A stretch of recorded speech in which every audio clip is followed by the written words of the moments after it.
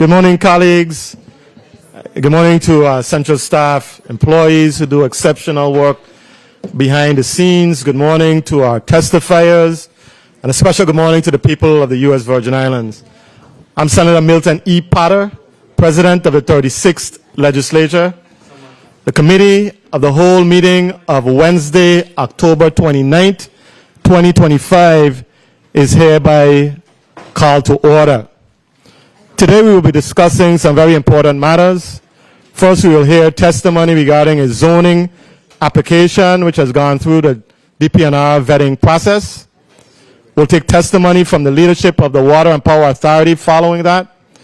Their emphasis will be on providing some measure of clarity and understanding with regards to the spate of persistent power outages plaguing the St. Thomas St. John district.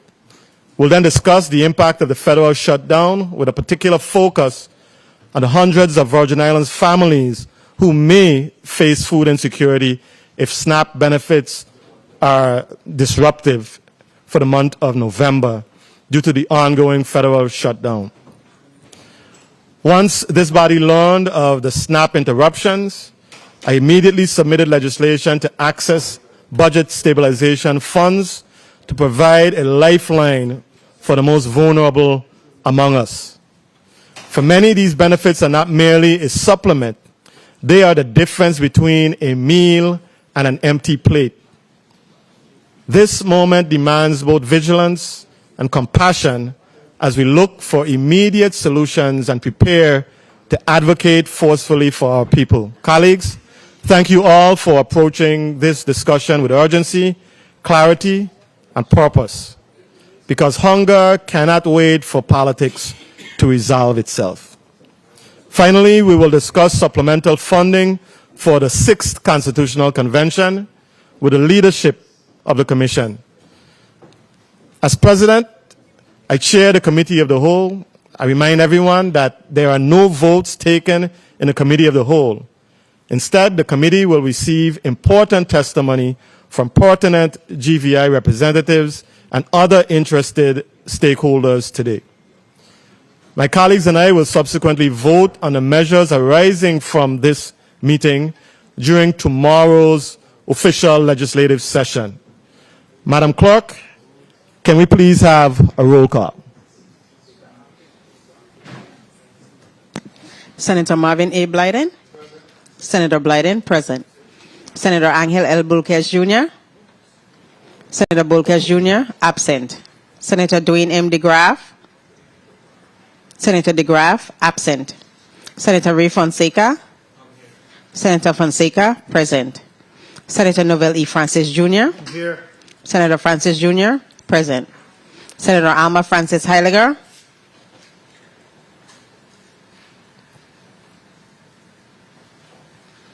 Senator Francis Heiliger, absent. Senator Hubert L. Frederick. Present. Senator Frederick, present. Senator Kenneth L. Gittins. Senator Gittins, absent.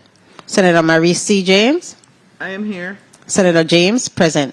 Senator Franklin D. Johnson. Here. Senator Johnson, present. Senator Carla J. Joseph. Present. Senator Joseph, present. Senator Clifford A. Joseph Sr. Here. Senator Joseph Sr., present. Senator Avery L. Lewis. Senator Lewis, absent. Senator Milton E. Potter. Here. Senator Potter, present. Senator Kurt A. Vaile. Here. Senator Vaile, present. Mr. President, 10 present, 5 absent. Thank you very much, Madam Clerk. Madam Clerk, are there any pieces of correspondence to be read into the record at this time? Yes, Mr. Chair. Can you please proceed? Letter dated October 29th, 2025. The Honorable Milton E. Potter, Senate President. Testing. Dear Honorable Senate President Potter, please accept this letter as a formal notice to be excused from the Committee of the Whole meeting scheduled for today, Wednesday, October 29th, 2025. At the Earl B. Otley Legislative Hall due to a prior scheduled commitment. I apologize for any inconvenience this may cause. I ask that any documents circulated during this hearing be forwarded to my office. Thank you in advance for your understanding. Sincerely, Dwayne M. DeGraff, Senator, 36th Legislature of the Virgin Islands. Letter dated Wednesday, October 29th, 2025, to the Honorable Milton E. Potter. Dear Senate President Potter, I hope this message finds you well. I am writing to respectfully inform you that I am unable to attend today's Committee of the Whole meeting and tomorrow's regular session due to medical reasons. As such, please note my absence as excused for both meetings. I note the importance of the items on the agenda, and I look forward to weighing in on the matters as soon as practicable. Thank you for your attention and understanding. Best regards, Avery Lewis, Senator, 36th Legislature of the Virgin Islands. Letter dated October 28, 2025. Honorable Milton E. Potter, Chairman, Committee of the Whole. Dear President Potter, please be advised that my arrival to the Committee of the Whole hearing will be delayed due to limited flight availability, despite efforts to secure an earlier departure. I remain mindful of the significance of the agenda items before the body and look forward to participating in the discussion upon my arrival. Sincerely, Kenneth L. Gittins, Senator. Letter dated October 29th, 2025. To the Honorable Milton E. Potter, President, 36th Legislature of the Virgin Islands. Dear President Potter, please accept this letter as a formal notice that I will be unable to attend today's Committee of the Whole hearing scheduled for Wednesday, October 29th, 2025 at 10 a.m. As always, I remain committed to the matters under discussion and will follow up accordingly to ensure continued representation of the interests of the people of the Virgin Islands. Thank you for your understanding. Angel L. Bolkes Jr., Senator at Large, 36th Legislature of the Virgin Islands. This concludes the reading of correspondence. Mr. Chair. Thank you very much, Madam Clerk. Please record Senator Dwayne DeGraff, Senator Avery Lewis, Senator Kenneth Gittins, and Senator Angel Bolkes as excused. I know we anticipate the presence of Senator Gittins a little later this morning, and once he shows up, we will record him as present.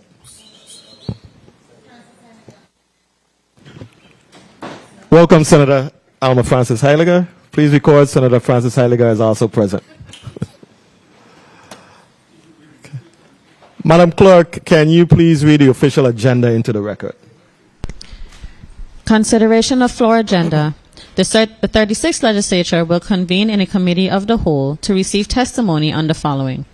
Block 1, Bill number 36-0128, an act amending official zoning map number STZ-4 to rezone parcel number 68A, Estate Lindberg Bay, number 4A, Southside Quarter, St. Thomas, from P public to R-3 residential medium density. Invited testifiers, Honorable Jean-Pierre Oriol, Commissioner, VI Department of Planning and Natural Resources, Mr. Carlton Dowe, Executive Director, VI Port Authority, Mr. Torian Presley, Chief Development Officer, the Benoit Group. Block number 2, WAPA. The committee will receive an update from the Virgin Islands Water and Power Authority, focusing on the series of outages that continue to plague the St. John District. Additional topics will include the short-term and long-term plans to remedy the situation and improve reliability. Invited testifiers, Mr. Maurice Mouillet, Board Chairman, VI Water and Power Authority. Mr. Carl Knight, Chief Executive Officer, VI Water and Power Authority. Ms. Sandra Satori, Executive Director, VI Public Services Commission. Block 3, Impact of Federal Shutdown. The committee will discuss the impact of the federal government's current shutdown on the delivery of essential services and programs to the people of the U.S. Virgin Islands. Invited testifiers, Mr. Julio Reimer, Director, Office of Management and Budget. Honorable Kevin McCurdy, Commissioner, VI Department of Finance. Honorable Avril George, Commissioner, VI Department of Human Services. Block 4, Virgin Islands 6th Constitutional Convention. Bill number 36-0201, an act extending the deadlines for the 6th Constitutional Convention of the Virgin Islands and appropriating funding for the convention. Invited testifier, Mr. Usi Richards, Chairman, Virgin Islands 6th Constitutional Convention. This concludes the reading of today's agenda, Mr. Chair. Thank you very much, Madam Clerk. We're going to proceed with our testifiers. We're going to just start with a mic check. I believe that is Ms. Laplace Matthews on the island of St. Croix. So I'm going to start with you, Ms. Matthews. First of all, good morning and welcome. Please put your name and title on the record just as a mic check before we proceed. Good morning, Leah. Thank you, Ms. Matthews. Now from Ms. Matthew, I think we didn't hear the last part of what you said, so can you please repeat again? My stenographer just gave me a look. Good morning, Leah Laplace Matthew. Excellent. We hear you loud and clear. Now we're going to move to St. Thomas, and from my right, which is from your left, please state your name and who you are. We're going to just use that as a mic check. Torian Priestley. Thank you, Mr. Priestley. Rivers. Morning, Mr. Rivers. Tony Rivers. Tony Dowe. And I can't hear Tony Dowe. Yeah, board meeting going on, so I just run up here. Thanks, Carlton Dowe, Executive Director of Vernon Port. I know you're multitasking, Executive Director Dowe. Okay, thank you very much. We're going to proceed with the first matter at hand. Ms. Matthew, are you prepared to proceed with your testimony on behalf of DPNR? Yes, Senator. Okay, you may proceed. Good morning again, Senate President Potter, members of the 36th Legislature, the viewing and listening people of the Virgin Islands. Again, my name is Leah Laplace Matthew with the Department of Planning and Natural Resources, Territorial Planner, and on behalf of Commissioner Oriol, I'll be presenting the testimony.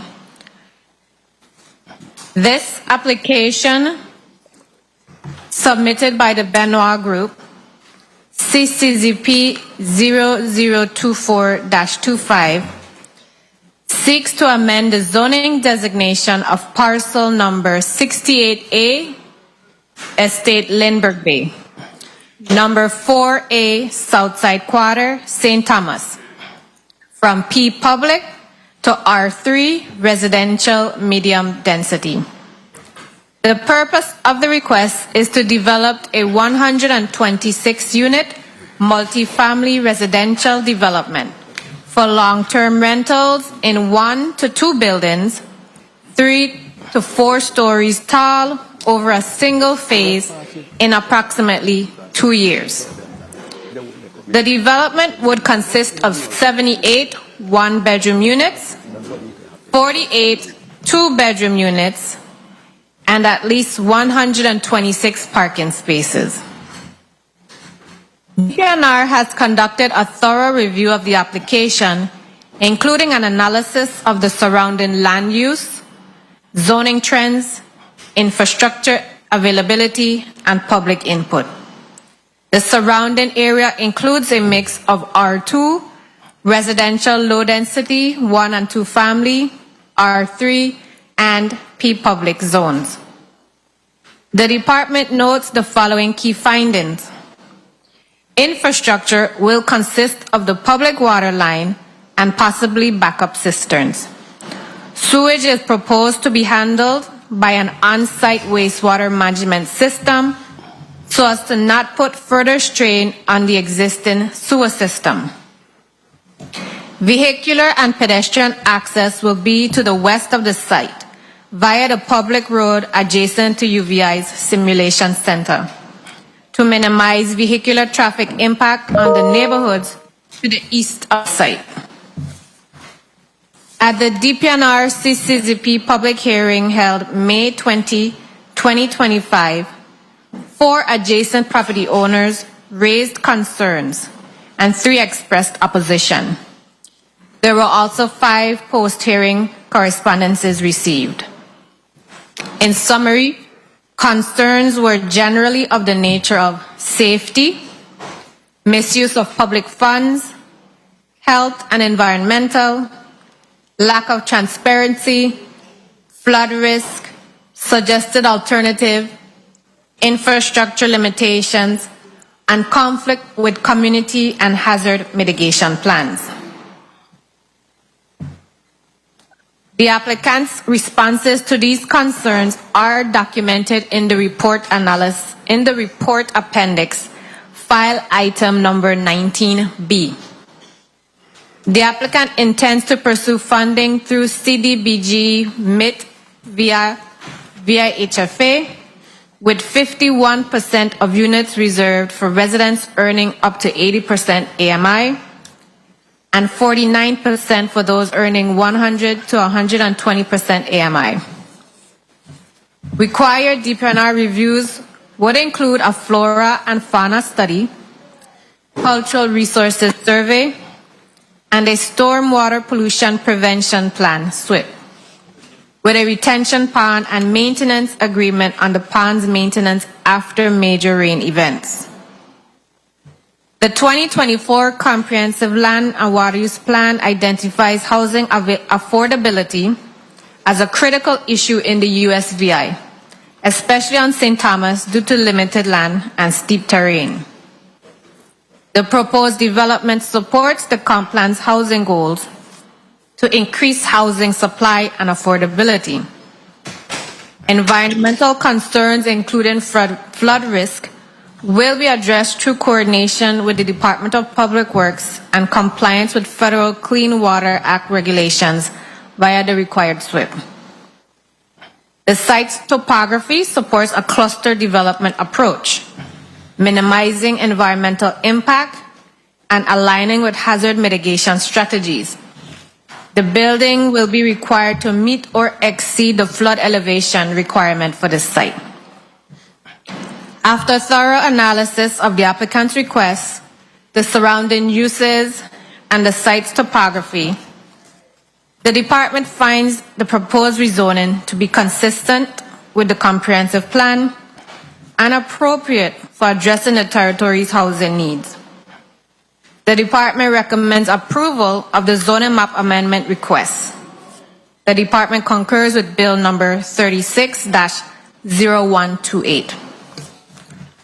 Pursuant to Title 29 Virgin Islands Code, Chapter 3, Section 238, the report of the Planning Office regarding this proposal, including the detailed reasons for our recommendation, is incorporated into the records submitted prior to this Committee of the Whole hearing. I respectfully request that the PowerPoint presentation for CCZP 0024-25 now be displayed. Thank you, Ms. Matthew. Media, are you prepared? Beat me to the punch. It's up. Okay.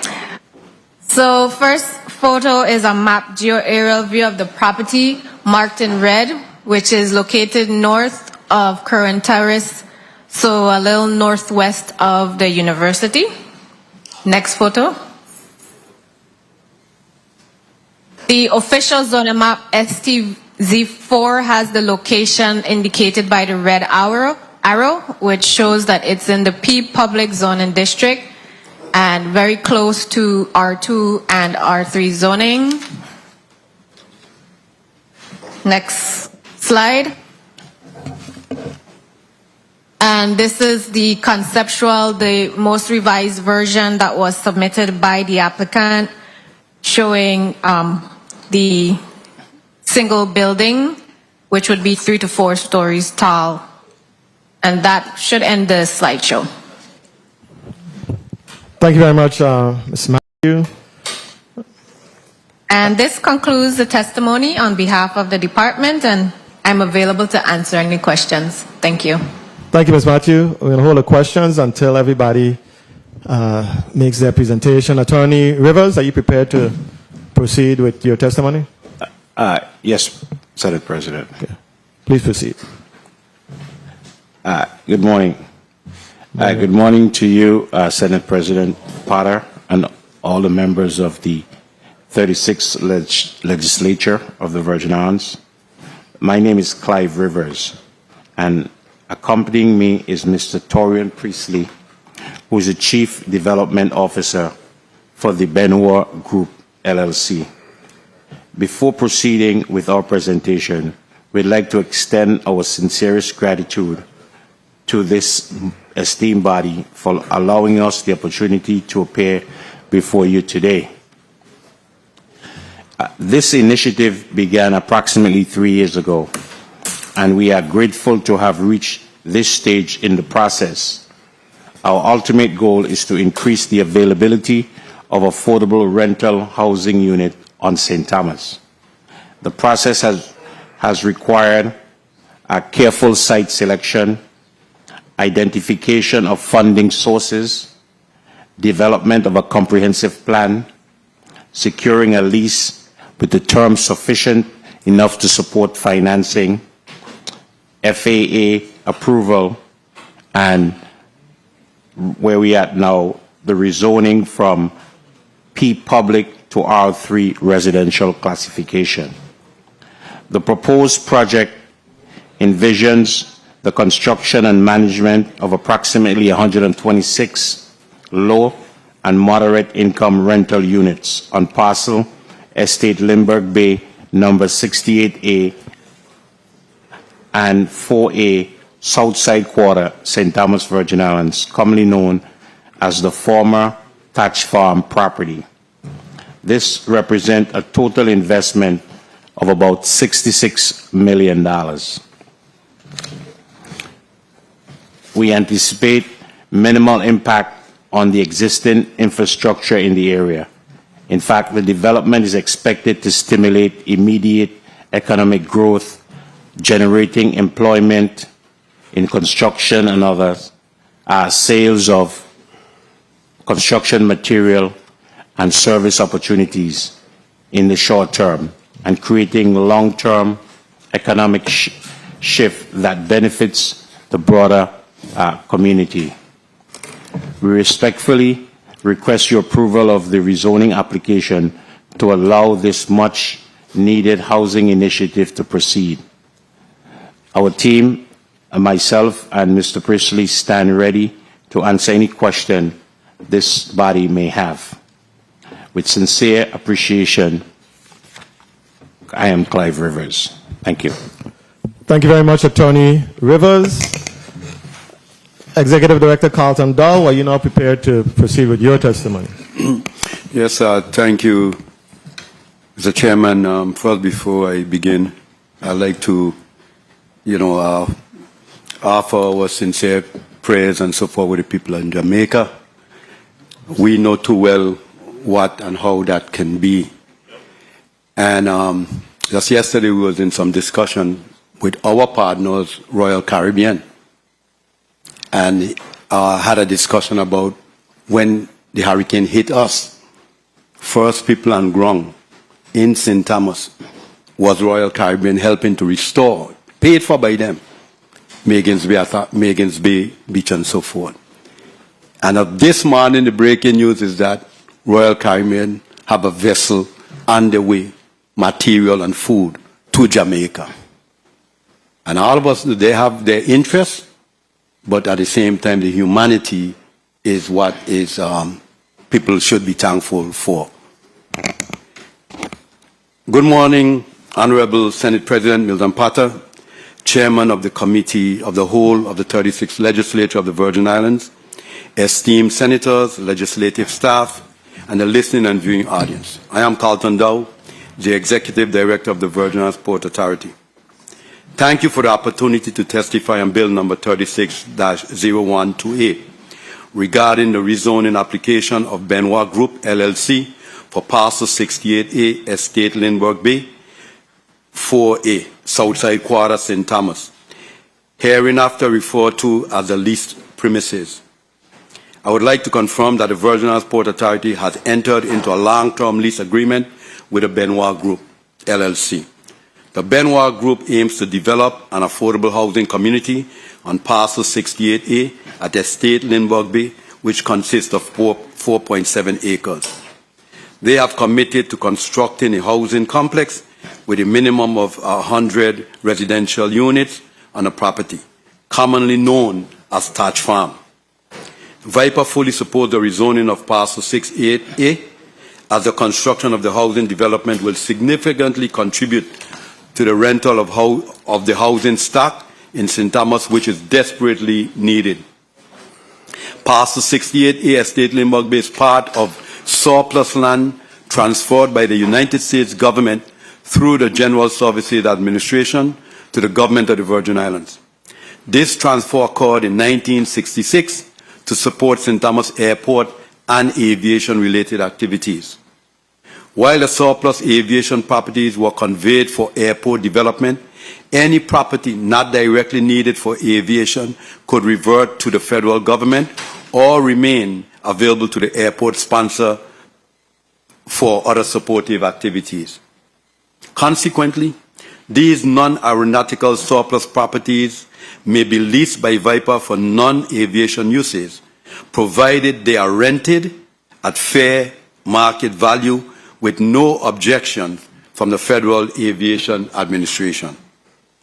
As the successor of the property conveyed to the government of the Virgin Islands for airport purposes, Viper is obligated to adhere to the covenants in the quitclaim deed.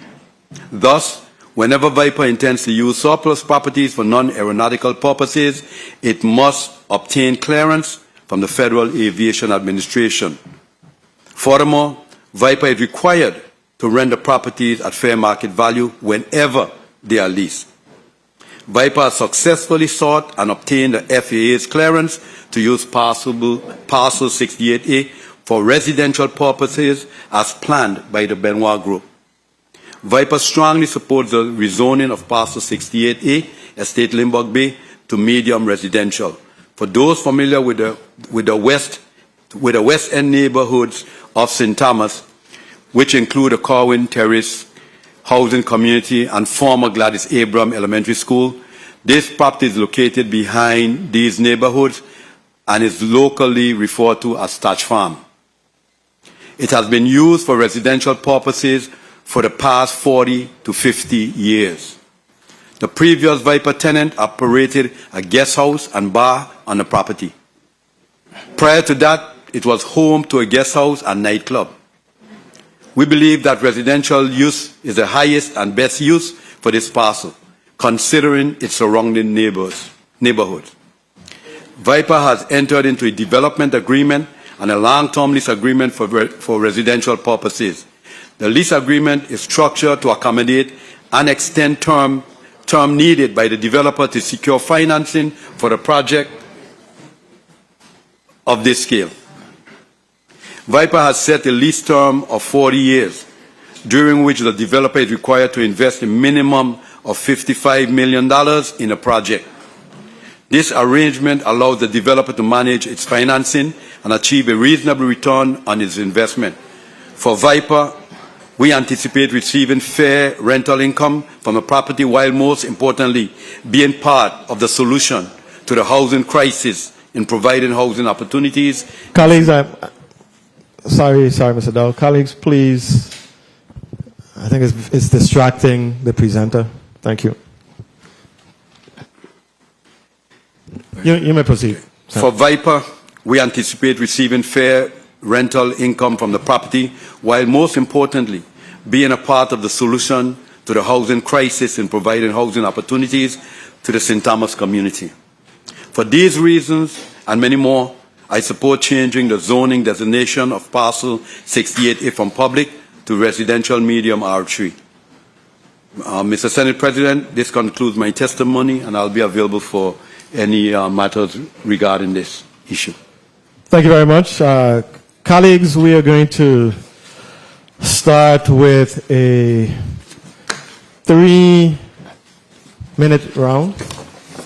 I'm just gonna ask, though, before I turn the microphone to my colleague, Senator Alma Francis Heiliger. It's always easy when you have no pushback, no expressed concerns. Ms. Matthew, you mentioned that there were 4 adjacent property owners who expressed concerns and 3 stated opposition at the public hearing. And of course, you summarized the nature of their concerns: safety concerns, misuse of public funds, health and environmental concerns, lack of transparency, flood risk. Has there been, since this hearing or since this meeting, has there been any discussion with the property owners whereby their concerns were allayed, based on the plans of the developer of this initiative? Thank you for the question, Senator. None of the adjacent property owners reached out, but all of the responses that the applicants gave to alleviate the concerns are part of the file. Okay. Are you comfortable with the responses or the strategies that the property owners are suggesting that they will implement to mitigate the concerns? Yes, Senator. Okay. Thank you very much for that. Senator Alma Francis Heiliger, you may proceed with your 3 minutes. Thank you so much, Mr. President. Good morning to my colleagues. Good morning to the people of the territory, to the testifiers and staff. My first set of questions move around. Why was this piece of property selected in the first place? That's where I want to start off. Can anyone answer that? The Port Authority had put out a request for proposal identifying that property where is behind Gladys Abramson School. And we were marketing and telling folks we have property to develop. Okay. And the entire hillside where the reservoir is, if you're familiar, back at UVI, all of the hill belongs to the Port Authority by gifted through the FAA. So we put out a request looking for developers for what have you, and Benoit Group. They were one of them that applied. Correct. Okay, as it relates to the FAA clearance, when did that happen? I don't know the exact date, but I'll get it for you. As a matter of fact, Yes, just in anticipation, I already tell my staff, Good. bring me the FAA document. I was just about to ask for a copy of it so I could see it. I just want to be clear, Yes. which we will provide it. But they couldn't even get to the permit stage or get to any of this without the even getting clearance that, of yes. the FAA. I totally understand that. So I just would like to see a copy, and I'm okay with that part. For me, I understand when it comes to the Port Authority and having the land, but I will say this. I get a little bit concerned when public land is now being transferred into a potential area where it could now use for housing, and I'll explain to you why. We had a lot of, I heard a lot of people had concerns, and adjacent properties owners had some concerns, because in my mindset, when I was looking for property, I always looked to see what's surrounding me. 1 minute. What property is there, what the zoning is, because I'm looking ahead to see who my potential neighbors are. By us transferring this to R3, you potentially now have these property owners now shifting to a neighborhood of now adding another 300-400 people to the area. Because based on 100 units, if you have an average of 2 to 4 people in one apartment, depending, that's hundreds of people added to the area. So that is where I need a little bit of alleviation to not feel like I'm disrupting a potential area. I know it's on 4 acres, but could somebody make me feel a little bit better about that part? Well, you want to speak? Good. Good morning, Senator. One of the things you just mentioned was related to the number of families or individuals that may be there. I'm going to give you a breakdown of the units, so that kind of gives you a better context to the overall. So as we mentioned, we only have 1-bedroom and 2-bedroom units. Mm-hmm. Of that, we have of the 1-bedroom, we have 78 units, and the 2 bedrooms, we have 48 units. So we don't have large 3 or 4-bedroom units that would create that number of units that you or people that you referenced previously, that with the 126 units that we have. Sir, a 1-bedroom can house 2 people. A 2-bedroom can house 4 people. And yes, that is true. So, however, we would, you're saying you're putting a limit? No. On, No, I'm not saying that I'm putting a limit to the number of Okay. people in the units, but typically in those. So basically, my scenario is correct. There's a potential for hundreds of people to now be in the neighborhood. I don't understand what your explanation. It doesn't clear it up. It actually made it worse for me because it's more units. But I heard my time is called. I will continue to listen. I do support housing in the Virgin Islands because I think it's necessary because of how we're dealing with our dynamics. But I still have to have a little happy balance with how much you're introducing to a particular neighborhood when other people might have lived there for years and were okay with knowing public land surrounded their home. But thank you so much. I'll continue to listen. Okay. Thank you, Senator Francis Heiliger. Edie Dowe, and then we're going to have Senator Maurice James points of information. What I'd like to say to the folks, anyone of the senators, today or tomorrow, if you want to traverse and look at the area, and you'll see the kind of vegetation that surrounds it. The University of the Virgin Islands, some of their facilities is right in that same area as well, with housing and so forth there, with the double units. But what strikes the authority more is the crisis all of us know we face here. Over 2,000-3,000 people on a waiting list to get someplace to put a family. And if you go up to this area now, it's been after the hurricane. It's been derelict.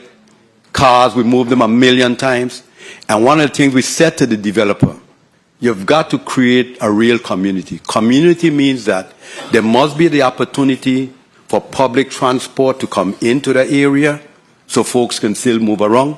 We also said to them that whatever you do, there will be a need, for example, a daycare type arrangement in that facility, making provisions to develop a real community for folks. That's the interest of the authority after we put out the RFP. Thank you. Senator Maurice James, you're recognized for your point of information.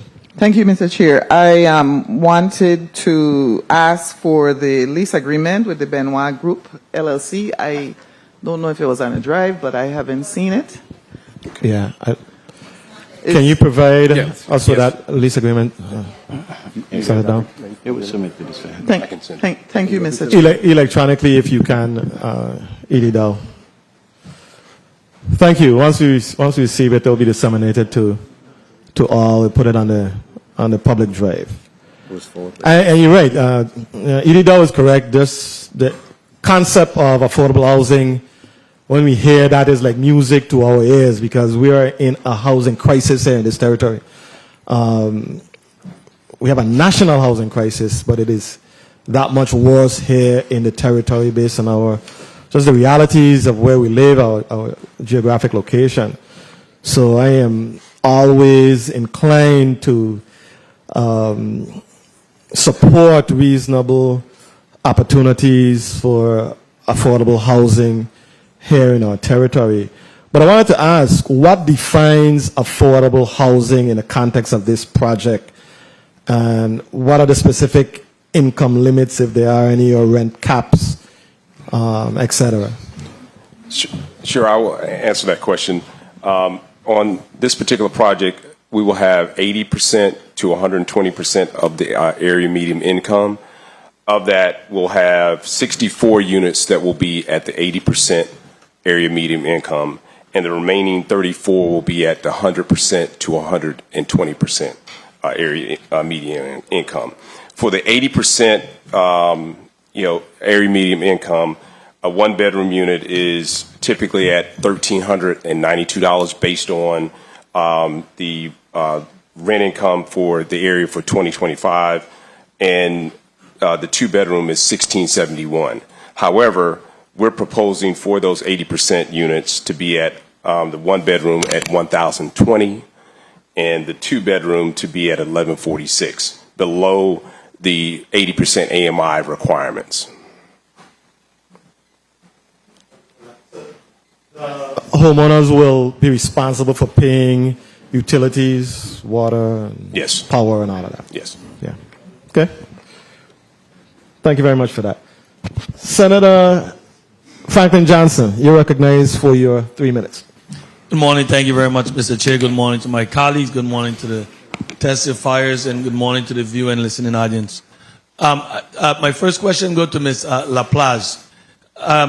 I understand there's a gut in that area of that land. Exactly where this home or this development is going to be adjacent to that gut? Thank you for the question, Senator.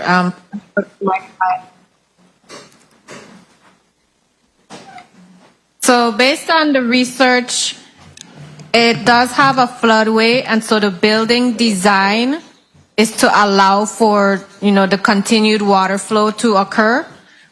In the research for the report, hold on, let me check the section. And when you say for the water So to it flow, does would the say- water be flowing under the building, to the side of the building? What are we speaking about? Well, they would have to design it so that the water does not increase in terms of flow downhill. So there's different measures they would have to take, like retention ponds. But it does state that change in stormwater flow is restricted by the Clean Water Act, specifically Section 404, U.S. Army Corps of Engineer permits, and Section 402, National Territorial Pollutant Discharge Elimination System permits. So the U.S. ACE, Army Corps of Engineer, is responsible for administering Section 404 permits and ensuring that there's no changes or any proposed changes to the flow of stormwater do not cause significant harm to the quality of nation's waters, including gut streams, rivers, lakes, and wetlands. So this is a conceptual, but in the engineering phase, they will have to show that they're, not significantly changing the stormwater, and they're providing mitigation measures such as retention ponds. And you also spoke about a parking lot. One What size minute. of a parking lot? Because once you start putting down cement on the ground, you're talking about catchment for water. And that water got to go downhill. So what size parking lot are we talking about? So the proposal so far is for 126 parking spaces. All right. And in one of the opposition spoke about what we are presented here today is different from what the people in the community was presented. How accurate is that statement? There's a testifier here of opposition says, furthermore, the final development plan differs significantly from those presented to the community. Anybody can answer that? Thank you, Senator. Yes. Go ahead, Mr. Paz, Yes. if you can. So the first conceptual that was presented, and then based off of the concerns of the community, it was given to the applicant, and so they'd revise the conceptual. But again, actual development will require more tweaking, since this is, just a conceptual phase. So then my question would be, did anybody go back to the community and share these different drawings? The file is available. We did not have them come back and ask for updates. So it is available for review. And these are the things, when we have opposition, and you go and, if I may, Mr. Chair, when we have opposition and you go and you change these design, I think by right the community should know. By right you should go back and have conversation with them. Because at the end of the day, you want that everybody that's in that neighborhood, in that area, be comfortable with what you're doing. If you're coming in to be a partner, and I support housing, but I'll tell you what type of housing I support. People getting their own place. That's what I continue speaking about that. For our people to own a piece of this rock. That's the one that I want to hear every day. So I'm not trying to say I'm not in support of units, because we definitely have that shortage. But that's the one I want to hear. And I'm longing to hear those for the longest while and seeing it coming forward. But I really think that what the new drawing is, you should get back to that community and have some conversation with them. They need to see what you came up with. Thank you very much for the leniency, Mr. Chair. Thank you very much, I think Senator the Franklin developer want to Johnson. respond to me first. Okay. You may respond and then point of information. Senator, I did want to give you information as it relates to the drawings, and you asked about the drainage area, the gut. We made sure the building was away from that area, so it's not built in the natural water area. In addition, the reason we actually did podium parking for the building, because the first floor would be the parking area, and then we would have 10 to 12 feet above that, just in case there was some extensional flooding incident, that it would not impair or damage any of the units. But we did not build over those natural buffer areas from a water dispersant per the plan. Thank you very much. Senator Francis Heidegger, you're recognized for your point of information. Thank you. As I continue to listen, I have a very interesting memory that I remember a lot of things. And I want to get a little bit of clarity on something. Just two quick questions. First of all, how did this RFP come to your attention? I know the Port Authority said they put something out, but how did you come across it? I'm looking more as to how they market and push things out. Yeah, we follow RFPs throughout the United States and also in the Caribbean as well, and we've replied to that particular RFP. I'm just trying to make sure we do it the best we can to get a broader scope of, But the question I really wanted to get to, I remember back in 2016 there was a hearing here in regards to Bournefield, and I pulled up an article, and I just want to read this quickly. And the article says, Dowe stated clearly that the Port Authority wants to get out of the housing business, something it never was intended to be involved with in the first place. Senate President Neville James applauded this direction, saying the Virgin Islands Port Authority being responsible for residential units is fundamentally wrong and nonsensical. The Port Authority should not be in the business of managing homes. They should be in the business of leasing properties. So the only reason I read that make me understand what the difference is from that stance back then to the one now. I just want to understand that.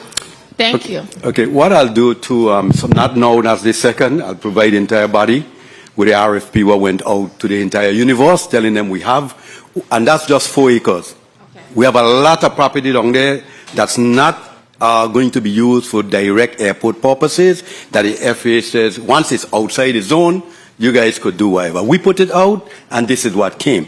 But what I want us to understand is that I agree with that statement. We will not be in the housing industry at all. We are not participating by building, constructing, or anything. All we're doing is leasing a property over a certain time for a reason that we believe, not Carlton Dowe alone, our governing body feels strongly that is important to this community. I too believe in private home ownership, but there's still a market for the 3,000 who is on a waiting list. And so we have the property for umpteen years after the hurricane, derelict. That's what it is, and it should be in the.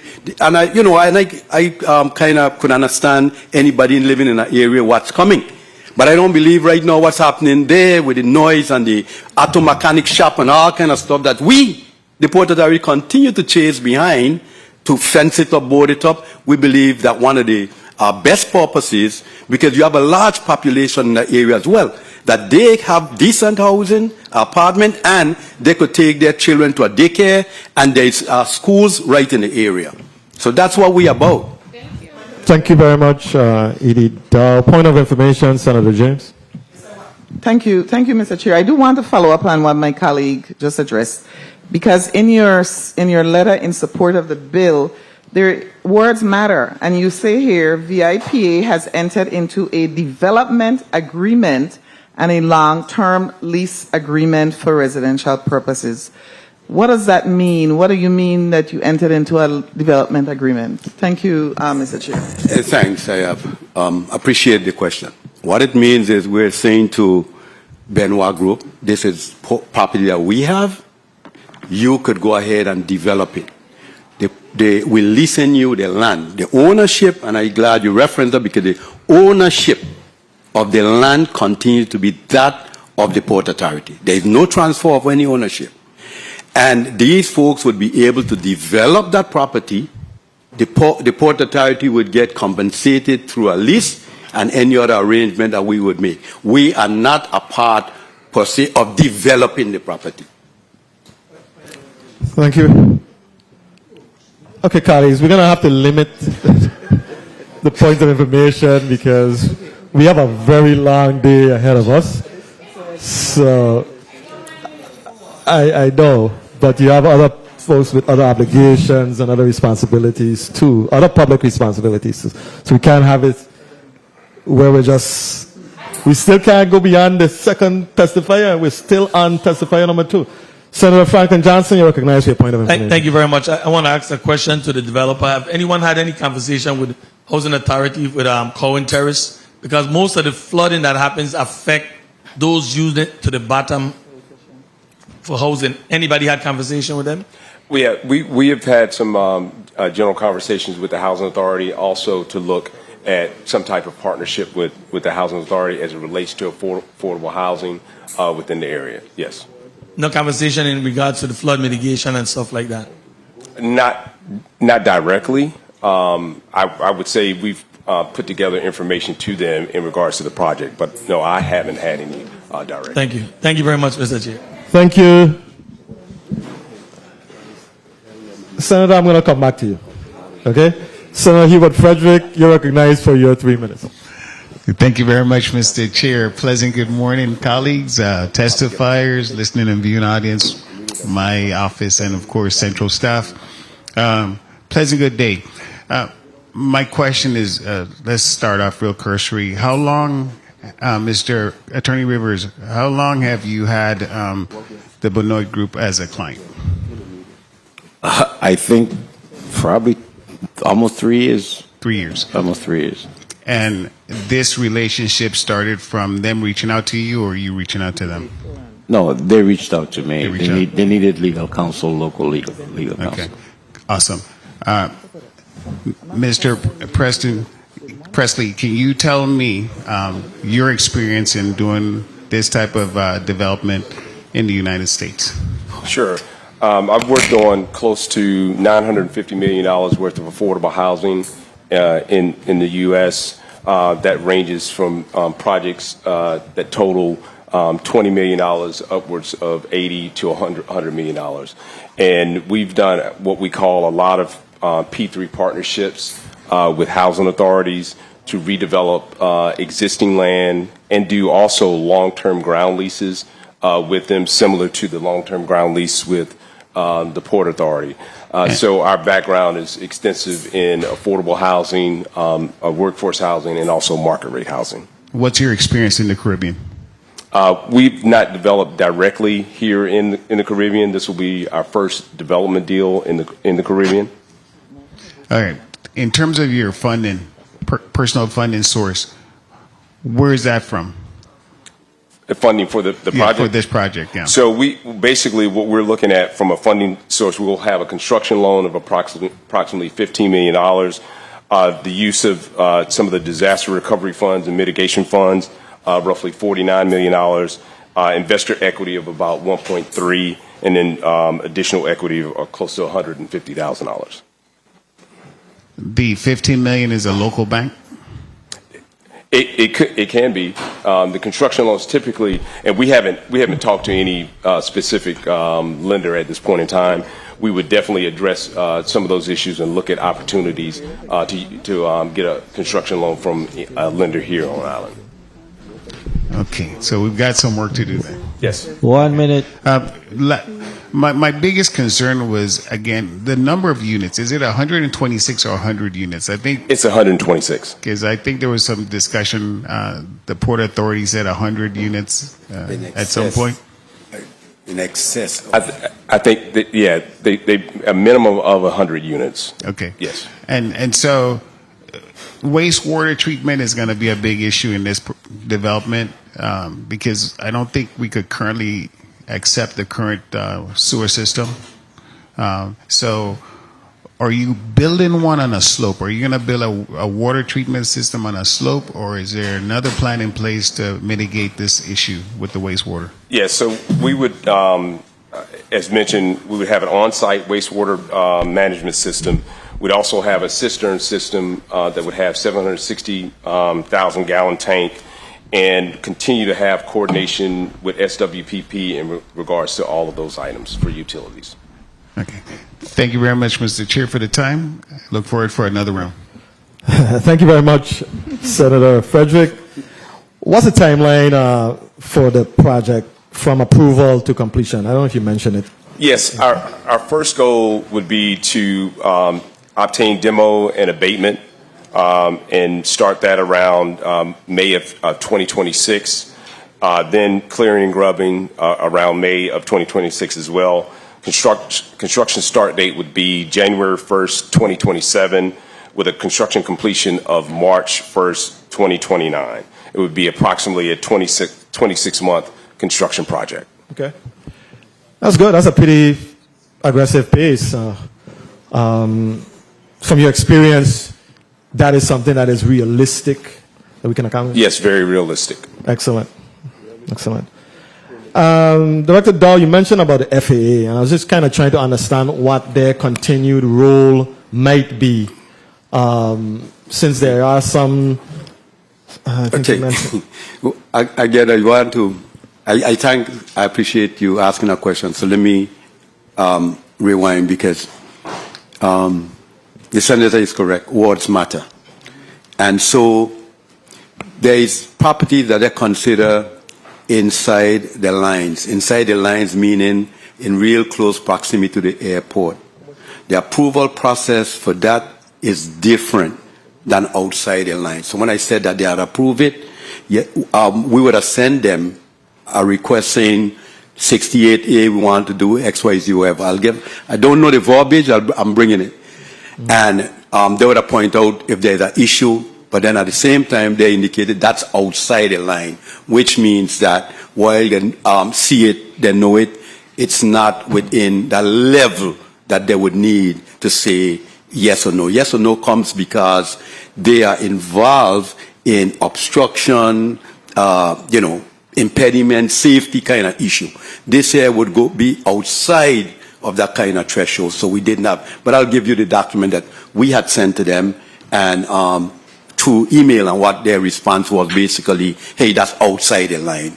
So they did not tell us you can't lease it. I mean, if that was the case, they'd tell us outright, no, this property can, which they have done in instances that you can't lease it, or if you lease it, the only one thing that they maintain is that, because we deal with them all the time, is that it must be for fair market value. They'll take a look and make sure it's fair market value, and then that's the only concern that they have. I know you're a man of numbers. What sort of projected income will Viper anticipate receiving from this project? I'll try to I'll try to get you that information. I came here knowing that, hey, we discussing, a senator could ask anything, but I was more concerned about the zoning issue. But I'll get that. I sent. Okay. I told my staff to get me the just the communication piece with FA, and secondly, the RFP that we put out. Okay. So. Excellent. Look forward to that information. Senator Carla Joseph, you're recognized for your 3 minutes. Thank you so much, Mr. Chairman. A pleasant good day to everyone. I am acting right now in like a vacuum because we don't have the lease agreement between the Port Authority and this entity. And that would help me understand, because again, in the Port Authority remarks on page 3, you mentioned we anticipate receiving fair rental income from the property. And you did give an amount of, Viper has indicated that Viper has set a lease term of 40 years during which the developer is required to invest the amount that the developer is required to invest. So for me, I would like to see your lease terms. Perhaps you could tell us how much the lease terms is, Executive Director. Thanks. We don't have to go far. It's right here. The entire list here. Mr. Benoit had a copy. I tell him provide it. So if Mr. President could make that available, and it says just on the face, you'll have to get into a lot more of the details in the agreement, but it says here that a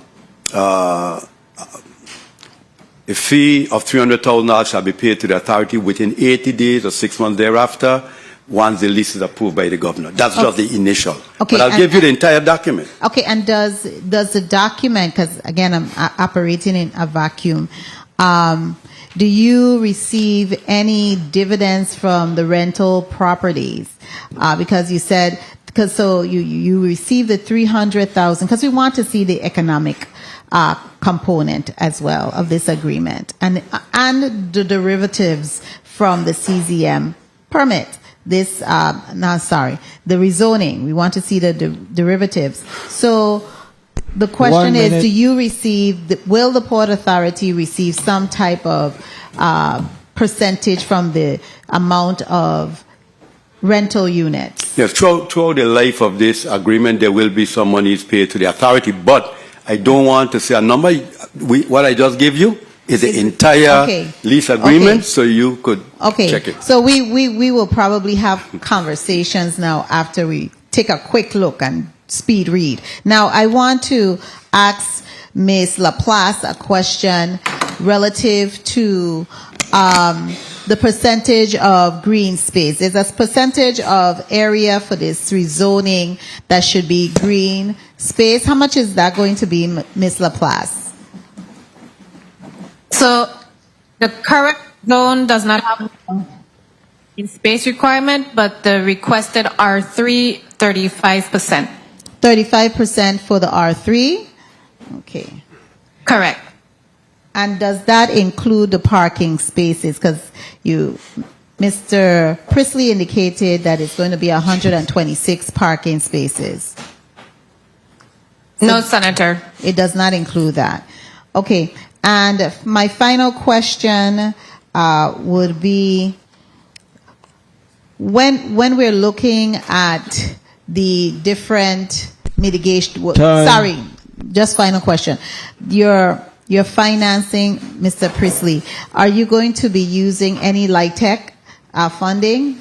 Are you considering using LIHTC funding, low-income tax credits? No low-income housing tax credit. So that doesn't, seal you in to be able to provide low and affordable housing units, and that adds, to our housing stock. Thank you so much, Mr. Chairman. I will continue to review and ask questions. Thank you. Mr. Chairman. Thank you, Senator Carla Joseph. I just quickly, and I'll leave this process flow. I just want, because we're not sometimes speaking to ourselves in here, but everybody around the globe watches and listens. So I just want to be clear in terms of, from a process standpoint, in terms of this lease, the authority is an autonomous institution governed by a board. The lease that's in question, once vetted, once goes through that process at the Port Authority and the board, that then goes to the governor of the Virgin Islands. It's not a lease that comes to the legislature. And I'm saying not that somebody said that in here. That's not what I'm saying. I'm just saying that we're not speaking to only people in here, and that's all I'm trying to mean. Thank you. Thank you, Edie Dowe. Your last point of information, Senator Ahmed Francis Heiliger. Please proceed. I'll try. I just want to, earlier when we discussed that the port is not in the business of housing and you guys won't be participating, they'll be in charge of it.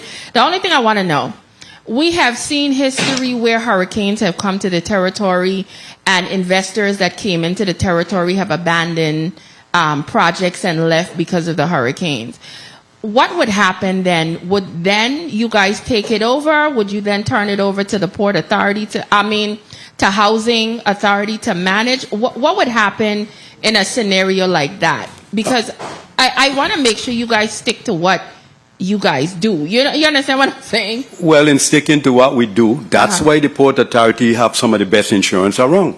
If we have any property that we own, it's properly insured in the event. But in terms of taking it over, the agreement would speak to that in terms of if something has to happen, what happens next. The agreement is what governs what would happen. Just look at the lease and we'll know what would happen if they default or leave after a hurricane. Well, if they default, they start construction, they can't do it, then that works in our favor. We have properties semi-developed, halfway developed. We'll just look for another developer to continue it. It happens all the time. No, I mean after the fact, but I'll stop now. Thank you so much for the response. Thank you, Senator Francis Heiliger. I remember when I was an employee at the Port Authority many, many years ago. I remember when Port Authority was in the landlord business, the residential landlord business, and it was really an albatross, I think, around the neck. It was aging facilities that they were just on and feel and they were trying hard to get out of this business. So this seems to be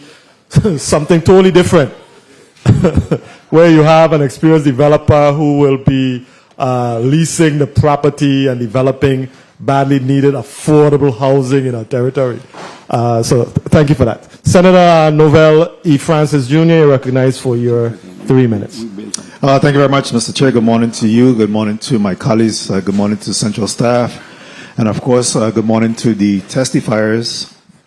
First of all, I want to say that the lease agreement is on the drive and it's available for view there. I wanted to first of all thank you, Mr. Benoit, for your interest in development in the Virgin Islands and here in St. Thomas in particular. I wanted to ask you do you have any prior development in the territory, outside of the territory at this time? I do not. We do not. This your first one? Yes. Okay. And in your development, in terms of the infrastructure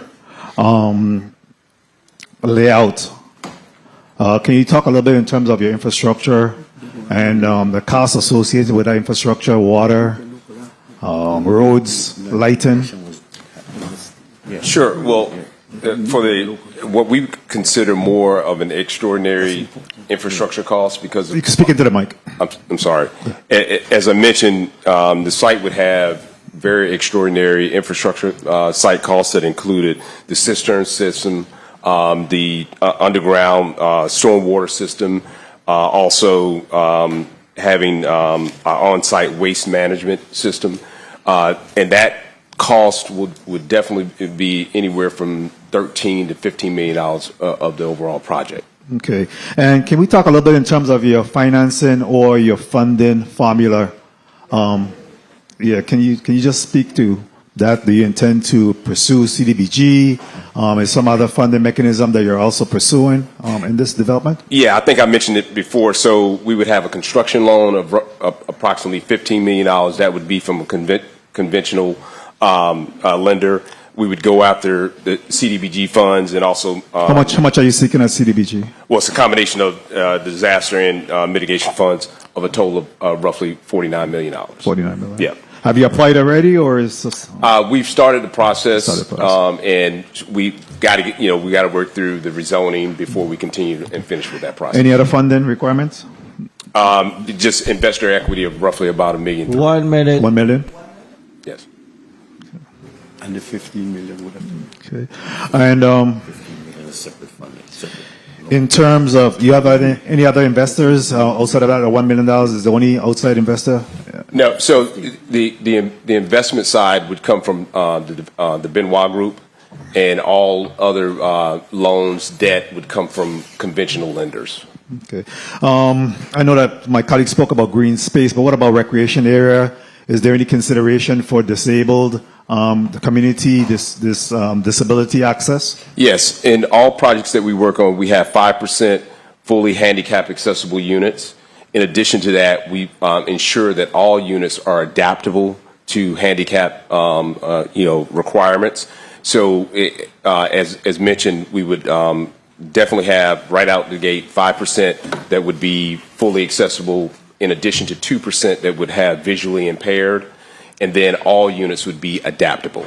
Okay, very well, thank you. And Mr. Dowe, Director Dowe, in regards to the lease agreement, is there any timeline requirement, Mr. Chair, I'll just wrap up on this. Is there any timeline requirement for full engagement, for contract or lease execution within the Port Authority? Are you expecting that the timeline, is there some time specific that you intend for this project to move forward before you engage any additional action? Yeah, the lease would speak to what those timelines are. I can, from my head, I can tell you what they are, but the lease would speak to what that... built into the lease as correct. Well. Yes. Yes, the time period in which they have to have the property undeveloped. Yeah. Okay, very well. Thank you. Thank you, Mr. Chair, for the time.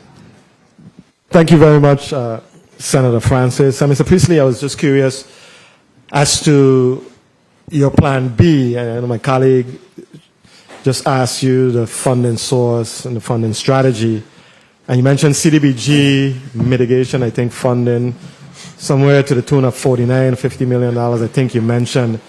what's the contingency plan if that doesn't pan out? And we're rooting for you. We're rooting to So ensure that this yeah, happens. we would also look at different infrastructure grants, demolition grants. As I mentioned, we talked about this disaster recovery funds, in addition to HUD financing for the project. Okay.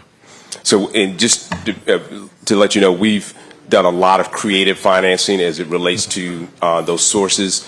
And we're always, looking for ways to, mitigate the overall sources on the project. So we're always in that mindset to find resources for these type of projects. What's unique, and this is your first project here in the Virgin Islands, what do you anticipate being the greatest challenge for you? And what's unique about this project versus, I think you mentioned $900 million projects Yes. that you've done in the past. Yeah, I think topography and dealing with some of the island conditions compared to on the mainland.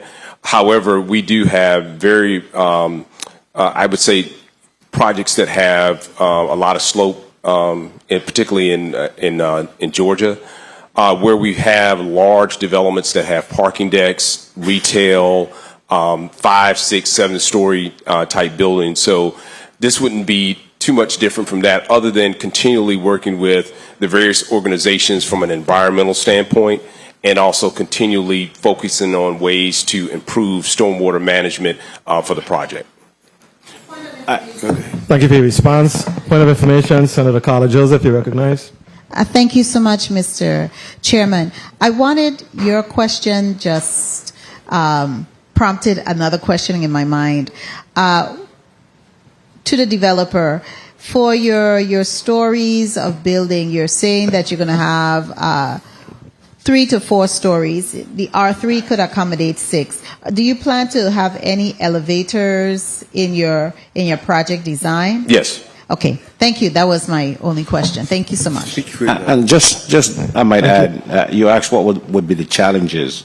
One of the challenges would be skilled workers, and also with the various technical workers. We know the territory has a shortage, not just in housing, but also in skilled workers for this type of project. So that might be another. And as I mentioned, to get to this process that we are right now, it took us almost 3 years. It is extremely difficult to do business in the territory because everything is just moved at a slower pace. And not because of any fault of the developer. It's just it takes long to get certain things done. And so that could be some of the challenges too. But we expect to overcome it. I mean, we get local architects. He mentioned the environmental aspect of it. So those things present a challenge that we're working hard to overcome. Right. Understood. I think that's a common thread, a common denominator that most developers experience doing projects and business here in the territory. So, Senator Clifford A. Joseph, you're recognized for your 3 minutes. Thank you, Mr. Chair, and good morning to the listening public. Good morning to the testifiers. Good morning to my colleagues. Ms. Matthews, is this project going to be needing of a CDM permit? Would this? No, Senator. It's outside of Tier 1. Okay, good. And we talk about Army engineering. Corps of Army engineering, they're gonna need a permit for this, because I know others have waited close to 2 years. I'm listening to them saying 2 years for the project. So, are they gonna need the Army Army Corps of Engineering? So as they get into design development for a permit, if they propose any change to the stormwater that would require an Army Corps of Engineer permit, then yes, but it's part of the design and permitting phase. Okay, good. Now to Mr. Benoit. The question I have, you said $66 million. You sure that's going to be enough money to complete 100 units? I'll just leave it at 100 for now. Right now, just from conceptual, we believe that 66 million will be sufficient. But as we get into I'm sorry, can you hear me? Okay. Yes, we do believe that is sufficient. However, as we go through the design development stages, we'll continue evaluating overall cost for the project. Because I know some building, and if you're building on that kind of terrain, I'm looking at housing development here on St. Croix that for 106 units, they were repairing to refurbish 106 units at $121 million. 1 minute. So I am kind of questioning at $66 million to complete a project on a slope versus I'm looking at a flat platform here on St. Croix that they used $121 million for 106 units. So I'm just looking at your numbers. And when we look at this, we're roughly at about over 550,000, per unit. Okay. So that's a substantial amount of cost from a residential perspective. In addition to, as we looked at the overall site itself,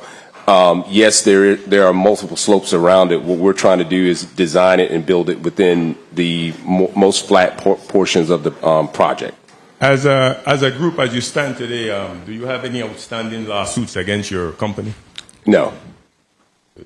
Time. Well, thank you for your response. Thank you for the time, Mr. Chair. Thank you very much, Senator Clifford A. Joseph. Senator Maurice C. James, you're recognized for your 3 minutes.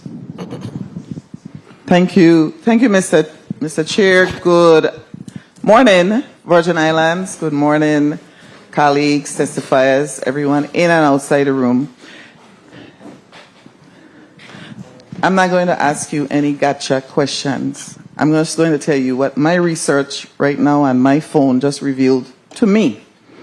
Because you said, or actually in the recommendation, 2 places. In the recommendation report, it says that you will intend to pursue CDBG MIT funding through via HFA for $66 million development. And I also saw that the law offices of Clive Rivers says total investment of $66 million. No. Is that one and the same? I mentioned $49 million on the CDBG disaster recovery. $49 million, which means you would be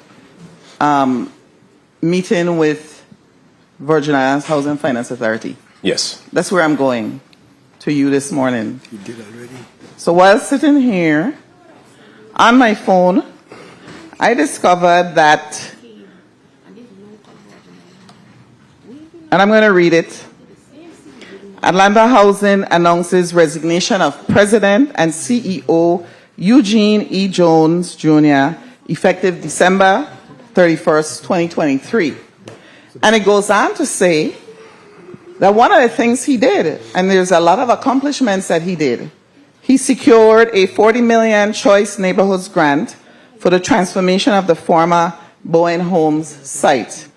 And then I go to your site to see what you've done, because I'm just looking for your track record, and I see that you did the Bowen multifamily phase. Yes. So you knew Mr. Eugene Jones before he came here, correct? Yes, I actually. 1 minute. Well, I actually knew him when he was in Chicago. So that was even prior to the Bowen Homes project, because we're in affordable housing, and he's been executive directors at various housing authorities. Okay. The reason that I bring this to you is I just have one right now issue for me.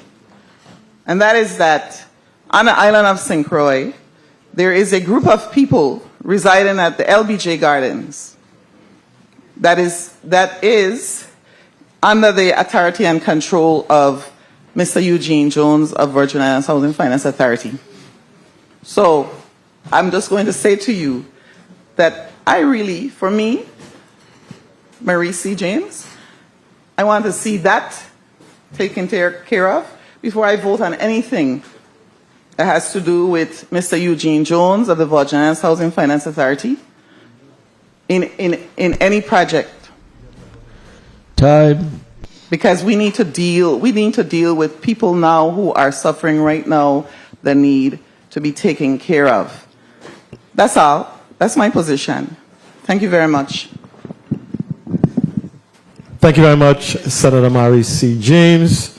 Senator Ray Fonseca, you are recognized for your 3 minutes. Exactly. No, but you, I see. Yes, thank you, Mr. Chair.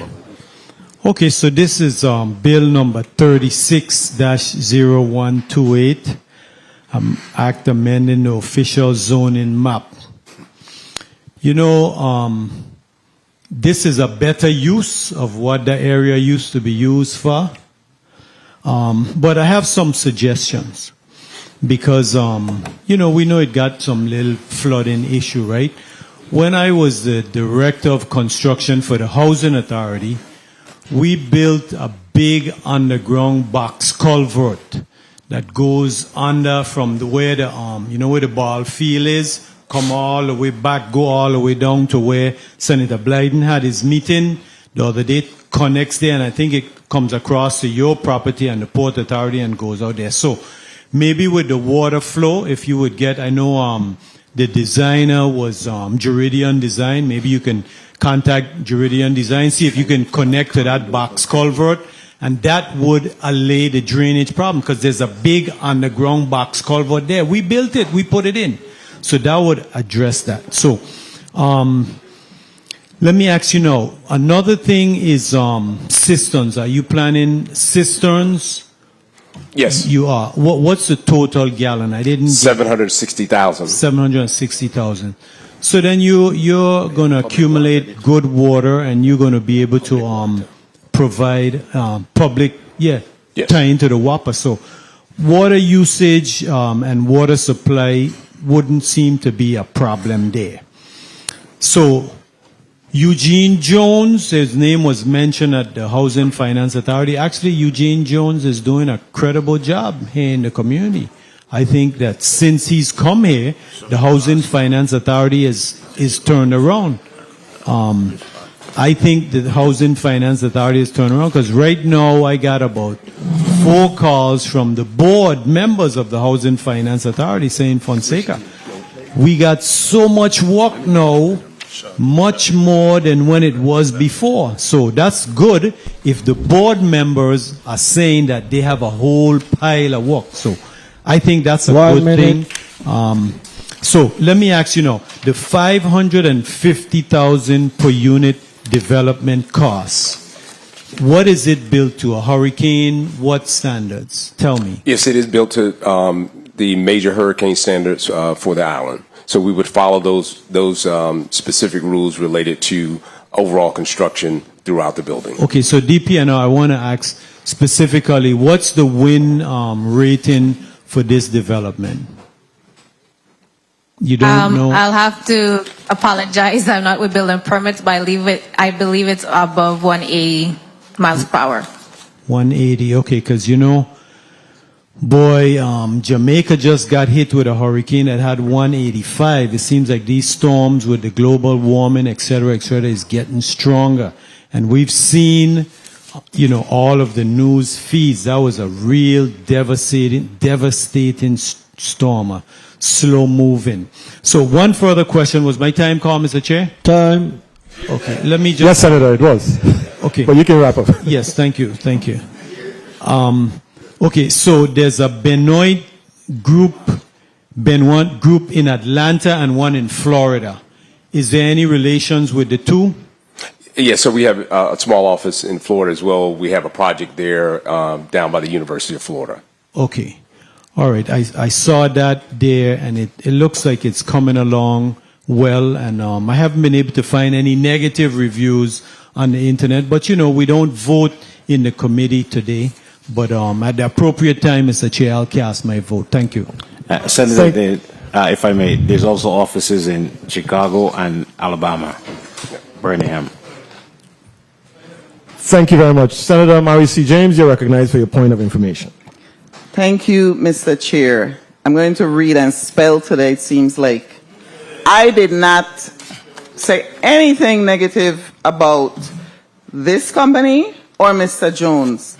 I simply am saying that St. Croix needs to be taken care of. St. Croix LBJ residents need to be taken care of. It's not a reflection on Mr. Benoit's group or Mr. Eugene Jones, only to the extent that I would like his focus to be on the LBJ residents of St. Croix. And if he's doing such a great job, colleague, then I expect it to be done on the island of St. Croix. LBJ residents, I'm going to have to read and spell today too. Thank you. Thank you very much, Senator Mary C. James.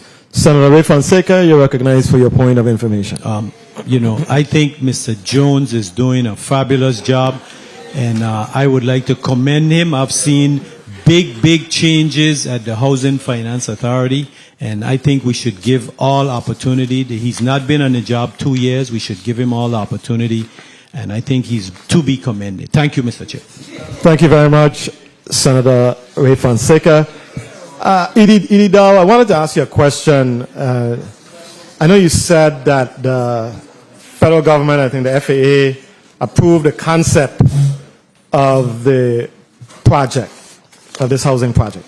I think I tried to clarify that, but let me do this again. But I wanted to specifically ask you about whether or not they would specifically, and maybe Attorney Rivers might be able to weigh in on this, whether they would specifically have to approve the rezoning of the federal property. No, and that's what I tried to clarify earlier when I spoke. When I spoke earlier and I said, like the FAA did approve this project, that's what I want. I back up and said, this project in particular is outside the zone. We send the information asking them, for the approval. That's how it starts out. They responded, and I'm providing the response for the membership to see. Because this property in particular is not within that secured zone that they are concerned about. So in essence, they tell us, hey, that property is basically outside of that zone. They would authorize it. So the development that's going to go on because of the proximity to the airport would not need there to stamp anything saying approve. It's outside of that zone. Okay. Thank you very much, Edie Dowe. Senator Marvin A. Blyden, you're recognized for your 3 minutes. Thank you so much, Mr. President. Good morning to my colleagues, listening viewing audience, staff, central staff. Good morning to Mr. Benoit, Attorney Rivers, and Director Dowe.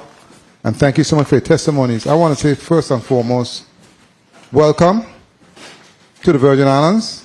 There are not much developers here that build housing stock. There isn't. It's just a fact. Most of our developers that come and build housing is from the States. So welcome. And I want to say honestly, in respect to the development, it's necessary and it's needed. We have a housing crisis right now in the territory. And anyone from anywhere who's going to come and build, I welcome you open arms. I want to ask some questions though in respect and make some recommendation because I told Senator Fonseca, you were looking at my note because I also said you do need to meet with the Housing Authority and have a discussion because Corwin Terrace, as my colleague from Frederickstead stated, they do have a flooding problem, but they have nothing to do with you. But at the same time, once you build, it's going to be your problem also. So you must meet with those individuals and come up with a solution, and there is a solution to the problem. My colleague is correct. We did build a culvert back in the day, see what's going on there, but it can be done. It's simple. It ain't nothing difficult. Yep. All right? That's very critical that you speak with the Housing Authority. Yes. Secondly, in terms of your investment, you spoke to 5%, 5 or 4 units which deal with disability, and another 2% for the blind, which is a very good thing when it comes to development. I know you spoke to your lending in terms of assuring that the price point, the 66 million can sustain. And my colleague is correct because we have those units in Dunu, $1 million a unit. $1 million. But we need to understand that when it comes to construction and building, if it's government, they raise the price double. That's a real talk, and I'm not exaggerating. So the 66 million, between 66 and 75, I believe can do it because it's private, it's not government. So I believe what you need to do also is meet with innovative construction companies. Why? There are materials right now as we speak that can drive down your cost by at least 40%. Yes. And you have contractors that does that kind of work that's doing it right now. I just had a forum at, an innovative housing summit, and it's important that we change the dynamic in terms of innovative materials because it's out there, it's happening every day. And you need to meet with those individuals to assure that your project is complete on time because it will drive your costs down and also your time. Yes. Okay, the time frame. Yep. But it's critical that you do meet with those individuals in order to assure that your project comes to completion at an affordable price. It can be done. For years we've been saying, and looking at the other side, you have to look at the whole picture. And that's the way, moving forward, we need to do it in terms of building in the territory. Building the old-fashioned way cannot work anymore. It's going to put you out of the market. You got to be innovative and find those individuals who does that kind of work, find the suppliers who supply that kind of material, and move forward. And I would have a talk with you to see how you can link with those individuals and move forward, okay? Mr. Chair, thank you. Mr. President, thank you so much for the time and welcome. I wish you success in your endeavor. And Director Dowe, thank you for opening those opportunities to individuals who are willing to build in our territory. Thank you so much. Thank you very much, Senator Marvin A. Blyden. I want to give you kudos too on that very impressive, very important housing summit that you hosted throughout the territory last week. Very important. Senator Novelli Francis, you are recognized for your point of information. Thank you very much, Mr. Chairman. I just wanted to go back to a question I'd asked in regards to recreation areas. I don't think I got that answer because it's very important that we develop in infrastructure and development with recreation areas. We see a little shift from the VI Housing Authority where they're moving away from recreation areas. Again, I'm asking whether or not your development includes recreation areas. Yes, so in addition to recreation areas, the project would also have community center, kids room, would also have what we call a cyber cafe, computer center, fitness center within the project, and outdoor community space areas and amenities. Thank you very much. Senator Kurt A. VLA, you are recognized for your 3 minutes. Thank you, Mr. Chair, and good morning to the people of the Virgin Islands. Good morning, testifiers. Good morning, colleagues. Mr. Brisley, if you do not receive the mitigation funds, what is the backup? If you have the $1 million, you get a $15 million construction loan. What is the backup if you're not approved for the use of the mitigation funds? As mentioned, we've also looked at HUD 221D4 financing. We utilize that a lot on a majority of our projects, so that would be one form of financing that we would also add to the project. So the project is contingent on receiving some type of federal support? Yeah, and from the standpoint of the HUD 221D4, you can utilize that on not only affordable but also market rate projects. So it's almost, the HUD 221D4 program is almost seen as a conventional type lending. Okay. So that is a yes. It's contingent on receiving some type of federal funds. In addition to conventional financing as well. Okay, which is $15 million. So you say maybe like 20% of what you would need to build the project. The project is $66 million or 25. Okay, and you feel pretty confident that you're going to be able to get some type of federal funding? Yes, we do. Okay. I know in reference to the mitigation, it's such a long process. So I know you have some real. You said you're hoping to start at this particular date, but just getting that process through in reference to using the mitigation funds is a long process. We started the application process, and as mentioned, you needed to go through the rezoning to finalize that application. have you already had meetings with contractors on island as to how you are able to get the basis for the total cost of the project? We've had some general conversations over the years, and then going through the process. Recently, how did you get the 66 million figure? Is that through conversation with contractors on island, looking at the pricing of stuff, etc.? Yes. Okay, and you believe that you can complete the project at 66 million? Yes, and again, as I mentioned, I just want to make sure everyone understands this is the conceptual phase. So we still have to go through design development drawings to get to those. But I just wanted to put on the record that the one bedroom is what, 600 or something square feet? I'm sorry? The one bedroom is 600 and what? 620 square feet. 620, and the two bedroom is? 8, let me make sure I get it right. 860. Okay. So when you put that in context, 800 square feet, $500,000. If you can't complete it, something wrong. And we are just going totally out of control with the price of housing in the Virgin Islands. 800 square feet and 600 square feet, 500,000. I mean, if you can't do it for 66 million, something wrong. Because the prices are gone. But this here now shows you what is being charged at other units being developed by the Housing Finance Authority in reference to the cost. Don't know, $120-something million. They're rebuilding that whole thing. We have Jackson Terrace.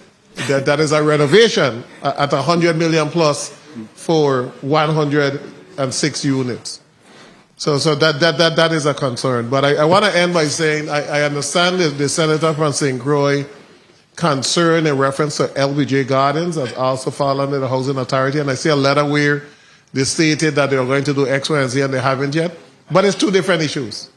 This is a different issue to the issue on St. Croix with that particular housing. And it's something that if this body need to address, then we need to call them in and we need to have them address. So we need to have that private meeting and discuss with the Housing Finance Authority what is the plan for LBJ. But it's two different issues in terms of this housing development and the issue on St. Croix. So thank you so much. You're welcome. Thank you very much. I may clarify a few things. That cost, overall cost, includes infrastructure development, such as the wastewater system, just putting conduits under the ground and the terrain. So it's not, you can't specifically state it's per unit, but it's the actual overall project. Yeah. What you're saying, but I'm just talking about the overall project, because all of these other projects also have infrastructure, etc., that need to be put in. Yes. Well, we just got to be careful in the Virgin Islands as to pricing, because we're pricing everybody on the market. Correct. So we got to be careful as we move forward. Definitely. All right. Mr. Priestley, have you completed projects where you are relying on a significant amount of federal support before? Have you?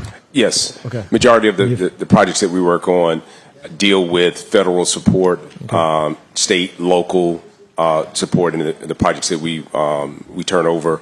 Again, we use those financing mechanisms to continually keep the rent as low as possible, and not have a lot of conventional debt, whereby you're more likely going to have a lot more on the rent side. So more or less replicating a system that you've successfully implemented in the past. Yes. Okay. Thank you. Colleagues, it appears as though we have exhausted our round of questioning for this initial block 1 matter. I'm going to ask the testifiers to just provide us with a 30-second wrap-up, beginning with you, Ms. Laplace Matthew on St. Croix. You can just do your 30-second wrap-up, and then we'll move to St. Thomas. Thank you. So I'd just like to say that the rezoning applications are vetted against our adopted comprehensive land and water use plan to ensure that they're meeting not only the goals and the strategies of what the people have stated, but also that it addresses, minimizing spot zoning. There are instances where it is required. So just wanted to put it out there and let the people know that we are following our comprehensive land and water use plan. Thank you. Thank you very much. That was a very important statement, Ms. Matthew. I appreciate that. St. Thomas, I don't know if Mr. Priestley wants to say anything or if Attorney Rivers, you'll speak on his behalf. It's important to note first that this is a step in the process, and it's very necessary to get the rezoning because it goes to design and financing. Actually, the application has already started with HUD, and basically it requires the rezoning before we move to the next step. So it's part of the process. The rezoning is required in order to go to the next step, the financing design bill. Understood. Yes. Thank you for that, Mr. Attorney Rivers. I don't know if... again, I want to thank this body for the deliberation. I don't want to thank you, Mr. President. We had sent to your office, they're copying it now, so that all members could see a copy of the RFP what went out that they responded to. The Port Authority first interaction on knowing these folks is when they responded to what was sent out. And as part of any process that the Port Authority undertakes, and somebody had referenced, in order to even get to a certain extent with the authority and this process, they would have to provide the Port Authority a surety bond that in the event XYZ don't happen, so that's in the package telling them that you have to. So there's a lot of details in there that some of it I only recalling because like they told you, this has been a long process. And yes, the Port Authority, we continue to do anything that helps and enhance the community. That's what we do. We put out the property, we have put out 400 acres plus in St. Croix, and at least the FAA has approved. We have done the lease with the gentleman who indicated he wanted to do that hotel in St. Croix. So the FAA, it took some time, but we got the approval and that lease right across the airport for some 10 acres. Now, whatever else happened, all I can tell you is we put it out to the general public, and that's what came back. So that's what we do with all our property. So I really appreciate each and every one of you for your, your input and so forth. And while I still have a second, I will come to the 29. But while I still have a second, I felt good overall with all of what the discussions and the noise to some extent have been. This place had a power outage recently, last week. And this territory, well, St. Thomas in particular, and St. John, went down for a considerable amount of time. St. John was even worse. It was almost a 24 in St. John. But fate had it so that the Port Authority, 2 days prior, had just put in a 30K generator at the Cruise Bay Laridan Boynes dock. It was never there, never before. The authority retrenched from where they call Government House in St. John, trench from Government House in St. John straight to the dock. And the one thing that was shining, except for people who might have had solar, was the Laridan Boynes dock 2 days ago. I want to thank each and every one of you. Thank you very much, Edie Dowe. You could brag, my son. You could brag, eh? Yes. Well, well stated. We understand and respect that. Mr. Priestley? Reggie Jackson once said, when they asked him, he was the first man who would hit a home run and stand up to the plate and look at gold. They asked Reggie Jackson, well, were you bragging like that? Were you so boasting? He said, you either could hit a home run or you can't. Thank you very much, Executive Director Dowe. Mr. Priestley? Yes, first and foremost, I want to thank this body and senators for your time, for your deliberation. The one thing that I would want to leave with you is we're about partnership. And that partnership is not only just from a development standpoint, it's with the Port Authority, it's with the Housing Authority, it's with this body here and other organizations. So at the end of the day, we're going to follow whatever the process is to provide quality housing for the residents of St. Thomas. So with that, really appreciate your time, and thank you very much. Thank you very much, Mr. Priestley. Ladies and gentlemen, we are going to take a very brief recess as we transition to the next block. Thank you very much, testifiers, for being here. Committee of the Whole stands in recess for 5 minutes.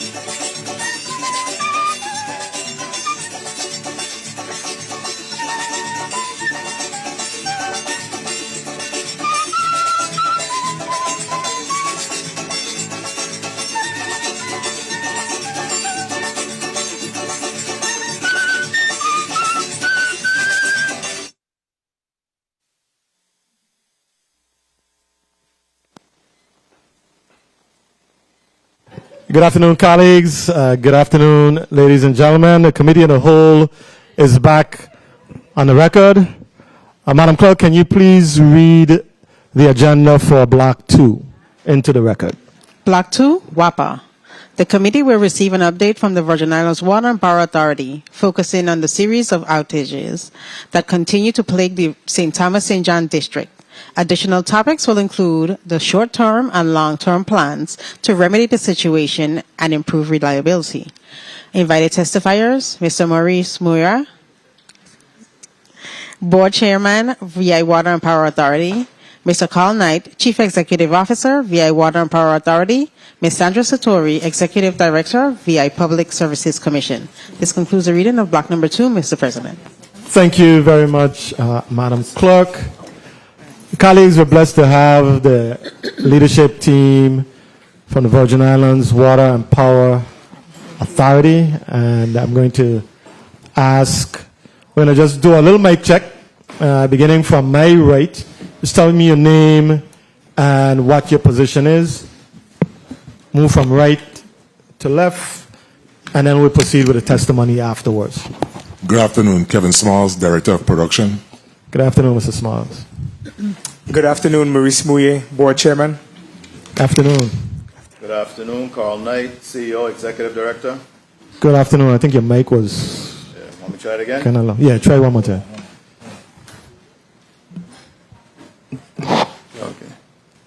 Good afternoon, Carl Knight, CEO, Executive Director, Virgin Islands Water and Power Authority. Good morning. Good afternoon. Good afternoon, Lorraine Kelly, Chief Financial Officer, Virgin Islands Water and Power Authority. Good afternoon. Welcome. Good afternoon, Lemuel Lavigne, Chief Operating Officer, Electric Systems. Good afternoon.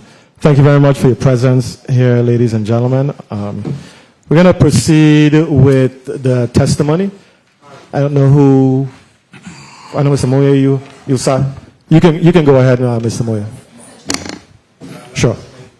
Senator Joseph. Thank you so much, Mr. Chairman. Do we have a representative from the PSC? I know that was part of your invited representatives for this block. My understanding, Senator Joseph, is that the PSC Executive Director is on her way. Okay. So we're going to proceed, and she'll just fit right in once we start. Thank you so much for putting that clarity on the record, Mr. Chairman. You're welcome, Senator. Mr. Moya, you may start. Thank you, everyone. Good afternoon, honorable members of the 36th Legislature of the Virgin Islands. Thank you for the opportunity to appear before you today. My name is Maurice K. Mouye, and I serve as the chairman of the governing board of the Virgin Islands Water and Power Authority. I am honored to testify regarding the pressing operational and fiscal challenges facing the authority and to share a path forward that requires our collective resolve and strategic collaboration. Let me begin by acknowledging the concerns you have raised are both valid and urgent. These issues are not peripheral, they are central to the future of the authority and the economic stability of the Virgin Islands. We must move beyond fear-driven narratives and towards solutions-oriented governance. This is a pivotal moment for WAPA, and it demands bold leadership, transparent accountability, and a shared commitment to reform. I urge this body to invest in strengthening the governance framework of the Board of Directors. Effective governance is the cornerstone of institutional resilience, and WAPA is no different. It ensures that management is held accountable and that the board remains actively engaged in steering the authority toward a sustainable trajectory. The governance board time and expertise cannot be limited. Subject matter experts are negatively affected in executing their responsibilities by the rate cap. My request is that the cap be removed and the board is allowed to set reasonable rates for the opportunity costs that are present on a respective cost basis. The Legislature of the Virgin Islands secured the services of Ernst & Young to develop a turnaround plan for the authority. Earlier this year, you received the final submission of the turnaround report from Ernst & Young. That report contains actionable recommendations to streamline operations, responsibly reduce debt, to name a few.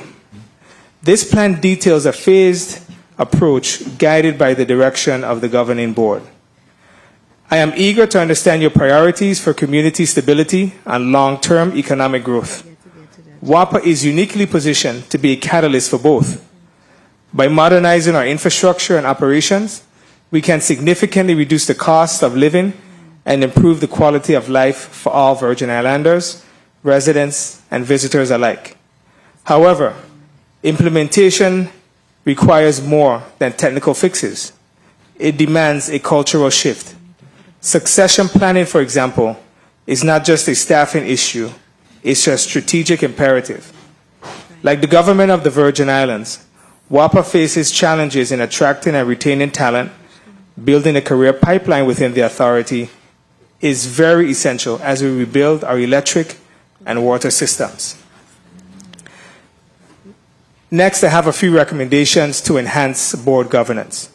Expand the board of directors to a maximum of 9 members. Implement the Ernst & Young Turnaround Advisory Committee, which is in the report. Institute term limits, 3 terms of 3 years each. Repeal the rate statute to allow the board to set reasonable compensation for its members. My overarching objective is threefold: to build a sustainable governing board structure that endures beyond current leadership, to embed succession planning into the DNA of the authority, and finally, to foster a culture of excellence, one that demands the highest quality of work and responds to errors with empathy and accountability. Thank you for your time, your leadership, and your commitment to the future of the Virgin Islands. I look forward to working with you to transform WAPA into a model of public utility excellence. I would like to thank our Executive Director and his team for being present here today to give you an accounting for what you have requested from him and his management team. And I look forward to any questions once we all testify. And respectfully, I thank you all for your time. Thank you very much, Chairman Mui, for your testimony. CEO Carl Knight, you prepared to move forward with your testimony? Yes, sir. Good afternoon once again. Afternoon.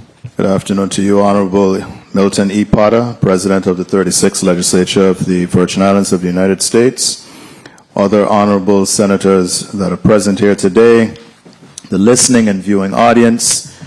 I am Carl Knight, Executive Director and Chief Executive Officer of the Virgin Islands Water and Power Authority, hereinafter referred simply as WAPA or the Authority. Joining me today, in addition to the Chairman of our Board, Mr. Maurice Mouillet, we also have members of the Authority's management team. Chief Operating Officer of the Electric System, Lemuel Lavinier, the Director of Plant Production, Kevin Smalls, I don't think we're going to have the Superintendent of the power plant. He has a personal emergency. The Chief Financial Officer, Lorraine Kelly. We are here at your invitation to provide an understanding of the underlying issues behind the outages recently experienced in the St. Thomas St. John District, to discuss the short and long-term plans to avoid those situations in the future, and to provide guidance on what the 36th Legislature can do to assist. I want to start with a heartfelt apology to our customers. As I've said in this body and elsewhere before, every single one of WAPA's employees reside in this community.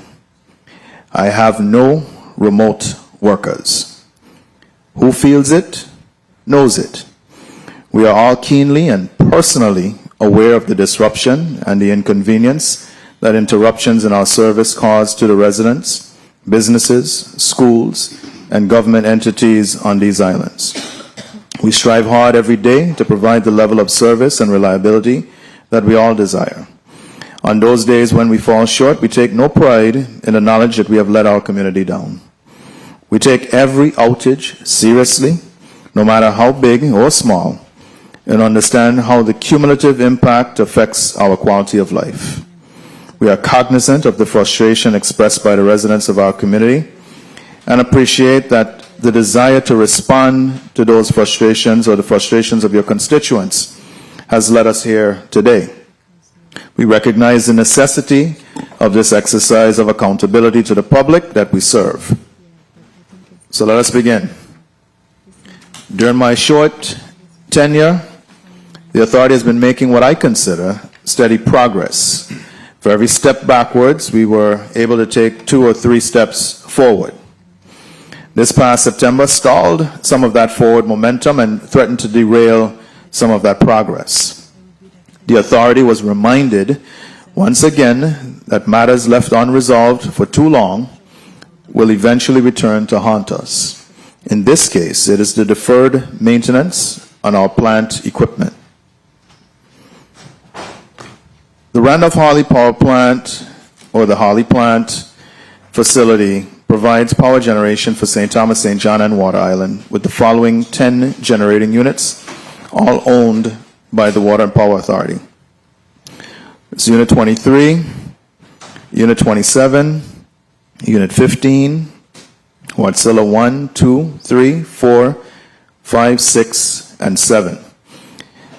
We have provided the nameplate capacity, the current available capacity from each unit, and a brief status regarding each generating unit. The plant utilizes liquefied petroleum gas, LPG. It's also simply referred to as propane, and it utilizes a light fuel oil, ultra low sulfur diesel, often commonly simply referred to as diesel, as the fuel for the generators. These generating units are supported by an additional 5 megawatts of solar power through a power purchase agreement with InterEnergy Holdings at Estate Dunou.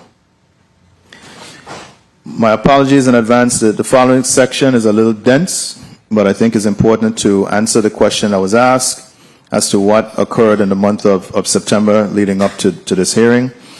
On September 3rd into the 4th, on Wednesday, September 3rd, St. Knolls, that is the contractor that operates our propane terminals on behalf of the authority. They reported a gas detection alarm. The alarm triggered an automatic emergency shutdown of the propane terminal. Harley Plant immediately lost the use of the units that were operating on LPG at the time. Unit 15 also tripped when it attempted to switch automatically to diesel operation as it's supposed to. Although Wardzilla's 4, 5, and 6 remained online, operating on diesel, they eventually tripped as well due to the loss of the LPG-fueled vaporizer. That is what triggered the district-wide outage on September 3rd. As the units were restored, Unit 15 remained offline due to what we described as a clanging noise emanating from its turbine. During the coast down, that could have indicated signs of a major mechanical failure. The unit was left offline in an abundance of caution until a borescope inspection of its internal mechanical components could be conducted the next day. No mechanical damage was found, and the unit was returned to service on Thursday evening. No gas leaks were ultimately found, and the St. Knolls investigation into the incident revealed that the gas detector's beam was apparently obstructed in a manner that simulated a gas leak. Units 23, 27, and Wardzilla 7 were all unavailable during this event. Wardzilla 7 was in the process of being repaired for LPG operation.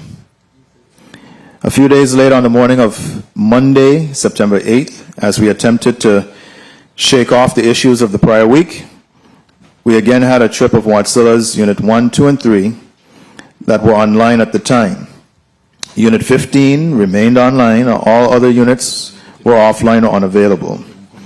This trip resulted from the inadvertent purge valve operation at the start of the LPG testing of Wardzilla 7. Unfortunately, Wardzilla's 1, 2, and 3, the fuel lines got contaminated with diesel during that event, requiring emergency maintenance to restore their operation. This led to a capacity shortfall, and it resulted in what were the rotating outages that lasted from 8:57 a.m. until 5:50 p.m., when we were finally able to restore all of our customers. The restoration efforts were delayed by the purge valve operation, which triggered the LPG fuel leak alarm and that necessitated that we evacuate the plant personnel that morning as per our safety protocol. On Thursday, September 11th, the plant once again experienced capacity shortfalls to start the day. At this point, units 23 and 27 were still unavailable. Wärtsilä 1, 4, and 7 were unavailable for dispatch. Wärtsilä 1 was still undergoing the repairs from the events that took place on the 8th, and 4 and 7 were unavailable due to pump repairs, again related to our repairs of for the LPG operation. The challenges were made worse when the battery energy storage system developed a fault, and Wärtsilä 3 also tripped due to a bad gas detector sensor during the course of the day. There were rotating outages throughout the day until sufficient capacity was brought online that night. On Wednesday, September 17th, the Holly plant experienced a generation shortfall yet again. This time it was a defective starting air valve on the Wärtsilä 6 that caused the Phase 2 engines to trip offline. This was a maintenance matter unrelated to the ongoing warranty repairs. At this time, we were left with just units 15, Wärtsilä 1, 2, and 3 for approximately 36 megawatts in generating capacity. The plant productions team were able to start Unit 27, which was just back from its repairs and was available to us for the first time in months. But we were only able to do so at the derated capacity of 11 megawatts due to a malfunction of Unit 27's NOx pump. However, for that day and time, that was good enough to prevent further rotating outages. On Thursday, September 18th, if you recall, that's the day that schools and government offices were closed due to the expected impact from a passing tropical wave. Unfortunately for us, there was water intrusion into the enclosure of Unit 15 that caused an electrical short, which triggered the fire suppression system. Additionally, that day, coincidentally, there was a fault on the overhead section of the feeder 13 transmission line as a result of the high winds resulting from the storm. Unit 15 would remain unavailable until the following week when we could finally install replacement CO2 canisters shipped over from St. Croix to restore the fire suppression system. The next day, on Friday, September 19th, the reoccurrence of that same defective air valve on W6, Wärtsilä 6, around 10:20 a.m. triggered a series of cascading events that again caused a district-wide outage in the St. Thomas St. John district. Although Wärtsilä's 4, 5, 6, and 7 are all individual engines, they do have a common support system that they share, which includes the compressed air system. The failure of this system on Wärtsilä 6 actually caused the other 3 units to trip offline as well. Without the availability of 15, which was down because of the fire suppression issue, and Unit 23, which has been down for most of the year, and without a replacement of the air valve being in our inventory at the time, the capacity shortfalls continued to a limited degree through Tuesday, September 23rd. We are in the process of implementing the air compressor upgrades and redundancy to mitigate future failures in this manner. Finally, on September 23rd, with the passing of another storm system, Tuesday, September 23rd, the authority experienced feeder-related outages due to the issues in the field, but thankfully has not seen a return to the level of generation instability that plagued the plant in the previous weeks. That's until a month later, October 24th, which was last Friday evening. The authority did experience a district-wide outage that was triggered by a fault in the underground section on the St. Thomas side of the St. Thomas St. John transmission line. This triggered a fault on the underground section of feeder 13 transmission line as well.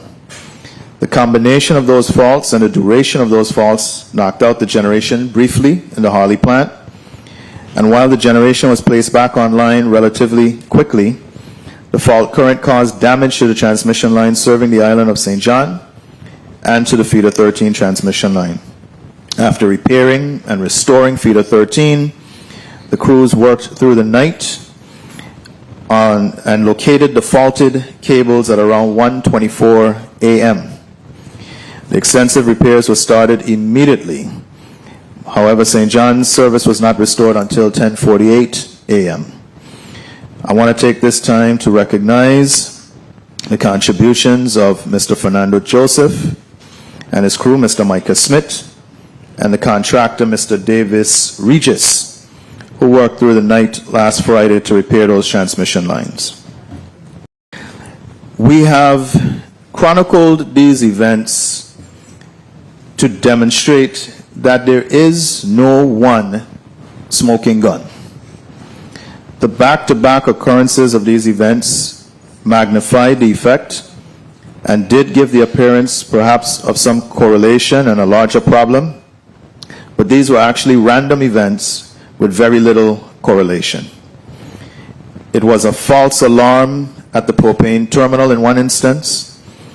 It was an apparent incident of operator error in one instance. It was storm-related outages in at least two instances. It was the mechanical failure of a valve that all conspired to create one of the most disruptive periods of power generation we've experienced in the past year. These were not necessarily systemic issues. The underlying commonality is the lack of preventative and routine maintenance that has left the authority vulnerable to equipment failures. Had we had the full use of Unit 23, Unit 27, and Unit 15, along with the smaller Wardzilla engines, we would have had more than sufficient capacity to respond to any of these individual events with minimal or no disruption to our customers. So let's talk about solutions. The most immediate solution to improving the reliability of the Holly plant is to invest in the maintenance of the current generating assets to ensure their operational readiness and extend their life cycle. However, the ability to keep our equipment properly maintained is directly tied to the financial health of the company. With sufficient funding, the authority can maintain an adequate inventory of spare parts. It can meet the payment obligations of our operations and maintenance contracts. It can maintain preventative maintenance software, preventative maintenance tools and equipment. And the authority would be able to immediately pursue the major overhaul that is now required on Unit 23 in the Harley plant. Before I proceed, I want to place a disclaimer on the record. The following statement is provided only for placing the current challenge in proper context. During the authority's budget presentation before the Committee on Budget, Appropriations and Finance this past August, we projected a budgetary shortfall of approximately $9.6 million in the current fiscal year. In December 2014, the authority's residential rate per kilowatt hour was 49 cents. That rate has been historically as high as 52 cents per kilowatt hour. The current rate is 43 cents per kilowatt hour. If that rate was to be increased just 2 cents from the current rate, that would yield at least $12 million in additional annual revenue, and that would close the projected budget shortfall facing the authority. That would resolve our immediate fiscal challenges and allow us to make further progress on our past due vendor payments. But I want to be very, very clear, as I know folks take sound bites and run with them. We are not advocating for a rate increase. While it may be the easy and the quick solution, one the authority has taken in similar circumstances in the past, it carries significant downside risk. The increase would clearly be justifiable given the undeniable rise in the cost of goods, services, and labor in just the last 5 years alone. However, increasing rates would have a harmful impact on our operations. It would drive the rising accounts receivable by our customers and the government of the Virgin Islands to us. It would stall any hope for economic recovery and growth. It would only hasten grid defection from our grid. And ultimately, it would erode our sales revenue. WAPA has been down this road before. Instead, we firmly believe in pursuing solutions that protect our customers and strengthen the authority without resorting to measures that could undermine both. We have chosen a very difficult path, and that is to right-size our operation to fit within current rates by reducing our operating expenditures. There are opportunities for cost reductions, and there are inefficiencies that can be improved. The challenge is to strike the right balance in how we pursue those operational cuts. If we cut staff dramatically, we risk reducing the level of customer responsiveness and satisfaction that our customers expect. If we reduce materials and supplies, then we risk being unable to provide our employees with the resources they require to be productive in performing their tasks. And if we reduce our maintenance budgets, as we have done in the past, then that results in the power outages that have brought us here today. Allow me to provide an update on several initiatives that are currently in progress that will ultimately make a tangible and real difference in our operational reliability. The loss of generation capacity has the greatest impact on the overall reliability of the grid. However, the most frequent causes of outages at the distribution feeder level are trees coming in contact with the power lines. For certain feeders, this has become a chronic issue. I am pleased to say that we have begun interviews for utility tree trimmers, and we expect to have at least one in-house tree trimming crew functioning in each district before the end of the month of November. We also expect to have our invitation for bids issued for a tree trimming contractor to supplement those in-house crews released within the month of November as well. And that contract should be effective by the spring of next year. This will return dedicated tree trimming capacity to the authority for the first time in years. Feeder 13 is a main transmission feeder on St. Thomas that was installed more than 20 years ago. The underground portions of this feeder are starting to approach the extent of their useful life and have frequently developed faults resulting in outages. We are now nearing completion of an overhead transmission line that allows the authority to bypass the underground portion of feeder 13. This bypass is expected to be completed before the end of the current year, and that will allow us to repair and replace those underground sections of feeder 13 and ultimately create some redundancy for that transmission circuit. We're also anticipating the phased completion of the Estate Fortuna and Estate Pavoni solar farms by VI Electron in the second quarter of 2026 calendar year and Q4, fourth quarter of 2026. The Fortuna solar farm will place at least 25 megawatts of solar energy onto the grid, backed up by 50 megawatt hours of battery energy storage. The Pavoni solar farm will add another 10 megawatts with a 7.4 megawatt battery. These projects will significantly increase the daytime generating capacity of the authority in the St. Thomas St. John district. They will reduce maintenance, operating, and fuel costs of the existing generation fleet. They will also afford the capacity for daytime maintenance of generators to increase generation reliability without the constantly looming threat of capacity shortfalls. The authority is also pursuing temporary generation for the Randolph-Harley plant as an interim measure until a permanent generation project can be completed. The Office of Disaster Recovery has included temporary generation as a component of the power generation replacement bundle being administered by the Super Project Management Office on behalf of the authority. ODR is currently evaluating proposals for the selection of a contractor to lead this effort. Realistically, when timelines for contract negotiations, environmental permitting, and commissioning are considered, implementation of temporary power generation is likely at a minimum 18 months away. We are working with the ODR to determine the best way to expedite that project's delivery. The installation of a new battery energy storage system, BESS, is also part of the power generation replacement bundle.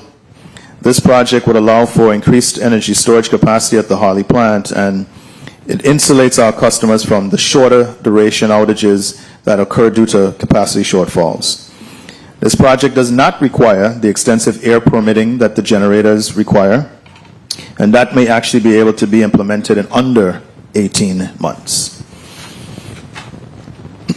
Finally, the core power generation replacement bundle, the core of the power generation replacement bundle is the replacement of units 14 and 15 with new permanent generation units.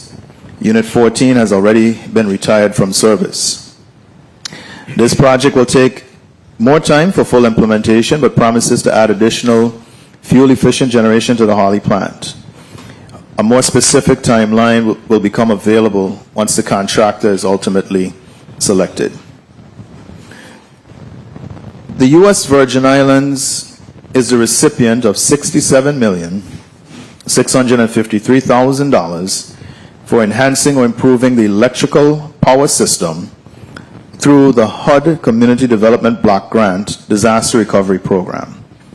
This program is administered by the Virgin Islands Housing Finance Authority. It originally earmarked $53 million to WAPA, but has subjected WAPA to significant bureaucratic obstacles in order to access those funds. Furthermore, WAPA's allocation has recently been reduced to $35 million.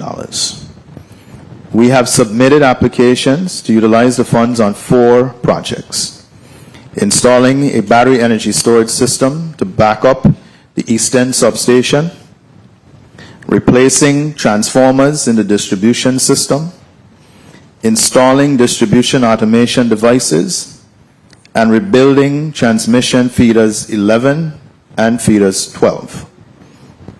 We are awaiting feedback and funding on these applications. These are the types of projects that have an immediate beneficial impact on the reliability of the power grid.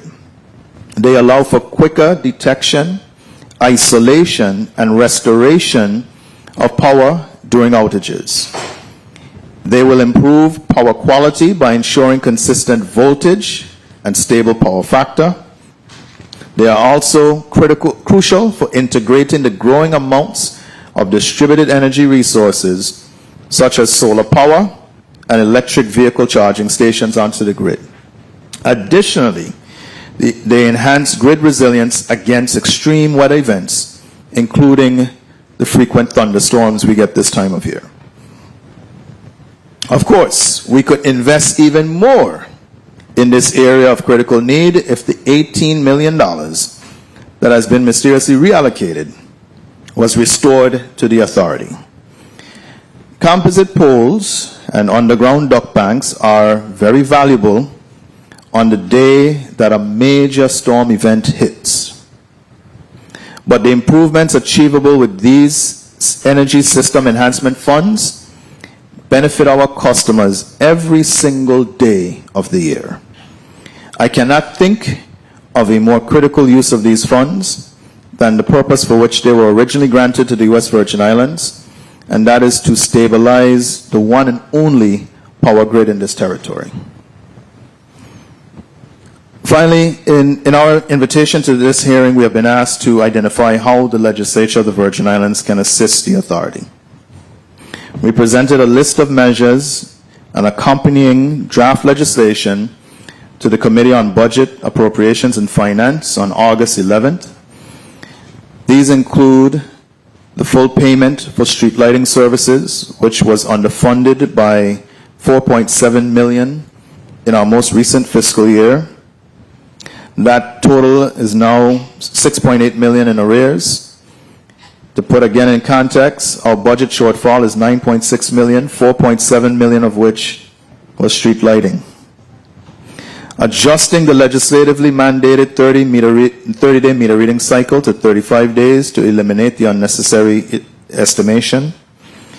To modify the statute regarding back billing. To permit a customer charge for the water system. To place a cap on the liability for the authority. Allow for the increased disconnection of fees in the cases of theft and criminal activity, revise the limitations on competitive bidding to streamline WAPA's procurement, and appropriating past due PSC annual assessments so that the authority can return to good standing with its regulator. We also want to take this opportunity now to add 3 additional items to the list.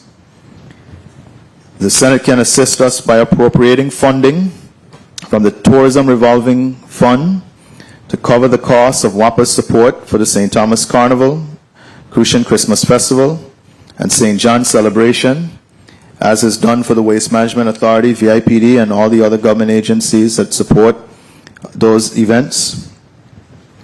Provide further clarification of the PSC's authority to avoid the encroachment into managerial decisions, procurement, and internal policies, or superseding the governing board's statutory mandate, and to amend the provision that requires the sunsetting of the net metering program for systems larger than 10 kilowatts to include commercial customers in addition to residential customers. We believe that it's it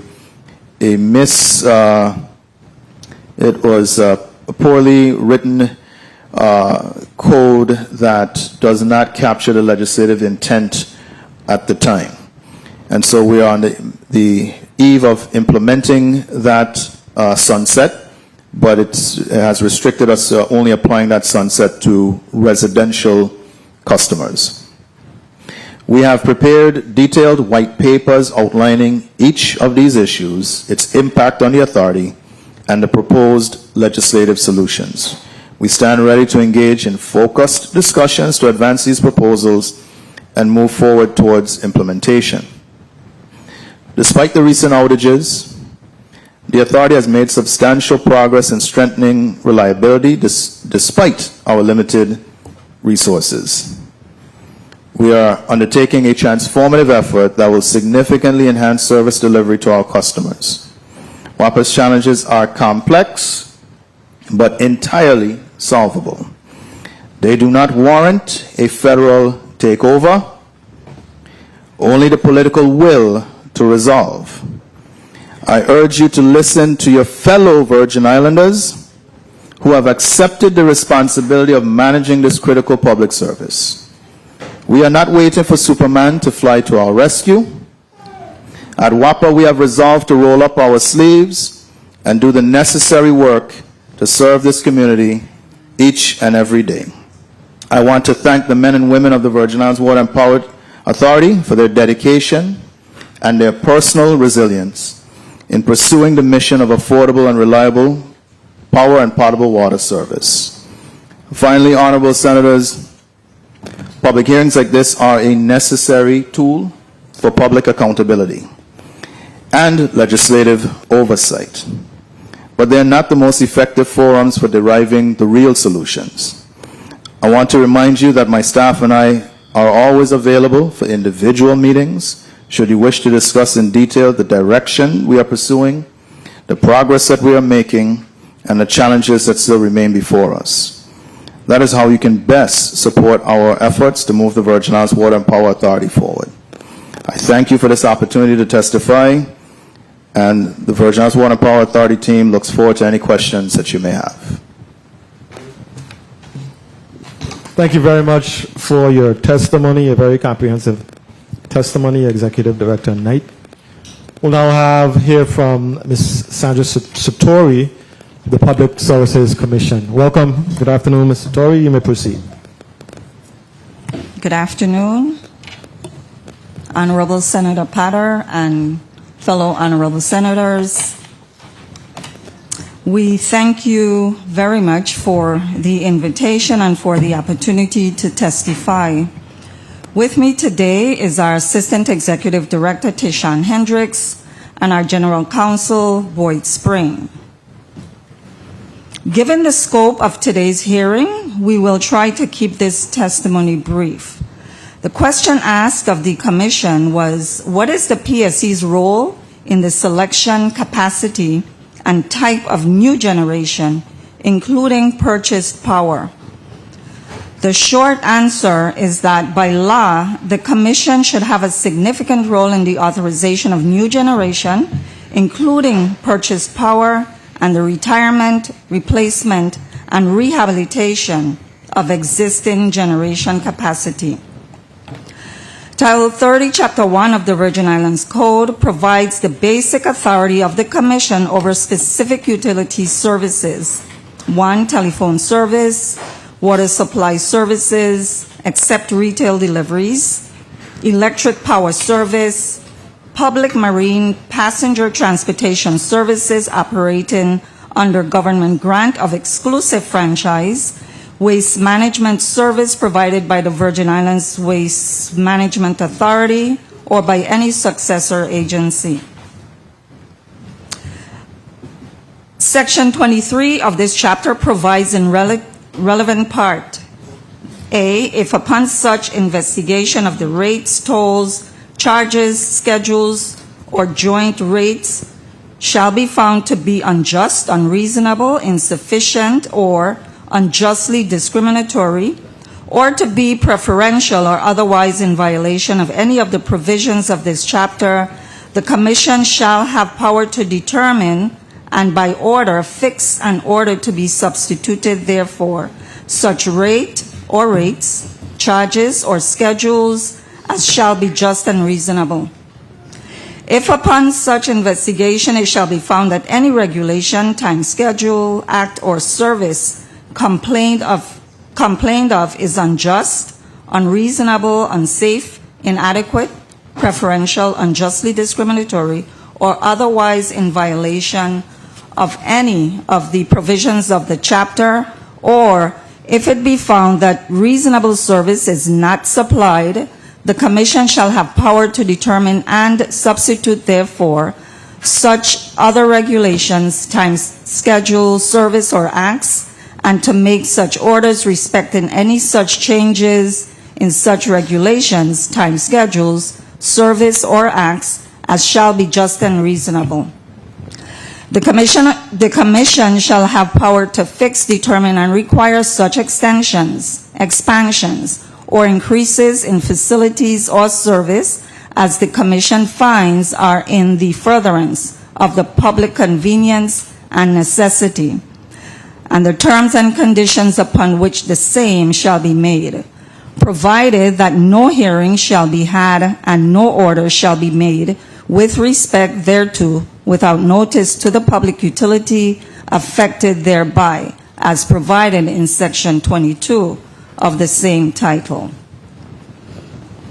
Prior to Act number 8471, the courts in the Virgin Islands had held that the inclusion of the Water and Power Authority within the Public Service Commission's jurisdiction was limited to supply rates, not any of the decisions or actions that underlie rates. The Virgin Islands Supreme Court acknowledged that its decision did not align with the interpretation and practices of the states, but insisted that the legislature must take the curative steps. Act number 8471 implemented the cure. For information, we have provided a sampling of articles regarding the authorization for new generation and the closure of existing plants. This list is just a brief sampling from states such as California, Florida, Mississippi, and other jurisdictions. And the sampling suggests This particular article planned retirements of U.S. coal-fired electric generating capacity to increase in 2025. That article stated that electricity generators plan to retire 12.3 gigawatts of capacity in 2025, a 65% increase in retirements compared with 2024. Last year, 7.5 gigawatts was retired from the U.S. power grid, the least generation retired since 2011, according to data reported to us in our latest inventory of electric generators. Coal generating capacity accounts for the largest share of planned capacity retirements, 66%, followed by natural gas, which was 21%. Another article, drumbeat of coal plant closures to continue in 2025. These closures, driven by economics, are part of long-term company plans crafted with significant state oversight and are in line with a remarkably steady and consistent trend away from coal. Federal policy seeks to overrule the companies and state process to prevent coal plant closures, a legally questionable effort that would drive up electric bills without improving system reliability. And then rising costs for coal power, together with long-term investments in new generation resources and involvement by state regulators to ensure reliable power and reasonable rates, are all providing momentum for the shift away from coal. Another article states nearly 1.3 gigawatts of coal capacity slated for closure in Mississippi, Florida. Coal-fired power plants totaling 1.285 megawatts in Florida and Mississippi are slated to close in the first part of next year. 2 more casualties of stagnant power demand and low power prices driven down by cheap natural gas. The Florida PSC approved a plan to close the 1,252 megawatt St. Johns River Power Park, which is jointly owned by Florida Power and Light and the Jacksonville Municipal Utility.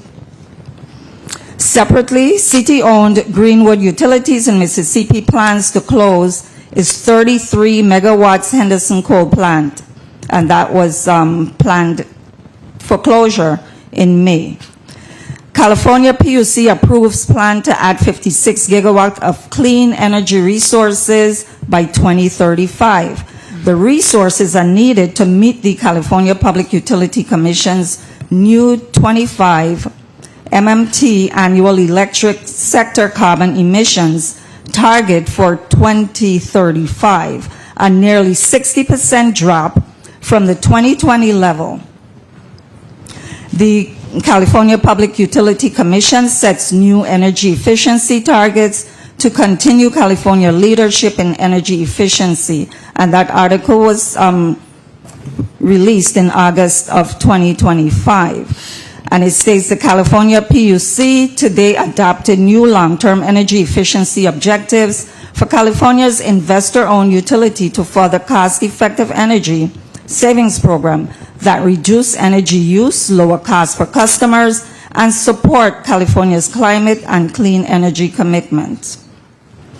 And then there's the article that talks about the long-term status change, again by the California PUC order, and that General Order 167-B requires generating asset owner to notify the California PUC of any changes in long-term status of a unit. The generating asset owner must report the change in writing at least 90 days prior to the actual change taking place. The Commission also has jurisdiction over certain purchased power agreements pursuant to Chapter 2 and Title 30, the Small Power Production and Cogeneration Act. Pursuant to that authority, in 2022, the PSC mandated that WAPA execute power purchase agreements for 56 megawatts of solar power, 2 10-megawatt projects on St. Croix, 2 10-megawatt projects on St. Thomas, and a 16-megawatt project on St. John. The St. Croix projects are now online, providing increased stability and lower costs. The St. Thomas projects will be online in 2026, and the St. John projects should follow shortly thereafter. The Commission also directed WAPA to enter into power purchase agreements for wind power totaling 48 megawatts of capacity on St. Croix and St. Thomas. Unfortunately, with the lengthy delays in these projects and with the diversion away from wind projects by our national administration, we may not see the substantial benefits that these projects could provide. These renewable projects also meet the goals of the Virgin Islands Energy Act of 2009, the goals which were largely ignored until these projects move forward. However, the most significant planning of the generation capacity currently ongoing is the process for the use of FEMA grant funds, which may result in the total replacement of the St. Croix generating plant in Christiansted and the replacement of the last legacy units, the non-Wärtsilä units on the St. Thomas generating plant. To date, the Public Services Commission has not had any role in that process. In September of 2024, members of the Commission and its staff met with WAPA's board. In that discussion, the Commission set forth the following questions. 1. What are the steps necessary to match revenues to expenses? A. The strategic initiatives lay out one such plan. 2. What capital does WAPA need to implement these steps? A. Even if WAPA is relying on federal grants and private investment to accomplish most of these steps, WAPA will need to have matching funds or grants and invest in changes to its own operations to accommodate the planned steps. 3. How long will it take to implement these steps? Answer, not a best case scenario, but the most realistic scenario. And 4, what subsidy will be required to cover the structural deficit until those steps can be completed? It is important that in addressing the short-term future, improving reliability and service standards, that WAPA also develop plans for the intermediate and long-term future so that we do not fall into the same position in the future. Both the Commission and WAPA have been solely focused on the near-term or very short-term future, or 24 to 40 months. But that is not even a short-term plan. As installation of new generation, new metering, and other activities can be expected to take at least 24 to 36 months at WAPA. That is immediate planning only. So the concerns are multiple. WAPA needs to understand that it not only must become capable of operating within an affordable and sustainable rate structure, but it also needs to be able to address 1, future operating costs, 2, future capital needs, 3, ensure that current actions do not unnecessarily or excessively impair future options, 4, existing liabilities, both accounts payable and long-term debt, and 5, future demands for generation, distribution, and backup services. In addressing what WAPA will be in the future and what WAPA's needs will be, the forecasting issue is far more complex than it would have been 30 or 40 years ago. In the past, without too much simplification, the forecast would have looked at population growth, expected income growth, expected economic growth, and made an estimate of increased electric demand and decided on a means of satisfying that demand, that is new cost, diesel, natural gas, hydro, or nuclear power, combined with decisions on which plants to refurbish and which ones to retire. Current forecasting is much more difficult. Certain aspects of the economy will increase demand for electric cars and trucks in transportation, reduced use of natural gas or locally propane for cooking and heating, increased demand for air conditioning, while other aspects will see a decline in demand, increased efficiency in nearly all electric devices, particularly pumps, compressors, air conditioning, and energy use management tools and software. In addition, independent and customer generation of electricity will represent a significant increase in addressing customer demand. Consequently, overall energy consumption may increase, but demand on the utility may decline. WAPA's future depends on its ability to meet customer needs. That requires planning, financial resources, and flexibility to meet a shifting market. The territory's future depends on WAPA being able to do so. If it cannot, the territory must develop a wholly new strategy to meet the economic and social needs of the territory. That ends our testimony. Thank you very much, Executive Director Satori. I think that concludes our testimony from everyone, right? I think so. I want to thank you all for your testimony. I wanted to just start right out the gate by asking Executive Director Knight whether or not you had the opportunity to read the Ernst & Young Phase 1 and 2 reports, and what are your overall thoughts about it? How will that document be utilized, or the recommendations from that document be utilized with regards to your future plans or your future strategies for turning around the authority? Yeah, thank you for the question. I did have an opportunity to review both the Phase 1 and eventually the Phase 2 reports. While I don't agree with all of their findings and conclusions, and certainly they painted a picture that's based on that point in time when they did the assessment and based on essentially a 6-month quick observation of the authority. But I do think there were some recommendations in there that some that we are already pursuing, some that are worthwhile to pursue. Me and there's another team from EY that we've been working with.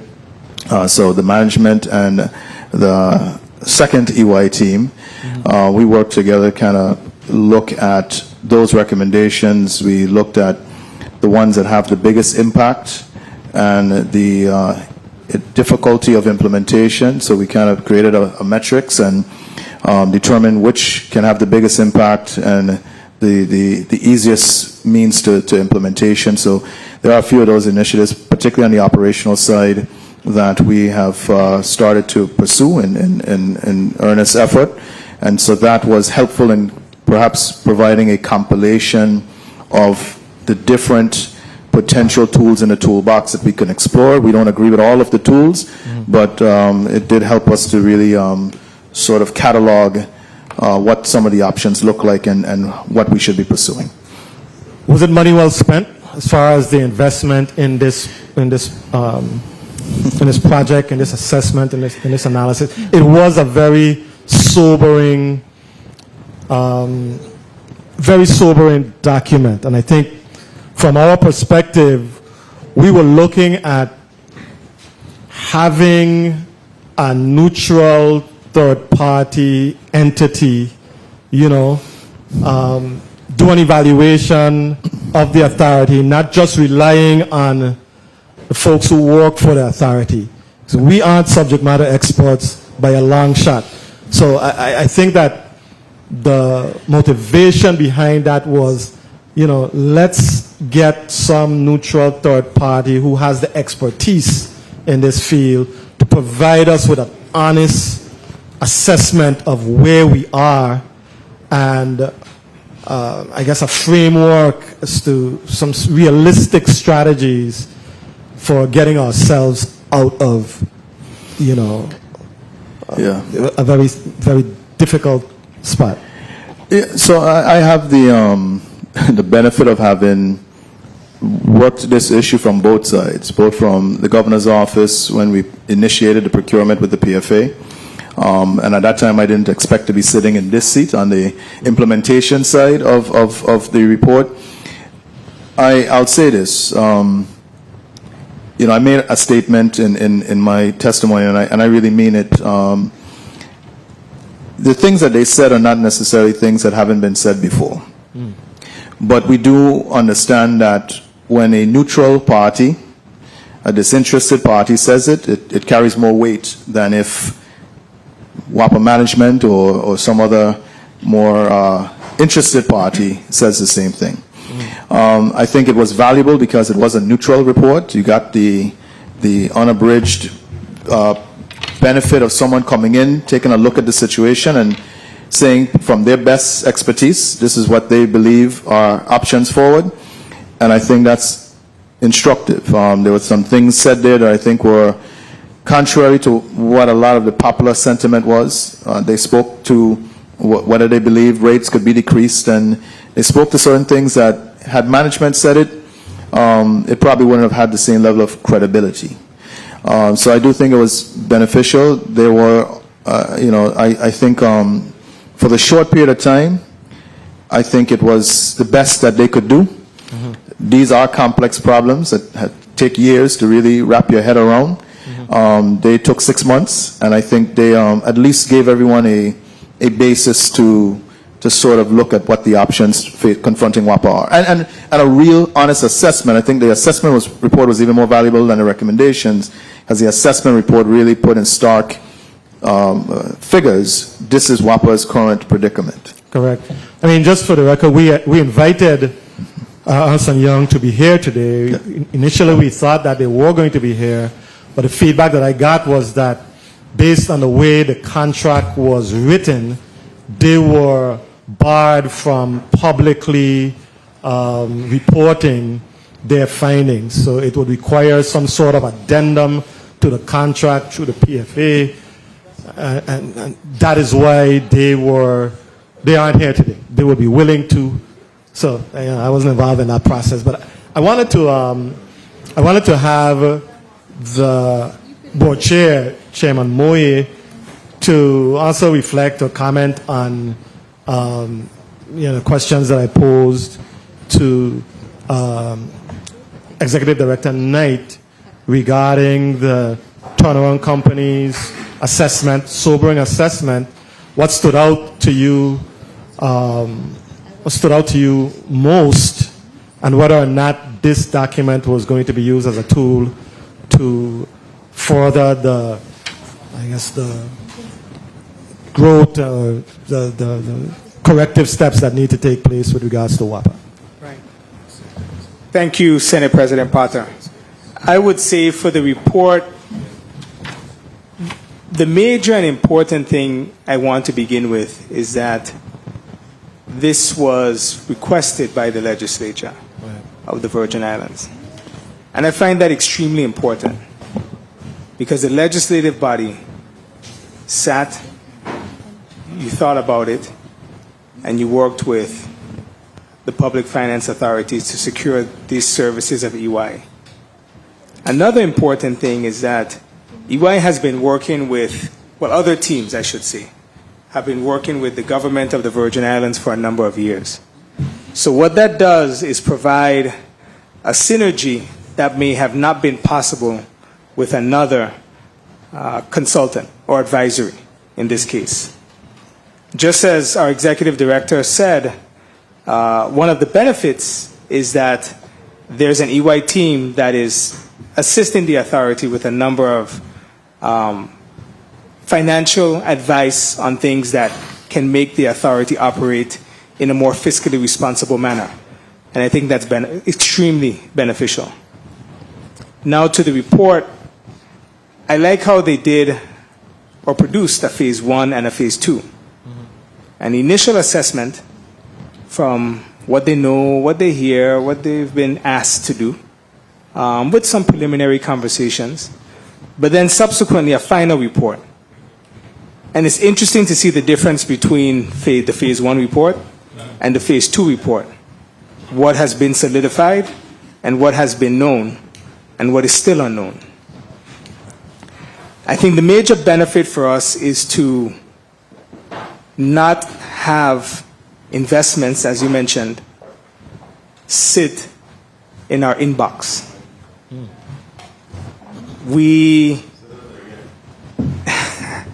It's true, right? But I will agree that we do need to understand what works for the Virgin Islands to be able to turn the authority around.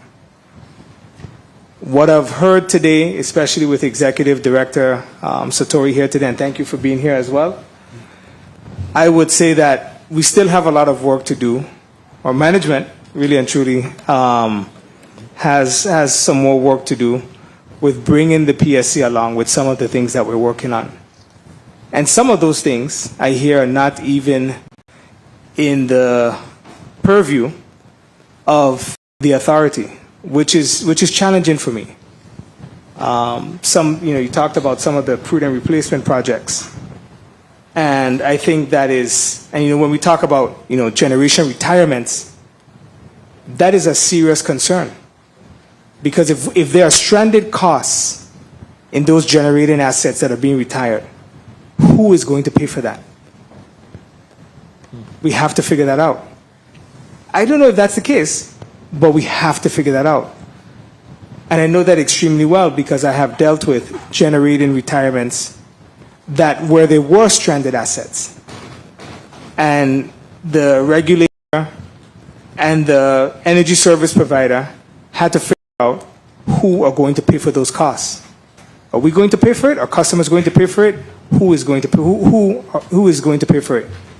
So I would say we need to seriously look at the report, the stakeholders that are involved, and one of my main asks, which is in the report, recommended not by me as chairman or even my colleagues, the board, but implement the turnaround advisory committee and have entities represented, such as, if not yourself, a representative that you may appoint, a representative that is appointed by the PSC, and even a representative as well that's appointed by Government House.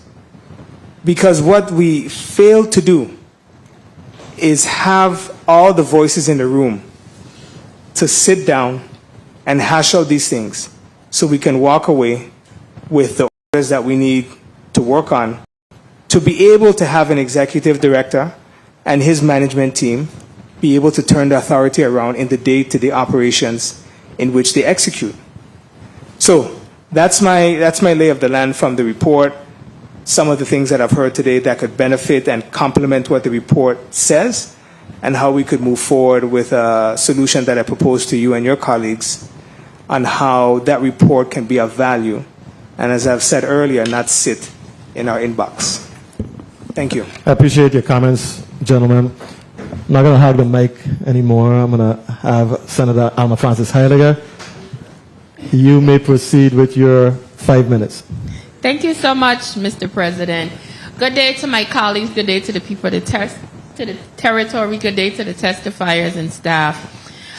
One of the things that I say that I think you guys did do positively in regards to bringing back the tree trimmers in-house. You did speak earlier in a previous meeting where you spoke that caused a lot of issues for you guys. And one of the individuals that it did cause issue for, I know the importance of it. Because, and I want to ask, for those that might see trees starting to grow over the transmitter, stuff like that, is it going to be a system where they could call in to be more preventative versus coming after the fact when damage is done? Yeah, I mean, so Right now, we are reactive. We dispatch line workers to trim trees after someone reports an issue. If we do this the way it's intended, the way utilities should operate, we would be preventative. We would have what we call cyclical vegetation management, meaning we trim the trees off the lines, at least 10 feet vertical, 10 feet horizontal, and we return within the cycle based on the tree and how fast it grows. We return to keep it trimmed out at least 10 feet away, vertical and horizontal. So it'd be cyclical vegetation management that would be preventative in nature as opposed to reactive. Okay, so I'm looking forward to that. I think that would help you guys a lot. You talked about non-systematic issues that are happening with WAPA and bringing to our attention some of the things that actually did occur in September. I understand the differences now, but as a regular citizen, and we had no clue what was going on. It was just our everyday, what is going on at WAPA. Yeah. This is the usual madness, us not getting electricity. But when you speak about new things that was thrown in, and it was not the usual systematic issues, how do you plan to really tackle that? Because you talk about the potential 2 cents that could solve your problem, but you don't want to go that route. You're going to tackle operations and potentially reduce that and manage that a little bit better. If you do that, how do you still make sure that the systematic issues are potentially reduced where they don't be part of the systematic and they just become occurrences as opposed to just normal things we know consistently happens? So it's a matter of priorities. The priority we have to place on the power generation. We've placed priority on a lot of other things. We really need to place priority on power generation. I have a unit that I really love to have in standby mode. I never want to ever have to run Unit 23. It's a gas guzzler. It's an inefficient unit. But having that 40 megawatts available when things don't go right is critical. And we haven't repaired that unit. It went down earlier this year. I think it's in my testimony. And we haven't been able to repair that unit since March of this year. Having that available, having our units in good repair. I honestly, I was talking to the team yesterday, and I think because we have these replacement projects coming and this new generation coming, I think there was a point in time where we started to relax on the maintenance of the existing equipment. And I think that is probably what is ultimately giving us some challenges. Our legacy units that are still with us, that we still have to maintain, we need to make that investment. And I think in doing so, it will cure some of these issues, because it was hard to really talk to the public about all these random things happening, because it would have sounded like madness. And as I read it here, it probably sounded like madness. And we recognize how that sounded. It's hard to explain that these are random maintenance issues, and each one was different and unique. I know you guys talked about the air valve, and have you guys gotten that? Yes. Okay, I want to make sure. I want to ask specifically in regards to the board, because the board is very critical in how WAPA functions, and the request to potentially move from 7 to 9. What assessments were done to justify even a potential request for this? Because tossing it out there to us, and I don't really know why, where did that thought process come from? Are you lacking particular types of people? Are you getting enough of a quorum? What was the thought process behind that? Thank you, Senator Allegra. A strong board is composed of a number of voices. Time. My voice should never be the only voice. That's not a board. That may be a director, but that's not a board. And in the past, we have had challenges with getting a quorum. Mm-hmm. We have had challenges with participation in some of our committees. And we have had extreme challenges with board tenure. I shouldn't be on this board more than 9 years, as I proposed. If I'm on this board more than 9 years, that's too long. And the reason being is that everyone at some point in any organization will get comfortable. That's the way we work as human beings. And so I propose that we strengthen the board by getting it back to when WAPA was created in 1964, where there were 9 members of the board. Now, the composition of those members were different. It was a little bit heavy towards government appointees, not private sector members. But I do believe we should be able to strike a good balance between the two, and that's necessary. And so that's why I've proposed to increase the board, because right now the board is starved. We have members, if you were to take an average, and myself is only from, I would say, April 2024. I sat here March 25th, 2024, so I consider that April, because I didn't get the call until April. But I would say the average tenure of all of my colleagues, including me, is an average of about 17 years. Yes. It's a long time. So what that says is there's work to do on the board, there's work to do from the legislature, and there's work to do from Government House as well. So that's why I hope my explanation is helpful. Yes, to give you some backstory. It brought some insight, as but to why. they called my time, so Yes. I see the president looking at me. So I'm going to. I apologize for taking the rest of your It's time. okay. I'll relinquish the mic, and if I have anything, thank you so much. Thank you very much, Senator Francis Heiliger. I know one of the turnaround company's recommendation was that we strengthen the board, and they were really concerned about the technical capacity, if I can recall, of the board, specifically given where we are now as an authority, the need to have that sort of technical capacity to support the executive director who is, really dealing with a lot.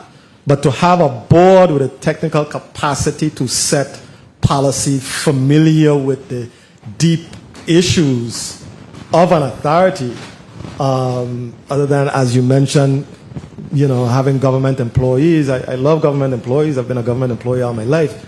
But specifically, given where we are and where this authority uniquely is, I see the benefits of having an array of strong technical people who understand the ins and outs of running an authority, who can assist with setting the overall direction and policy of the organization. So there is value, I think, in us, doing some level of revamping of the board.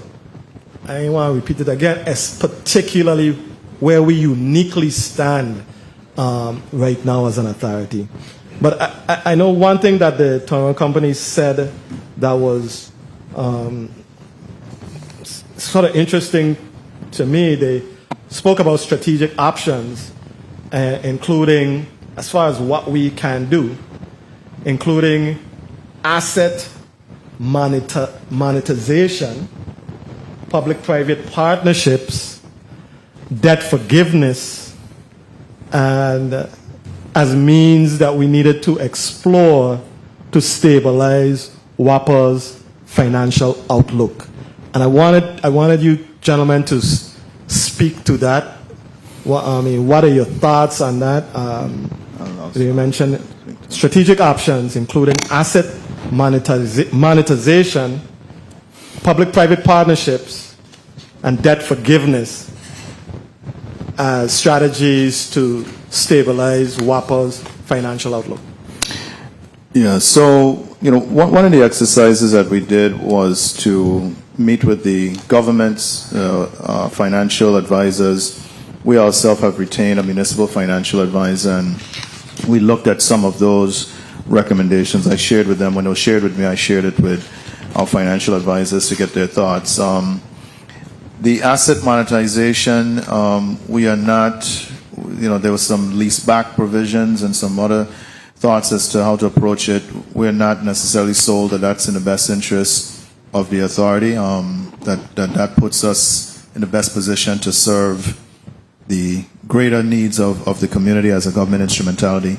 Debt forgiveness is always something that we have an interest in, and we certainly have had entities that have waived penalties, interest, and even settled on debt amounts, and that's always something that is helpful. We certainly look at that as a strategy to pursue, but we are looking at those strategies, and we have tested some of those and sort of worked out what that would look like in real world implementation with our financial advisors as well as the GBI's financial advisors as well. I don't know if Ms. Kelly has anything else that she wants to add. Ms. Kelly, specific to that. Good afternoon. This is Lorraine Kelly, Chief Financial Officer.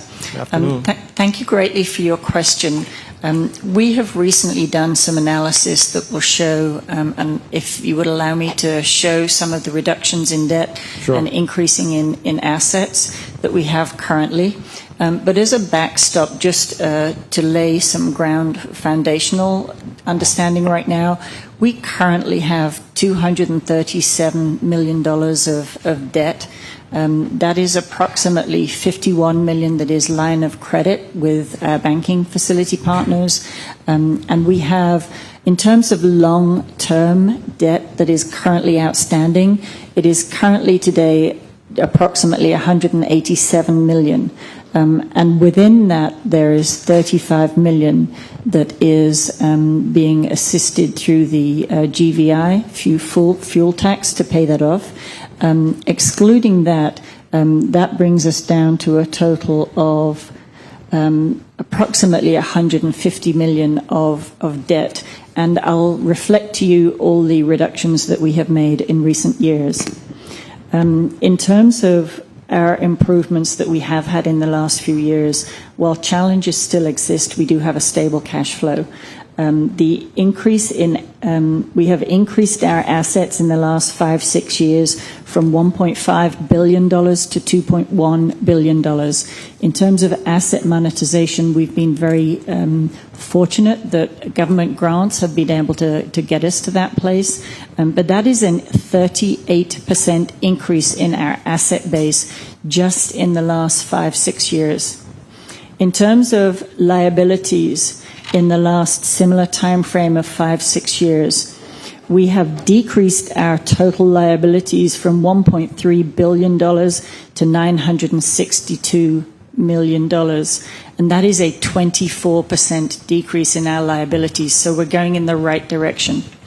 In terms of current liabilities that are included within that number, we have reduced our accounts payable from $415 million to $157 million. That is a 60%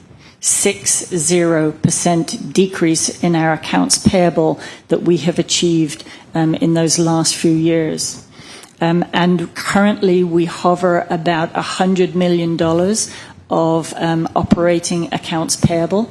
As we take on large federal-funded projects, our accounts payable balance increases, but that is an accounts payable balance for which we have an obligation from our federal partners to help us pay that. So it's important that when we look at our balance sheet, that the Senate floor and the general public understand that we are hovering about $100 million, and we've been able to keep it at that for about 18 months. In terms of our current revenue bonds, we have reduced them from $244 million approximately 5-6 years ago to $151 million currently. That is a 39% reduction in that long-term debt. In terms of significant reduction in our debt reflects the improvements that management have made successively. I describe it as when you build a house, you need to make sure that the sewage is there, that the electrics are there, that the structure is there. But when you look at a house, you see the outside appearance. You don't know necessarily the changes and the improvements that management have been making.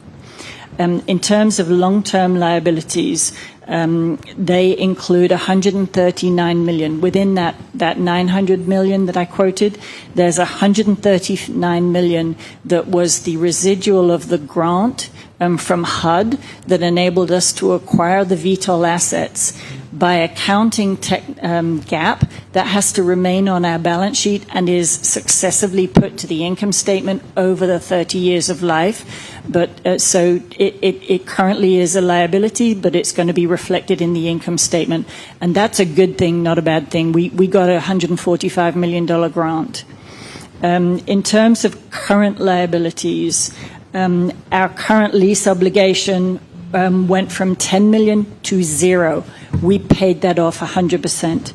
Our current lease liability, that is a long-term liability of lease, went from 126 million to 0. We paid off in full that long-term lease liability. These significant reductions in the current and long-term lease mean that we now have no capital leases. We have paid them off in full. In terms of invested capital assets, which is a portion of our balance sheet that really reflects our current health, in terms of our net debt, capital assets net of our debt, we have increased in the last 6 years our invested capital assets from 959 million to 1.7 billion. That is a 70%, 70 increase in our asset base, which reflects the strength that we are growing underlying the structure of WAPA. And in addition to that, we have increased our total net assets from 221 million 6 years ago to $1.1 billion currently. That is a 500% increase in invested capital assets. While the general public and the Senate may not realize and review our financial situation, it is my responsibility to support the board and the CEO in so doing. And I wanted today, and I thank you for your question, for us to be able to set the record straight. There's a lot of rumors about our financial position, and while we are not at the full strength that any of us would like to be, we've made drastic, significant improvements. You're heading in the right direction. Yes, sir. You were definitely prepared for that question, for sure. But I really appreciate it. I know, the first thing in my notes here is WAPA faces a projected financial deficit of $332 million by FY 2030, even after implementing operational improvement initiatives. That is from the turnaround company's report. We don't necessarily So agree with it. That was their projection. It's a I would say perhaps it's a worst case projection, but the measures that we are taking, they captured a lot of what we can do. They didn't capture everything, and I think I view it as a challenge to prove them wrong. We are moving in the right direction. Last year, at the start of the year, when the fiscal state of emergency was declared, WAPA was running about an $8 million a month deficit. By the time I came on board, that deficit had already been cut to about $3.5 million. Right now, it's probably $1 million or maybe a little less than $1 million a month. So just in that alone, we have closed maybe something like a $96 million annual deficit down to what I reported in August, which was, as far as I could tell, a $9.6 million deficit. So I know we're moving in the right direction. As I said in the testimony, there are days like we had last month that makes it feel like we're not. But the underlying numbers show that the interior of the building is being renovated, even if the exterior still looks old and dingy. Thank you for your response. Point of information, Senator Ray Fonseca. Yes, thank you, Mr. Chair. Mr. Chair, you referred to the report. I want to go to page 55. Has WAPA ever seen that report? Because it was given to the Public Finance Authority. No, it was not given to the Public Finance Authority. Well, they were contracted. It was prepared solely for the PFAs. That's what it says here. Reliance restricted, prepared solely for the PFA. Yeah. So let me provide some clarity for the public. The report was commissioned by the Public Finance Authority, and it was based on the legislative mandate. It was to be given to the legislature and to the governor. So my copy of the report, I was never actually given a copy of the report. I think there have always been requests for me to provide the report. My copy was given to me after everyone asked me for the report, was provided to me by the governor. It's actually watermarked that says it was, I think it's the watermark says the governor's version or something like that to make it clear where my version came from. Because the legislative mandate that was followed by the EY turnaround team is they gave it to the Senate and they gave it to the governor. The PSC never received it. WAPA never received it. We were the last to get a copy of it. Okay, good. Well, it's highly confidential information, but we're discussing it in public now. No, mine says the president of the legislature, so I got mine from the president of the legislature. But I want to go to page 5 because you made a mention about the municipal advisor was retained, but they are saying that that was since suspended. Do you still have the municipal advisor, or is that suspended? We have a municipal. You want to speak? Yes, Lorraine Kelly, CFO. I'll speak to that. Approximately 18 months ago, under the former CEO, we had engaged a previous municipal advisor, and at the time where Andy Smith left the organization, we had conversation with the new CEO, Mr. Knight, and we re-engaged with a new municipal advisor. There was approximately about a 3-month period where we did not have a municipal advisor during that gap. Okay, so getting back to the question, because you know the Feds just decreased the interest rates again today. I want to clarify. They're showing that you have a Ross loan at 15%. Is that true? A bond? The RUS loan yes, is... RUS loan. Yes, that loan is at that rate. We previously had an RUS loan. That was one of the items that I referenced. Okay, you answered the question. But it is forgiven in full if we have not got the ability to pay, and our last RUS loan of $75 million was forgiven in full. Okay, if I can, more question, President, because it's going to follow up to my questions. Okay, thank you, Mr. President. Hold your point, Senator Fonseca. I will make sure you have ample opportunities to ask a question. I just wanted to get to as many of our senators, my colleagues, as possible. But before I do that, I want to just acknowledge the presence of Vice President Kenneth Gittins. Welcome, Senator Gittins. Senator Franklin Johnson, you're recognized for your 5 minutes. Good afternoon. Thank you very much, Mr. Chair. Good afternoon to my colleagues, and good afternoon to the testifier. Mr. Knight, the last time you had a PIO in WAPA was when John Grail and Cassandra Dunn was there. And as simple as it might seem, that's one of your biggest nightmares, especially here on the island of St. Thomas. People don't get to know what's going on. Today you came here and you present to us all the issues and the problem that happened last month. And it might be good for us and for those that are listening now. But as these things occur, somebody need to get to the airwaves. Somebody need to talk to the people. When folks are there, you know, you hear them over and over on Facebook, wherever. What going on? What happened? When is it going to come back on? These are the things that matters most to the people when power go. Trying to hear from the establishment as to what's going on. Is it very important? I want to ask you a question in regards to St. John, because Mr. Dowe been in here this morning and he was bragging.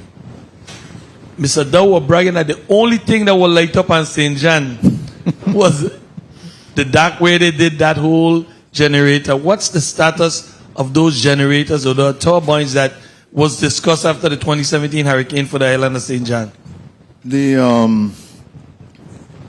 Thank you for the question. I'll stick to that question. We do our best to communicate to the public. We could discuss that further. But as far as St. John, there's two components. There's 3 projects that we're doing for St. John: solar, generators, battery. The quickest solution for backup power is actually the batteries. I think we are 90% done with the design for the batteries out in Coral Bay and the Cruise Bay.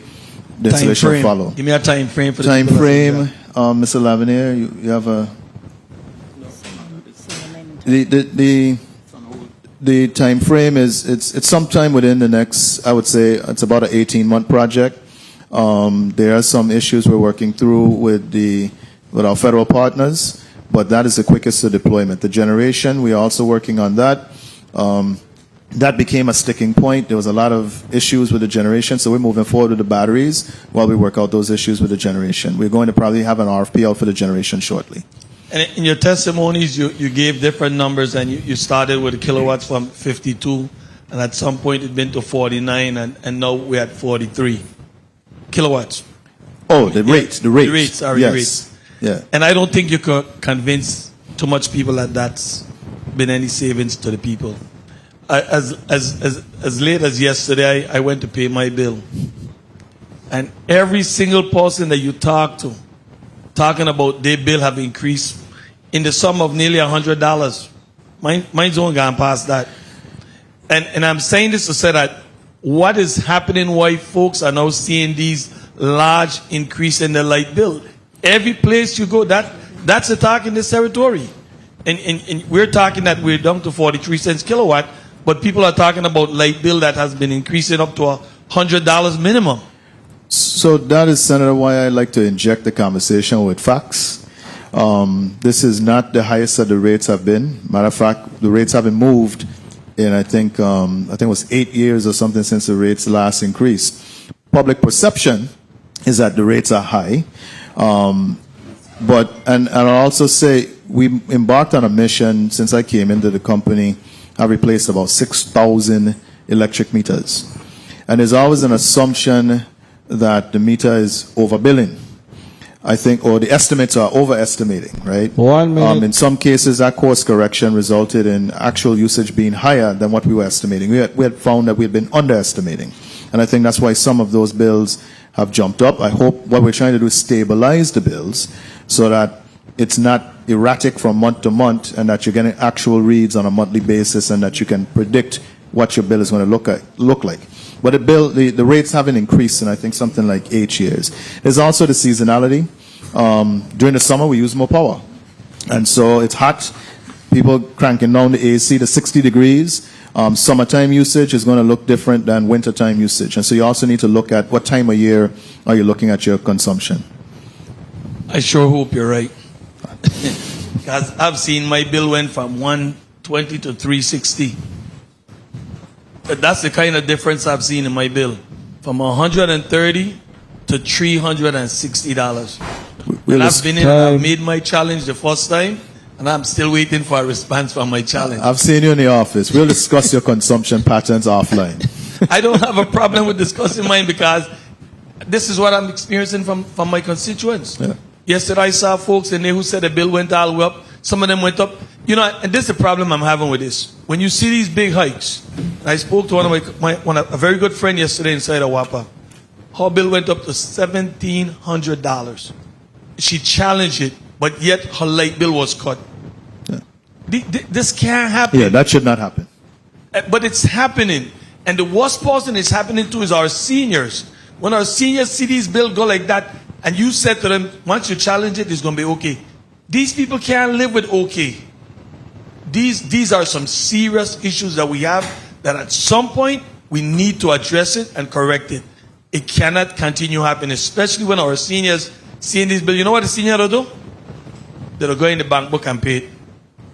They'll go to the bank book because they can't live without power. They can't. And some way, somehow, people in the office need to start looking at these things and being more reasonable. When you see somebody bill going from 150, 200 to 1,500, 2,000, please step in. Help these folks. Not for them to come back next month and the light bill is cut. This is not just me saying this. I'm quite sure you have had these complaints and folks coming to you in regards to that. On a daily basis, and we intervene where we can.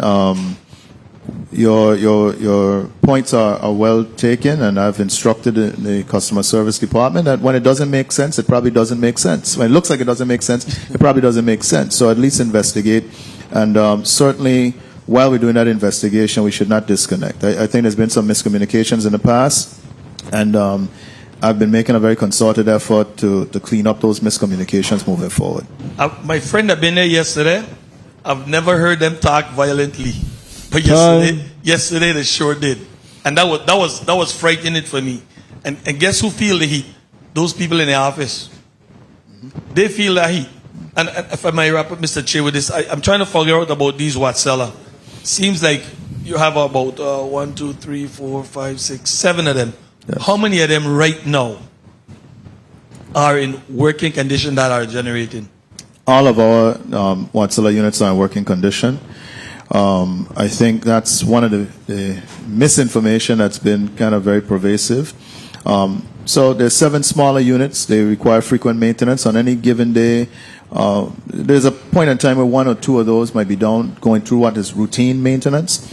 We do have an issue where we're trying to repair the newer Watsellas because of the issue we've well documented on the fact that they were not able to function on LPG as intended. And so those repairs are ongoing. Matter of fact, in my testimony, I document every time we try to take down the unit to finish that repair, we ended up with some issues that forced us to return that unit to service. But they all, on a daily basis, are typically available, and we have the benefit of, and they are our most efficient units that we own. So we do have that benefit. Do you have a private contract already online doing tree trimming? I saw some trucks in Frederickstead town, and they didn't have WAPA plates for sure on them.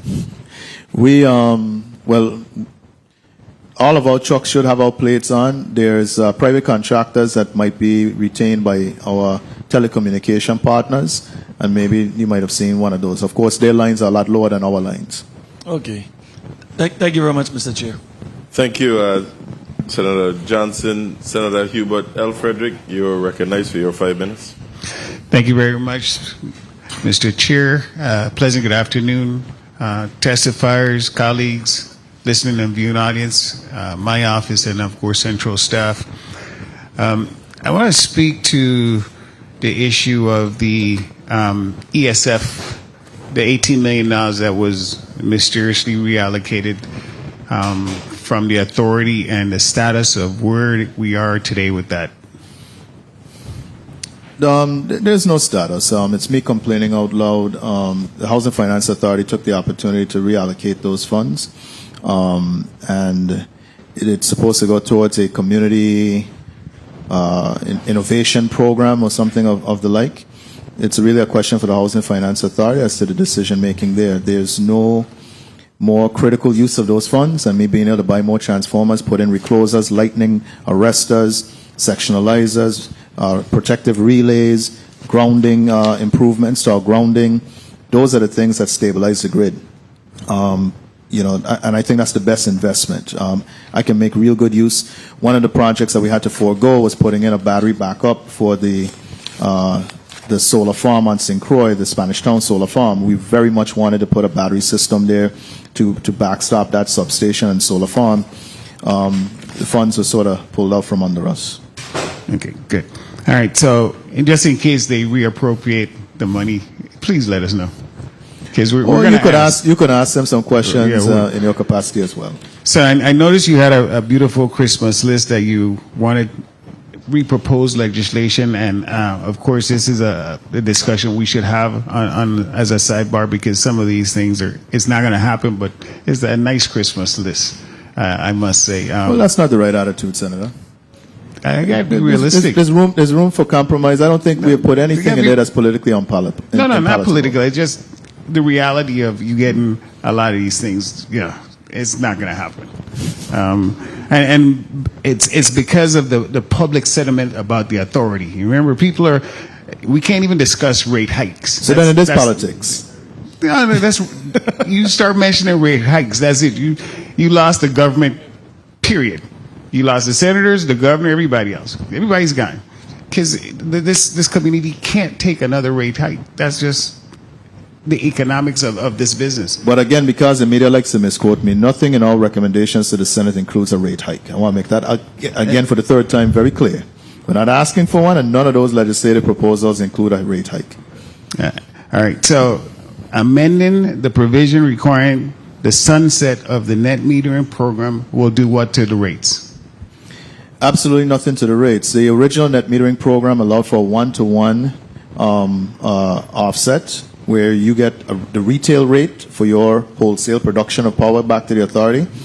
The provision right now, the Senate mandated that sunset after a period of time. We have to give 1 year notice, and then it sunsets.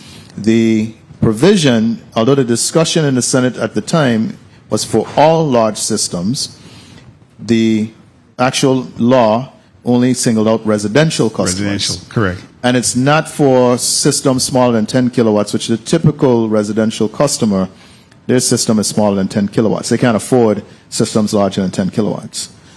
So you're going to revisit the larger power providers. That's what I'm saying. The larger providers, if we're going to do it for some, we should do it for all. And that might impact your assessment with the PSC, right? No, it won't impact the assessment. It might give me a little bit more resources to pay them. Okay, so let's talk about the Wasila's. You were talking about the maintenance that we're having. They require more maintenance. That's your testimony. They're requiring more maintenance, and we were assuming that these would be more efficient unit that required less fuel and less maintenance. So we're getting a more efficient unit, but it's breaking down more. So how does that help? No, it's not breaking down. When you maintain something, it doesn't break down. You put oil in your car, it doesn't break down. You just need to put the oil in your car. If you don't put the oil in the car, it will break down, and that's going to be costly. The units are extremely efficient. They have changed the efficiency in the plant. As reliable as the St. Croix plant is, the St. Thomas plant has better efficiency. I get more bang for the buck in St. Thomas simply because those Wärtsilä units are, even on diesel, they're much more efficient than anything else. They're more efficient than the units that we run, units 15, units 19, 20. Those legacy units, they're much more efficient by a mile. So the maintenance requirements are small compared to the benefits we get in fuel efficiency. Our fuel budget is $140 million a year. Right. Impact on fuel has a real big impact on the budget. And fuel, diesel specifically, not propane. 140 million is fuel, period, both propane and diesel. Okay. By the way, did we set up the new propane provider contract? Is that in place yet?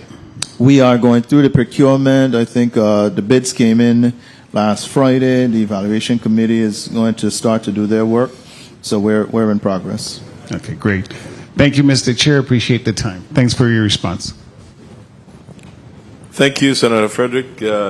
Senator Carla J. Joseph, you're recognized for your 5 minutes. Thank you so much, Mr. Chairman.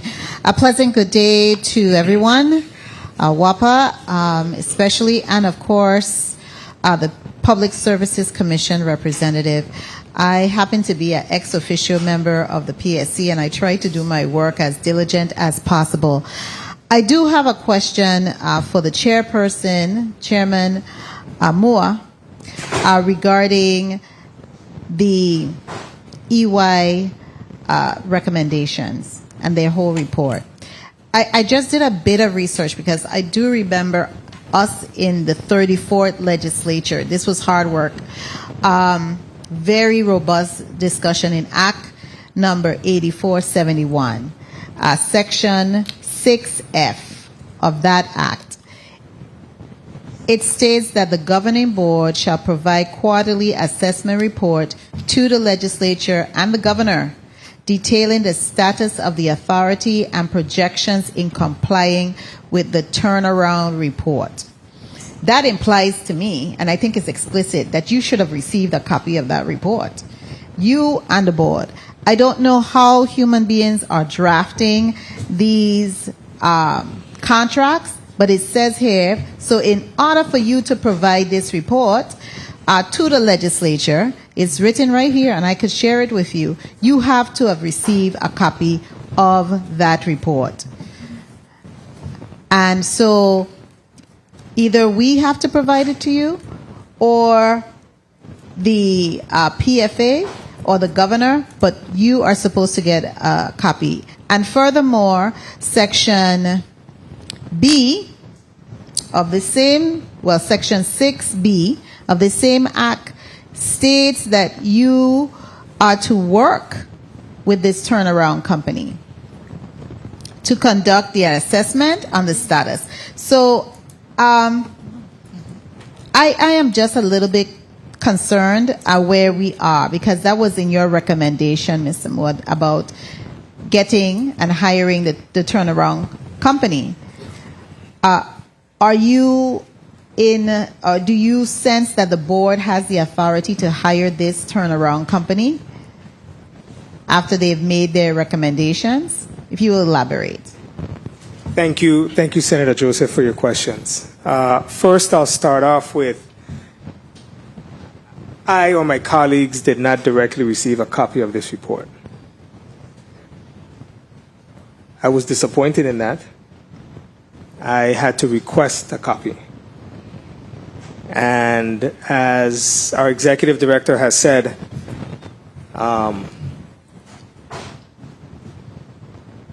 I had to request a copy from management, which I don't necessarily like, because I don't, and it's no fault of management, but I don't understand how we can have this report that was developed for the Water and Power Authority, and the two most important people in the room at the authority, I actually say three, because I mean CFO Kelly knows I say this a lot. The two most important people in any organization are the CEO and the CFO. Our executive director should have received a copy. Our CFO should have received a copy. Certainly legal counsel, of course. But the board chairman should have also received a copy, and that was not the case. And because it's explicit here in the law that we wrote, okay? Furthermore, it states in Section 6E, the turnaround management company, not will, not may, but it says shall. Shall is an action word, action verb, right? Words matter. Work with the authority and the governing board to implement. The recommendation is very clear here in black and white. The intent of this act is very clear. There's no debate. But I suspect, and I hate to do this and be suspicious like this, that human beings are trying to derail, for whatever reason, the efficiency, the possibility of a WAPA being efficient. That's the only thing I could see. What would prevent you from not being able to work with this company, this turnaround company? And we reiterated it time and time again, even with the credit, the line of credit, for this turnaround company to be in place and for WAPA to work with this turnaround company. It's here in black and white. I don't understand how we and human beings are just putting little tiny obstacles in the way of this authority to be more efficient. I'm going to get off my soapbox. You don't have to respond. Mr. Chairman, if I may. Mr. Chairman, if I may respond to the senator, please. Yes, you may. Thank you. Senator, you may respond first. Okay, thank you, sir. I would say, Senator Joseph, that to answer your question, yes, the board has that authority. If you read the statutes that, the statutes in the VI Code that give the responsibility to the governing board, it allows us that authority to be able to do that. The challenge and opportunity in front of us is for my colleagues and I to do it. And you're seeing, now you're saying something here. Is it that your colleagues are not prioritizing the hiring of this turnaround company? Is that what you're alluding to, Chairman? I wouldn't say that. I would say the challenge is, what is the opportunity cost to my colleagues and I to hire that company and be actively involved in the governance of the turnaround of the authority?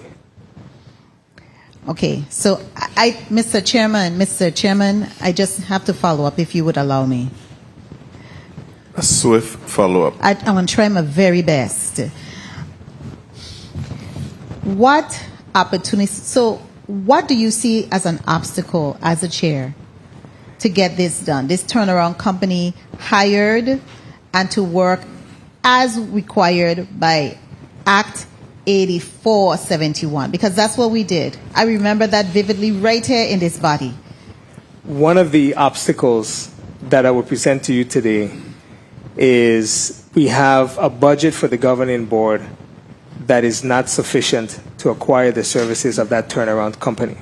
Okay. Now, if I may add, when I was vice chairman of the board, when we were building this current fiscal year budget, we did increase the budget of the governing board to provide for entities to provide services to the governing board to work through the issues of the turnaround.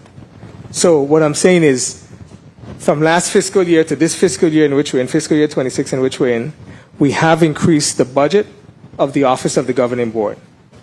We are in the process of securing an advisor that can help us in this regard, but it is not the specific Ernst & Young turnaround team which would be able to continue the work in which they have started. I will say that this team has done this work for multiple industries and in multiple places, in energy and in finance. So I just want to give to you my understanding of the team's capacity to meet the needs of what you've requested of the governing board. The challenge is the fiscal situation of the authority to fully invest in the board to be able to do that work. Okay. Thank you. Thank you. I was just going to ask how much you're looking at. What would you look at We ain't as asking your no more. recommendation? That's it. Thank you. Thank you, Senator. Thank you, Senator Joseph, for your time. Senator Novelli Francis Jr., you're recognized for your 5 minutes. Thank you very much, Mr. Chairman. Good afternoon to everyone. Thank you, WAPA, for being here and your comprehensive reporting here this afternoon. I want to say, first of all, that I disagree with my colleague in regards to the public information that's going out. I think that Ms. Peterson has been doing a good job. Of course, when power is out, you have difficulties in being able to connect to the internet. You have difficulties with your radio. You have difficulties with everything. So I want to suggest to him that he get some batteries for his transistor radio so that he can be able to hear. But I can't sit here and say that we have not been getting the information. Of course, there's always room for improvement. You know, there's difficulty in being able to communicate during those outages, especially when you have a district-wide outage. But I can't sit here and allow that to stand, that the information is not coming out. So I just wanted to clear the record. Thank you for that. On behalf of Director Peterson, I thank you for that. Thank you. So, Mr. Chairman, we've been talking a lot about the report that came out. I wanted to ask you, is there anything in the report that you have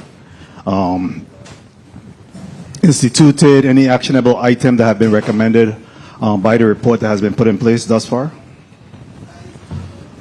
Thank you for that, Senator Francis. I would say one of the things that I have instituted during my time as chairman is building a more robust office of the governing board.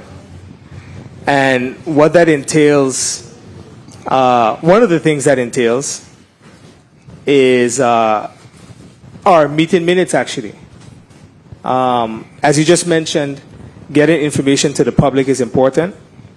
I do believe that Ms. Peterson does a great job at doing that with the resources that she has available.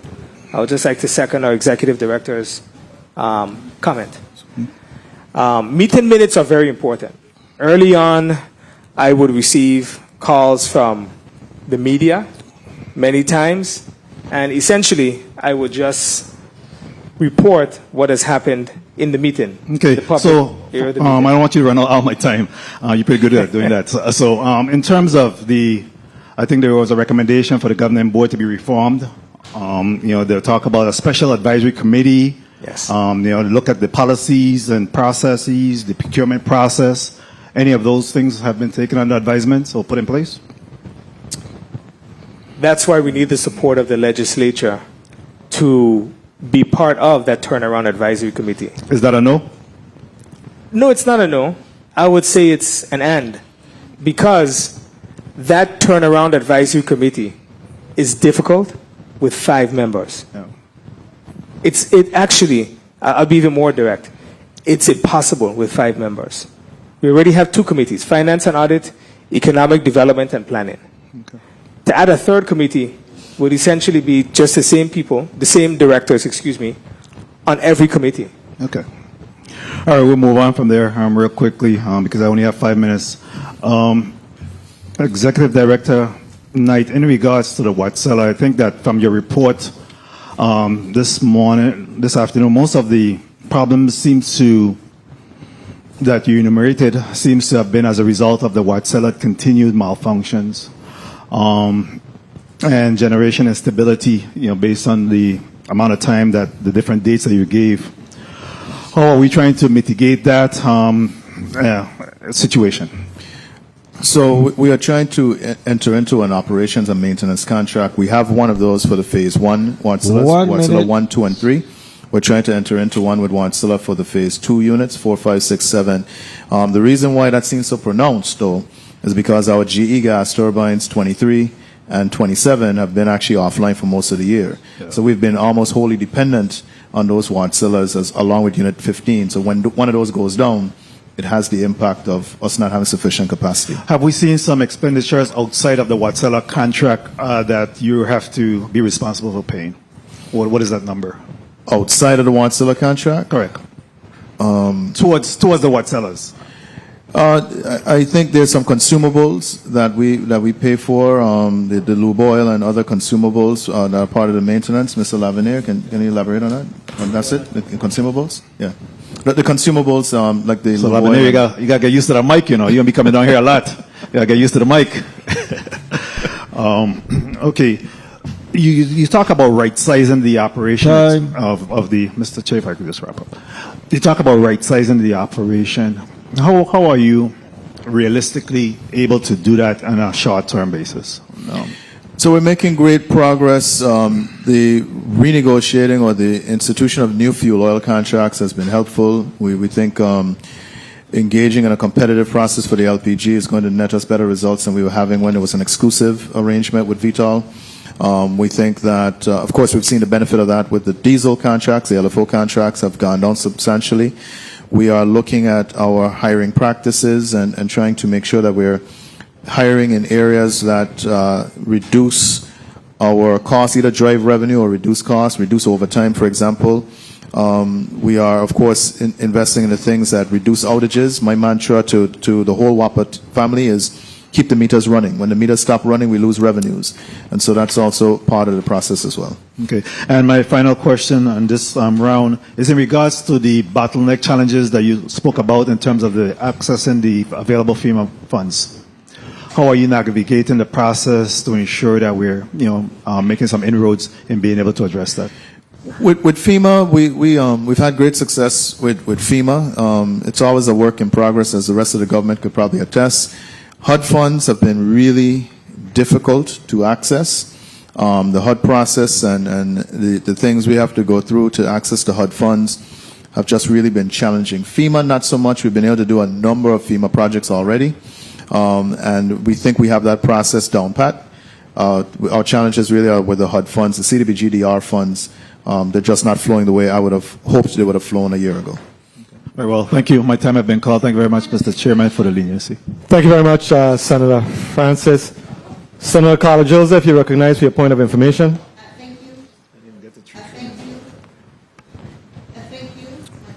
Please recognize Senator Carla Joseph's microphone, media. Thank you so much, Mr. Chairman. My mic is on. Very good now. I just want to follow up with my line of questioning to the Chairman, Mua, of the WAPA board. Moye. Thank you. Thank you so much for that correction. Chairman Moye, kindly indicate for us what it would cost and your just general projection of it cost for the board to actually hire the turnaround company to now implement the recommendations, because we have the recommendations. Now it's time to implement. And you said that the board doesn't have sufficient funding to do that.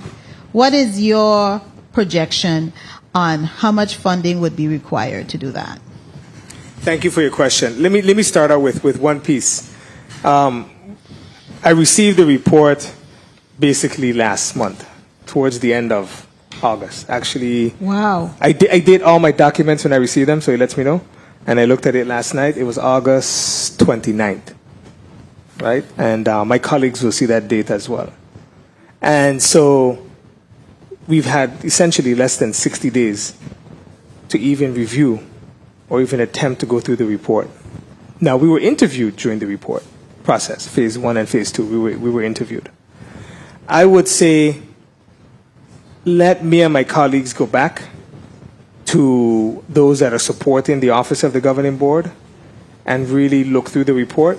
I have tasked our counsel to review the report. I asked him that, Attorney Manning, actually last night, to review the report. And once he reviews it, him and I review it, we will then provide a better outlook to you on what that would need for the governing board.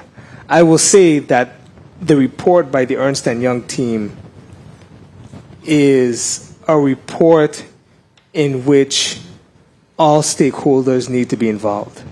And I would if it's just the authority, it doesn't meet the ask or the recommendations, I should really say, of the report. Okay, and I would be in agreement with you with that. I wanted to get from you a sense of timing. 30 days? Give me until the first week of December. Okay, first week of December. I'm going to note that. First week of December. Thank you so much, Mr. Chairman. I did have a follow-up question, but I won't abuse my time. Thank you. Thank you for your kind consideration, But I do want to ask. Senator Joseph. You may have an opportunity at the end. I wanted to ask Chairman Moye really about the Turnaround Advisory Committee and how that would look, how that would function. So, in your view, the Turnaround Advisory Committee would be comprised of a subset of the current board. So it wouldn't be like an external entity developed that's called the Turnaround Advisory Committee. There would be, thank you for that, Senate President Potter. There would be directors from the board, of course, but there will also be, I shouldn't say but, and there will also be external ex officio members as well, such as a representative from this body, a representative from the Public Services Commission, a representative from Government House as well. Will that require legislation to happen?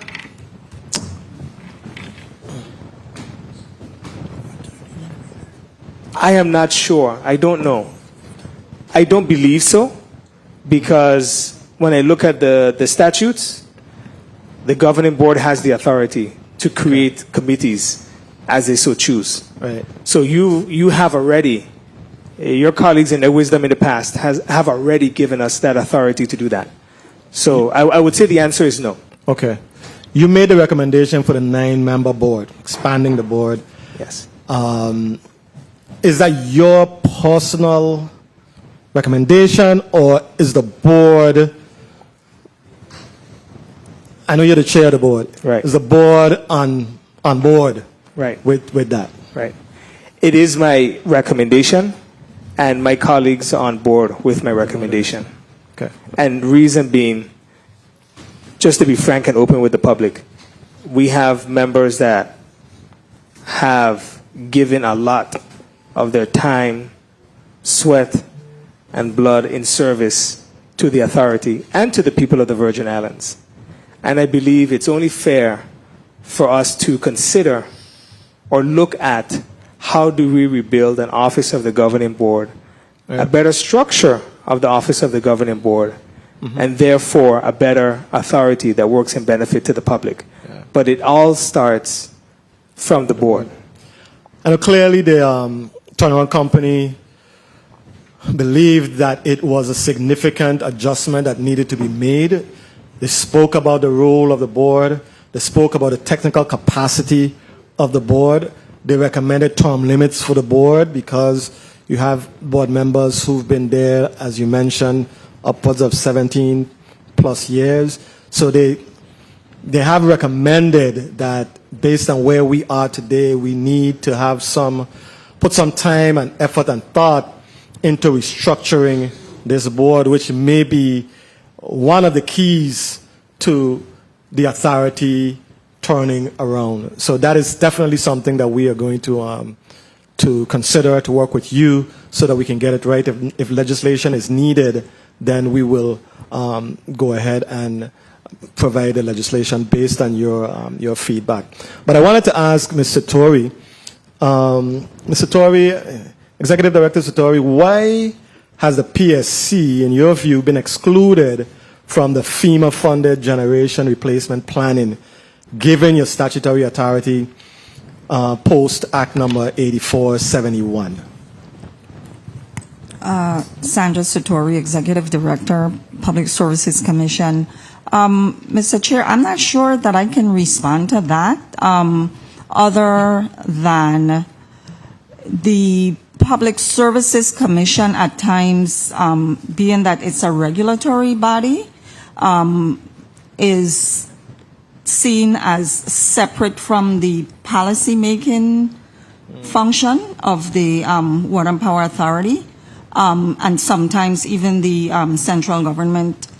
And so perhaps in order to segregate the functions, we may at times not be looked at in that capacity, even though it is in fact our sentiments that we should be and must be included in those discussions because of our oversight capacity. How can the legislature ensure PSC involvement in major capital projects moving forward? You want to respond to that? Other than what you've done to get us here to this particular hearing is a really good start by including us in providing recommendations, solutions, comments, and testimony. And so I believe that is the way to encourage other entities and levels of government to include us as well. That has been our request and our cry for several years now. So again, I commend this body for including us in this gathering of information, and just continue to involve us. We reach out to all branches in providing information, in seeking information, and so that's our contribution to that opportunity for us to get involved. And so if this body would encourage the other entities to do the same. We at the Public Services Commission also make all of our information, recommendations, solutions public.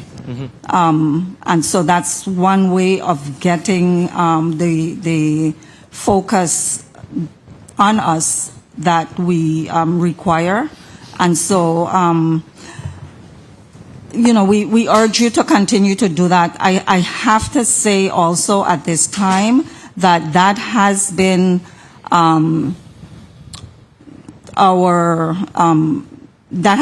a focus of the Public Services Commission to reach out to all of the regulated utilities, and in the case of the Water and Power Authority, to the Governing Board.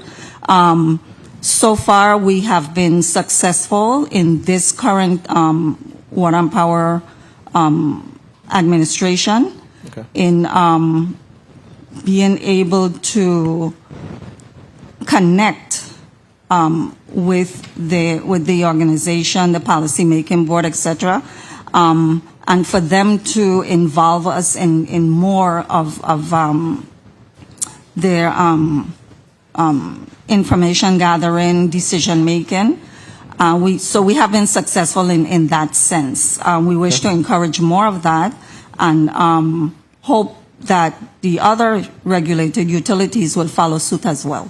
Excellent. Yeah. Thank you. Thank you for your response. Executive Director Knight, is there value in PSC's involvement? Is this, you see that as more of a asset, a hindrance, be more bureaucracy? I don't know through your lens how you see it. That's such a loaded question, and I'm trying. It wasn't meant to be. It really wasn't meant to be. I have a lot to say, but the Public Services Commission certainly has a role. One of the legislation that we're asking us to look at, asking this body to look at, is clarifying the blurring of the lines, right? Making sure there are no conflicts of interest. I think there is I understand regulatory bodies across the country and how they regulate utilities. There's, because of the issues that the Water and Power Authority has encountered in recent years, there's always a tendency for an overreach to try and fill in gaps and voids that they see in WAPA's management. The PSC, unfortunately, I'll say they're sitting here, so I'm saying to their face, they've stagnated over the years by depending on one consultant from every 30 years that really has given them very poor advice. And so, if it's a new PSC with better technical support, then I think there is a role for us to be able to work closely with the PSC on some of these issues. But quite frankly, I don't have much faith and confidence in Georgetown Consulting being an effective partner. And if that's who's going to be providing the technical review of these things, and that's why I blame them for why we are where we are today. We need to go back there and speak to that history. So I think there's a role, there's quite a bit of blurring of lines as to roles and responsibilities, who's regulatory, who's policy, who's actually executing on the initiatives. And those things just need to all get clarified and cleared up. I think there's a lot of that overstepping. I'm having commissioners in the PSC tell me who I will select and what I will do next. I'm not going to tolerate the blurring of those lines, and neither should this body. We need to clarify those things. There is a cooperative, collaborative role between all the stakeholders, this body. And again, so when you see from my perspective, the reason why I'm passionate about this is you have to understand, I think I'm quadruply regulated. I have a governing board that I report to on a regular basis. That's my first responsibility. I'm also regulated by the PSC. I'm regulated by the Senate. I'm here to answer questions to the Senate. And if the governor's office asks me questions, I have to answer to them too. So I feel I'm quadruply regulated, and that's before I'm even held accountable by my customers. So I'm never clamoring for more oversight because I think I have plenty in the company. I think WAPA has a lot of oversight, a lot of folks engaged, and too much cooks spoil the soup. So thanks for not being very candid. I appreciate your feedback. I appreciate your candid. Senator Maurice James, you're recognized for your point of information. Thank you, Mr. Chair. Actually, my questions were going to go towards the balance and the check on the utility if the PSC is, and this is for the chairman, Moe, and also because I think Mr. Knight, CEO Knight, just put his opinion on the record, but Director Satori, obviously the PSC can't be involved in the day-to-day operations of the utility, but needs to be a check on the utility.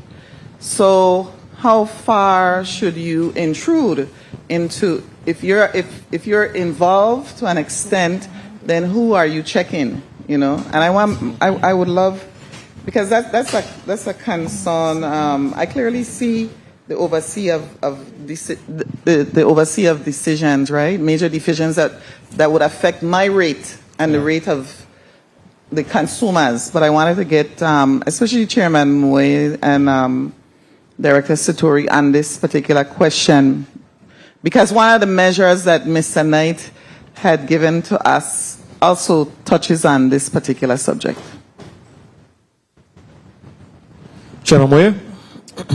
Thank you, Senator James. I would add to your point, well, to answer your question. The Public Services Commission, the regulatory body, has two objectives. One is to protect their consumers. Right. The other one, which is where it gets tricky, is to work with those that they're regulating to ensure the viability of that entity. And it's a fine balance to play. It is extremely difficult because they have those two priorities in front of them. I'm really thankful for the Senate President for bringing us in here today in front of you. And I think this is a good venue for us to say, how do we actually abide by the statutes that are already written to govern all of us? We have a set that then passes down to the management team. The PSC also has a set that governs them as well, right? So how do we ensure that we go back to what we have already written and say, how do we make this turnaround of the authority successful? Because as I said on March 25th, 2024, during my testimony, the last time I sat in front of you, if WAPA fails, we are in considerable trouble. No one benefits from that. What I also said is that the structure of the authority as we know it today would not be the structure of the authority going forward. And that's what we need to come to the realization too. I won't take up any more of your time because I know your time is precious, but Well, that's... it's not my time at this point, but Okay. Director Satori. Yes, thank you very much. Actually, there is no conflict in the roles and the function of the Public Services Commission and the Governing Board of the Water and Power Authority. The role of the Governing Board is to set policy.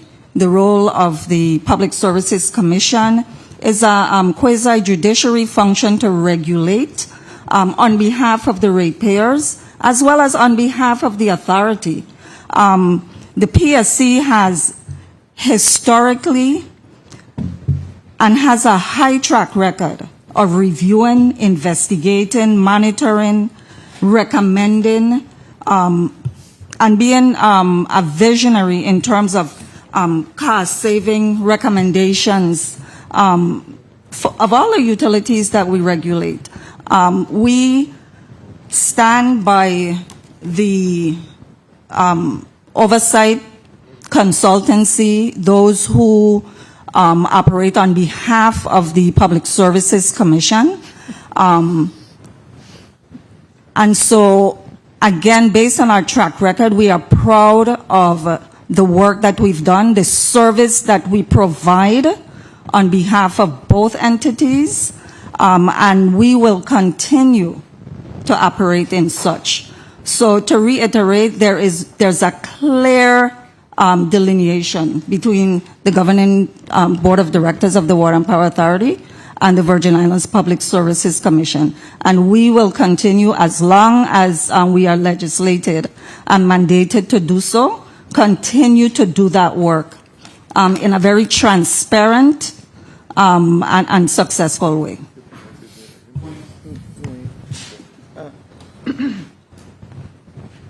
Thank you, Senator James. Senator Clifford A. Joseph, you're recognized for your...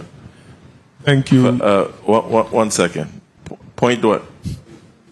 Point of information, Senator Hubert Frederick. Thank you very much, Mr. Chair. I just wanted to point out, I'm also a PSC member, and I heard what the CEO, the statement he made about Georgetown Consulting Group, and I just wanted to put this on the record so everyone understands that Georgetown Consulting Group is not some fly-by-night organization. As recent as not too long ago, there's a court case in which a judge ruled that Georgetown Consulting Group is specialized in consultant services in the field of public utility regulation, and Georgetown has provided this service to over 20 different governmental regulatory commissions. So this is not a fly-by-night organization.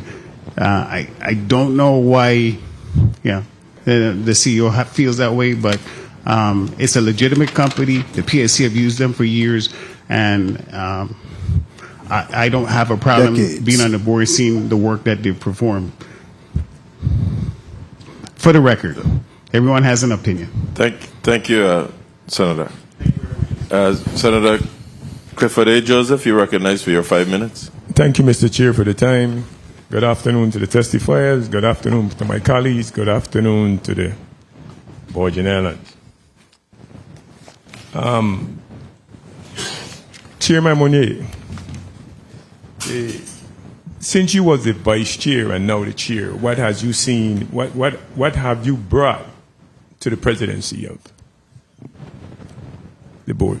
Can you repeat the last part of the question, please? You say you were the past vice chair.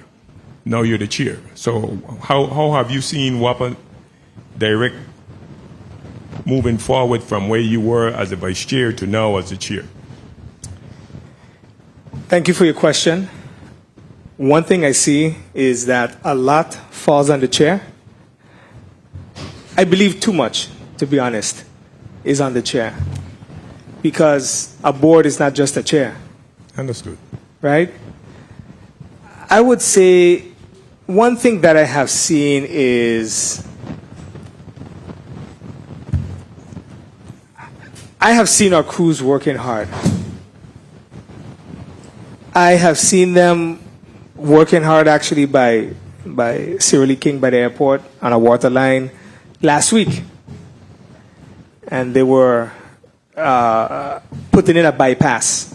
If we have to shut off the water, from what I understand, from when you enter into the airport, everybody down west doesn't have water anymore. So they put it in a bypass to ensure that that doesn't take place. And I saw them working hard. I told my colleagues that. I called my vice chair and I said, you know, I see the water division working really hard. And I was glad to see that. So saying that, I see the rank and file employees working hard to do their work every day.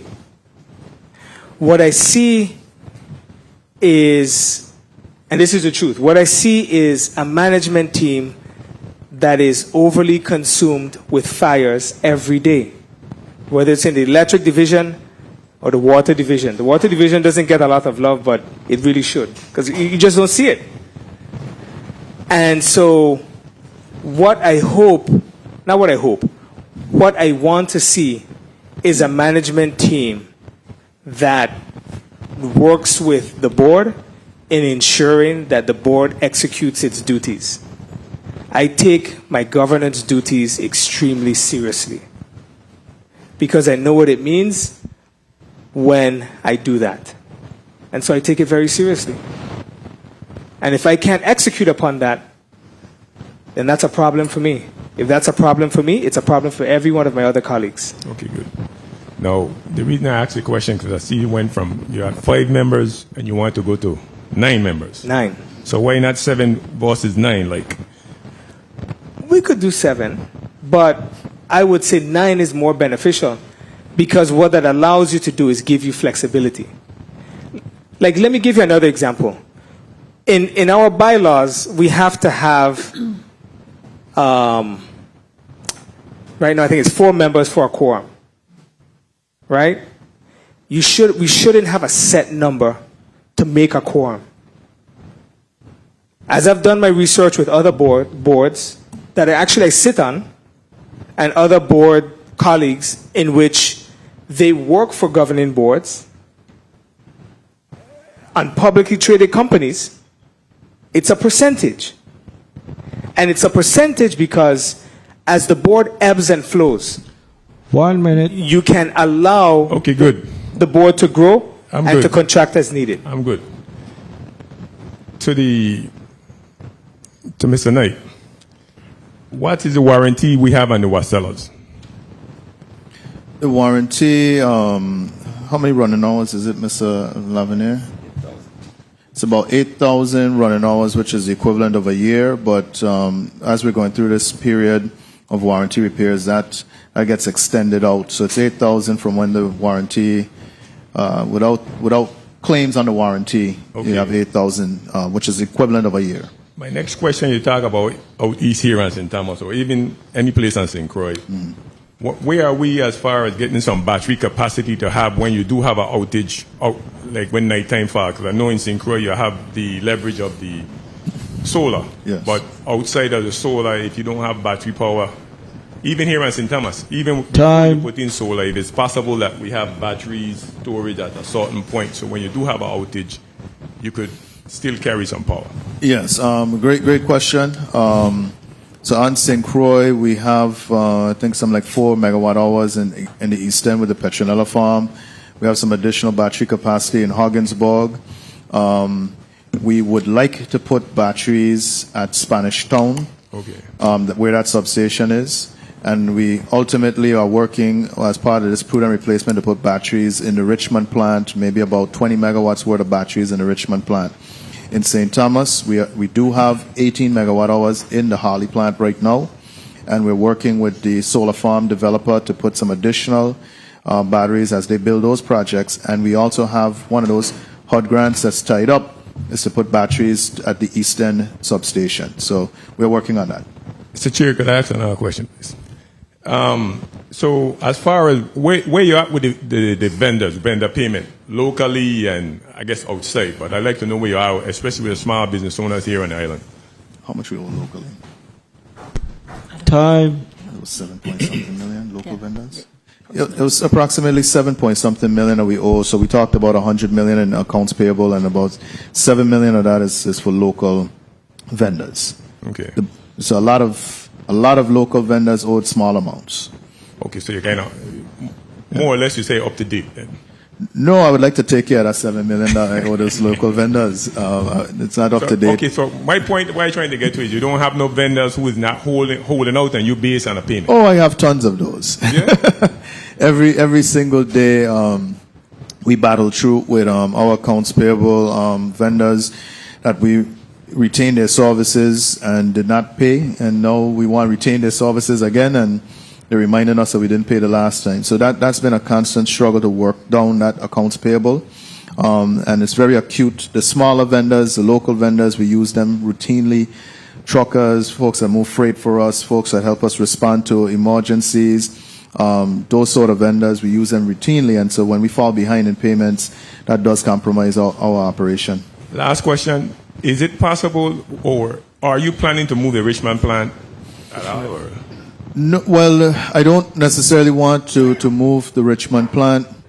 There are a lot of assets there that are very valuable that would be very expensive for us to replicate. We have storage tanks, both for diesel as well as propane. We have a propane terminal.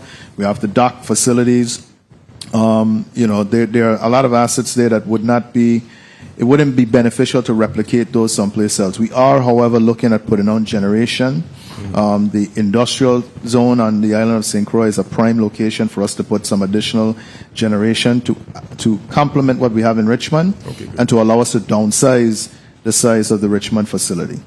Well, thank you for your response. Thank you, Mr. Chair, for the time. Thank you very much. Mr. Chairman, if I may, just a quick clarification. So we do have, the board is a 7-member board right now. There are vacancies. I think we're up to 6 members out of the 7. But so it's not a 5-member board, it's a 7-member board. It's just we've had vacancies, and thank the body for filling some of those vacancies very recently. Thank you very much. I wanted to ask you, Director Knight, about just piggybacking off of the previous senator mentioned, with regards to outstanding vendor payments. Do you guys have a system in place to determine the chronological order in which people are paid? How do you make those types of decisions? There is a system, of course, that we track invoices and when they're due. I do have to admit that while we try to pay all of our vendors as the opportunity presents itself. There are times when an acute need pops up, and I have to. So if I need transformers, I have to pay that vendor so I can get new transformers or bucket trucks. So there are times when folks skip the line only because an emergent situation requires us to allow them to skip the line. Fair enough. Thank you very, very much for your response. Senator Mary C. James, you're recognized for your 5 minutes. Thank you, Mr. Chair. Good afternoon to the testifiers, colleagues, everyone in and outside the room. First of all, Mr. Knight, CEO Knight,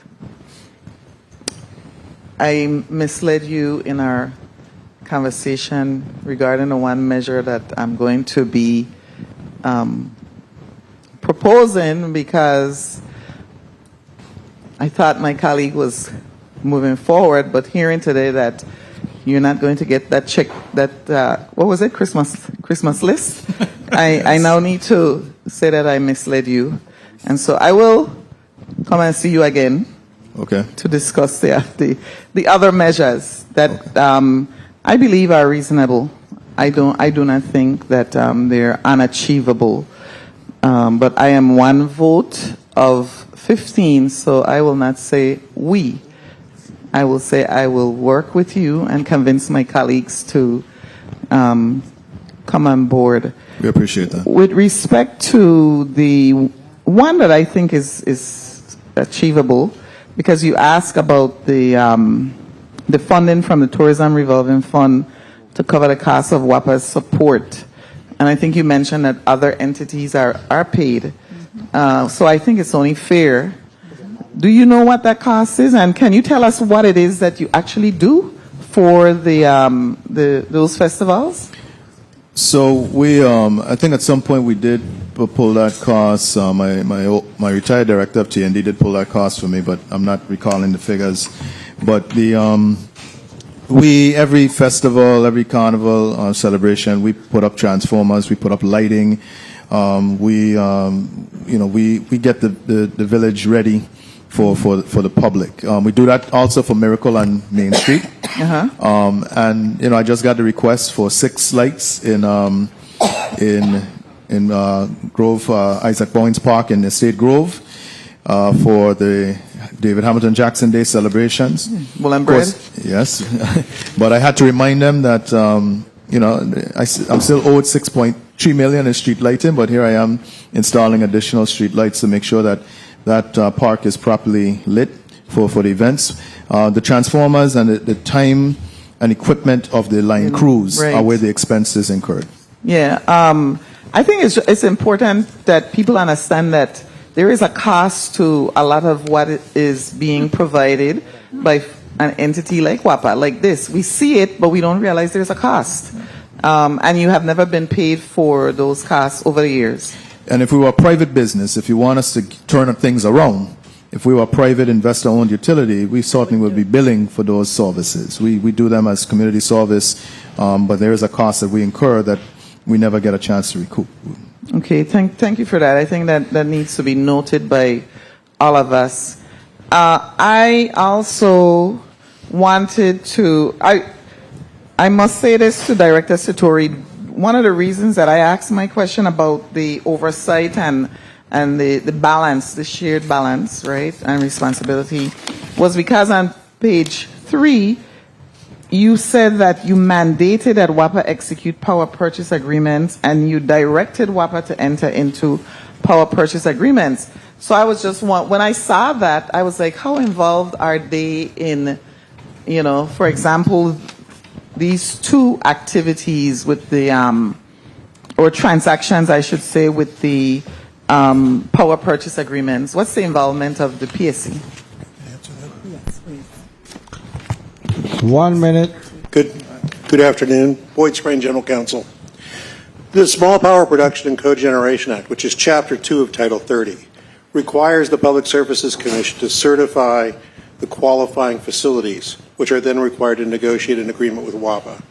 If those parties do not obtain an agreement with WAPA, that act requires the Public Services Commission to specify the terms of an interconnection agreement and may mandate that connection. It is a legal responsibility of the Commission to address those renewable power contracts. and the power purchase agreements. Thank you.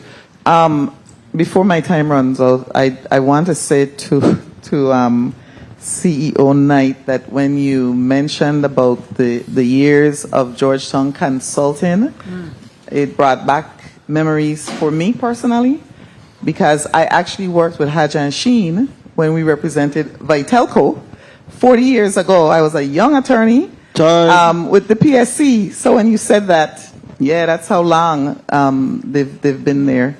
I can vouch for that. Thank you, Mr. Chair. Thank you very much, Senator Maurice Jane. 40 years ago, you don't even look 40 years right now. My goodness. The reality, if I may, Mr. Chairman, they've been around longer. I don't want to call out Mr. Smalls, but they've been around longer than most members of the management team. They have been the consistent entity when it comes to power in the Virgin Islands, and no one really casts a look at them and their performance.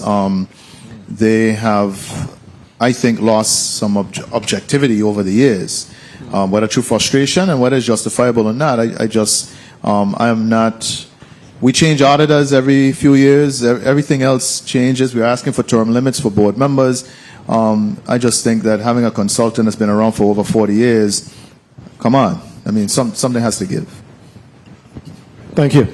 Any thoughts on that? I mean, is there any validity to what the executive director is saying regarding the longevity of Georgetown Consultant, in this, PSC space?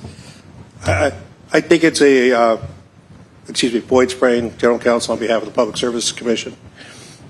It's probably not worth any of your time spending time on whether or not Georgetown is continuing validity as an advisor, because the Commission did an RFQ for a request for qualifications for new consultants. We are well down the road in selecting new electric consultants, water consultants. We're also looking for new consultants on solid waste and wastewater issues. We do not expect that Georgetown will be renewed as a contractor in this matter.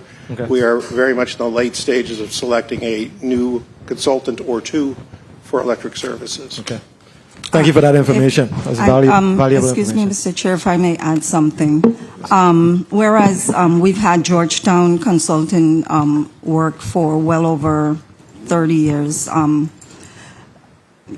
the firm has been in existence for many years, yes, but so has other consulting firms such as EY, Deloitte, and so I'm not sure if the age of the firm is a hindrance to the output and to the firm actually accomplishing the task that they're hired to do. One of the things that we think we're successful at is consistency in the outcome, the decisions that the Public Services Commission has rendered over the years. Granted, yes, the staffers, the players in those organizations come and go.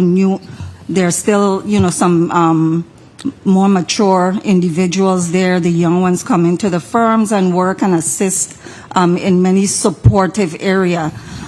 So I'm not quite sure if I'm willing to disregard a particular firm simply for the years that they've been engaged in the services that they provide. But again, I wish to reiterate that the Public Services Commission stands behind any of these service providers that we engage and hire, and in our success, with many of the recommendations and solutions that's been put forward successfully by the Public Services Commission, as well as our supporting staff, consultants, etc. Thank you very much, Executive Director Satori. Senator Ray Fonseca, you're recognized for your 5 minutes.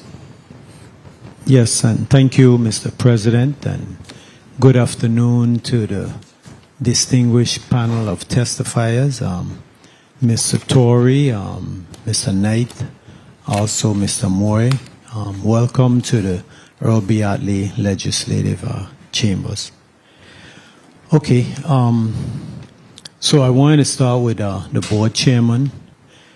Okay, so you've heard that there's a Russ loan at 15%. We've got testimony. If I may make a point of clarification. Wait a minute. Let me just finish.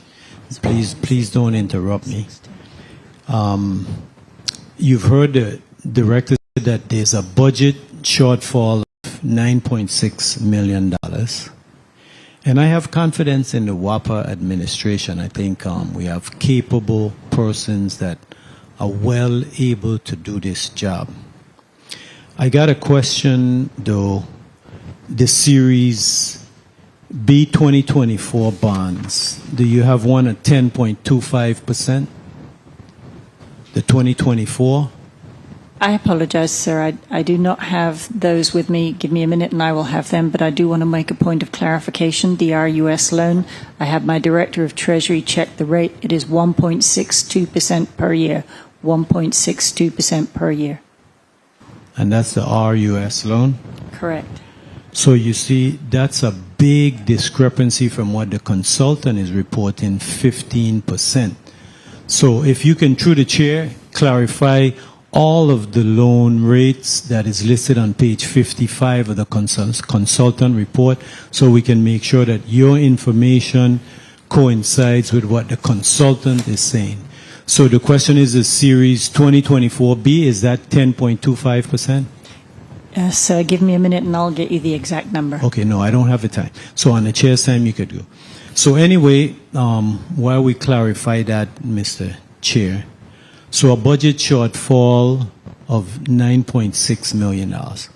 Okay, I want to go to Mr. Tory quick. The unrecovered fuel cost is $120 million more or less. And right now, the LEAC is, with the fuel rate, the kilowatt power is 44 cents. What is it? What is the rate now? The rates are two major components. There's a base rate, which is about 21 cents a kilowatt hour. That varies depending on what customer class you're in and how much power you purchased. And the LEAC rate, and the LEAC rate is currently fixed at 22.2 cents. So 43 cents. So the combined rate is about 43 cents a kilowatt for residential customers. Yes. Okay, 43 cents. I know it was 43 or 44. So WAPA now needs what rate to break even, Mr. Knight? What rate do you need to break even? So as I outlined in our testimony, something less than a 2-cent increase would probably break even based on our projections of a $9.6 million shortfall. But again, we don't think that's the best path forward for us. We do think we're at a tipping point with rates, and any increase in rates would only create undue harm on the customers as well as our bottom line. Okay, good. But right now we are at a $9.6 million shortfall. That's your testimony? That's still your testimony? We are working on it. So my testimony back in August was a $9.6 million shortfall, but the measures that we're taking in the current fiscal year should be closing that gap. I hope to finish the fiscal year in the black. Okay, but what is it now? You're here before me now. Is it different from 9.6 million? Right now, it's probably hovering still around 9.6. Okay, There's still some measures that we haven't yet implemented, like the solar farms, etc. Okay, One thank minute. you. So I want to go to the Randolph-Hawley plant on St. Croix. You're operating with about a 20-year-old feeder cable, and also one transmission line is operable to St. John. There's two, but one is down. Is that correct? There's three. One is down, one is in spare. Okay. And so at the Randolph, the Richmond power plant, there's two transformers, but only one is operable. Is that correct? 30 seconds. Lemuel Lavigne, Chief Operating Officer, Electric Systems. Yes, there are two transformers. One is operable. Okay. I don't think your microphone is on. Lemuel Lavigne, Chief Operating Officer. On St. Croix, there are two transformers. One is operable. The other one is scheduled to be replaced. The transformer has been purchased. Okay, so what's your average time to pay vendors now? 30, 60 days? Time. More or less? Lorraine Kelly, Chief Financial Officer. That's a very variable question. There were, when I came to the authority, several vendors that still had not been paid for work that was done in the Irma Maria timeframe. You can see that from the liabilities that we've provided to you. Since my tenure alone, we've got accounts payable down from 400 million to approximately 100 million operating. And we are working on that every day to get that down. Most of our vendors are a combination of either prepaid or 30-day, but there are some that are longer than that. Okay, Mr. Chair, Mr. President, my time was called. Yes. Okay, thank you very much. You have one burning question, Yes, Senator? yes. One burning question. Okay, so the deferred maintenance, what is the total amount of maintenance that you think the authority needs, and how much do you budget for maintenance? In other words, I want you to answer me, what are you spending in maintenance every year, and is deferred maintenance a problem?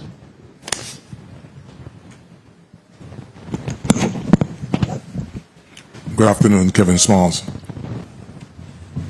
The estimated amount in deferred maintenance for St. Thomas is about 20 million, and for St. Croix it's about 10.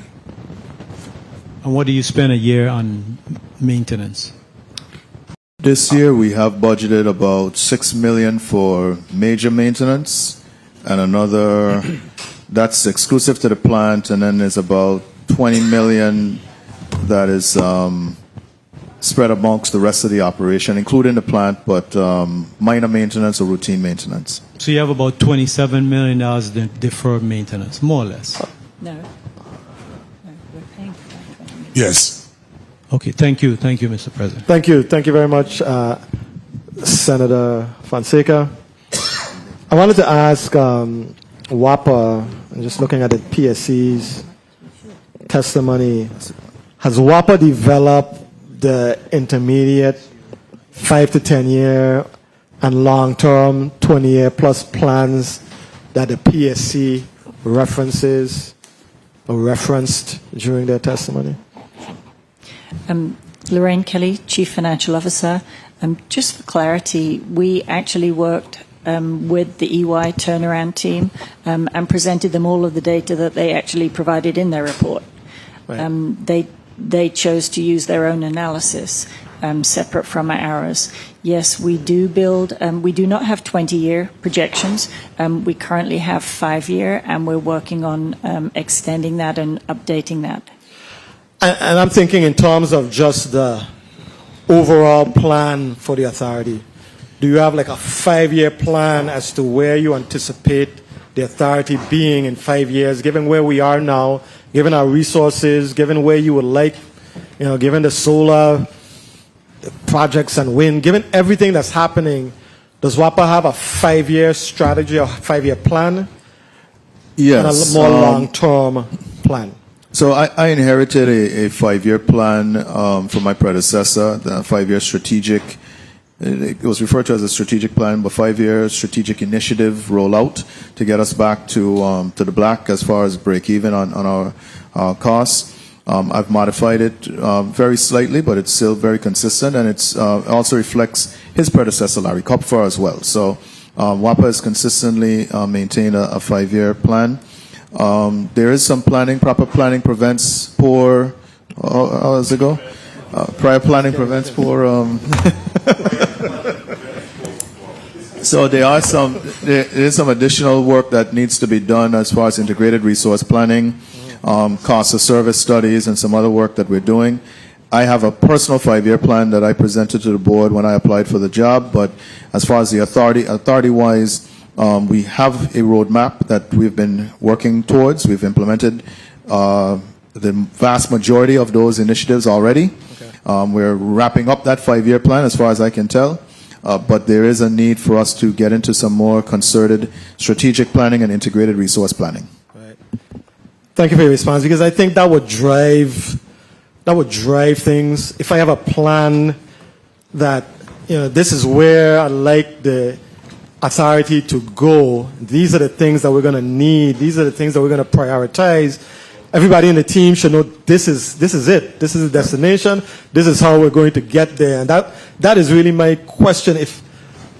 I've never seen such a plan, but I would think that would be the big thing for the authority, rather than improvising and just treading water based on what happens. The day-to-day struggles, aging equipment, this, that, and the other, the realities of your situation. So I'm saying to have a plan that you put time into, and we can be driving and working and moving towards this destination. That is what I would like to see. I'm not saying that it don't exist, but I would feel, and I think the people of the Virgin Islands would feel a sense of comfort that there is this plan, that we thought about, we thought it through. We understand where we are, we understand where we were, but this is where we are going, and everybody who we hire, they know what the plan is. So let me speak a little to that. There is the 5-year plan. It's been presented publicly and maybe to this body or previous legislatures by Larry Kupfer. I remember that's the first time I heard WAPA speak of their 5-year strategic plan. There was a modification of that done by Andrew Smith that was also presented publicly. That's available on our website, and it lays out the initiatives, the renewables, the water SILAs, the new fuel contracts. That's laid out. So we've been following and making sure we check the box on those initiatives. Okay. There is an integrated resource plan, but those become stale if they're not frequently updated. The current one, and it's a very comprehensive document that goes into quite a lot of detail, especially on the operations side. Mm-hmm. But it's time for a new one to reflect the changes that have been made in the system recently and the changes that are contemplated.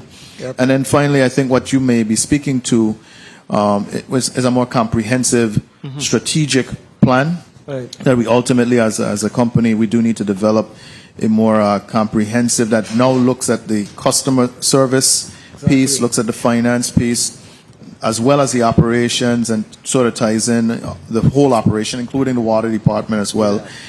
That hasn't been done in quite some time from what I can gather, and that's an effort that I'll be working with the board hopefully in the upcoming year to start to kick off and do that properly as well. Excellent. Thank you for your feedback. Senator Kurt Vielle, you're recognized for your 5 minutes.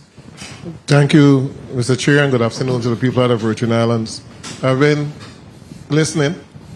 I haven't asked to any point. I've just been absorbing and listening, and in just hearing the discussion, you could tell that there is a bit of a disconnect between PSC, WAPA, the board, that it's not that straight transmission. It's like some peaks and valleys. Every entity wants to achieve the same goal, but it's how we get to that particular goal. So that's just a observation.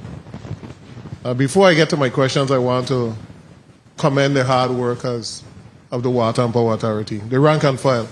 Because every time we call them, and I've had the opportunity to call them many times, they always come and they perform. They always do a good job.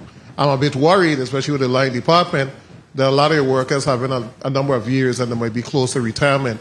And I don't know if you have a plan to train the next generation of linemen. Do you have a plan? I don't want to take too long on that, but do you have a plan? Yes, we do have apprentices that are under the tutelage of those most senior linemen. Okay. When we speak to the LEAC, the LEAC was literally the cost for fuel, and that's how it was calculated. You have seen the cost for fuel decrease. You have seen the 2 solar plants coming online that allows you to take turbines off and save fuel, but the rates have stayed the same. So right now with the solar plants and everything else, what is the actual cost? Not what you're charging. What is the actual LEAC cost that's allowing you to recoup some of the monies that you have lost over the years? What is it? 19 cents? What is it? So the LEAC has been under recovering This is, if you sense any tension with us and the Public Services Commission, is because the LEAC has been under-recovering for the last few years, and we've only been seeking acknowledgement that it has, in fact, been under-recovering. We pay more for fuel than we actually collect revenues in LEAC. Okay, but now looking at everything, are you saying that it is still 22 cents or it's less than 22 cents? It's still above 22 cents. I still lose money on fuel based on what I'm able to recover with the LEAC. I lose money on fuel with every shipment with current fuel prices.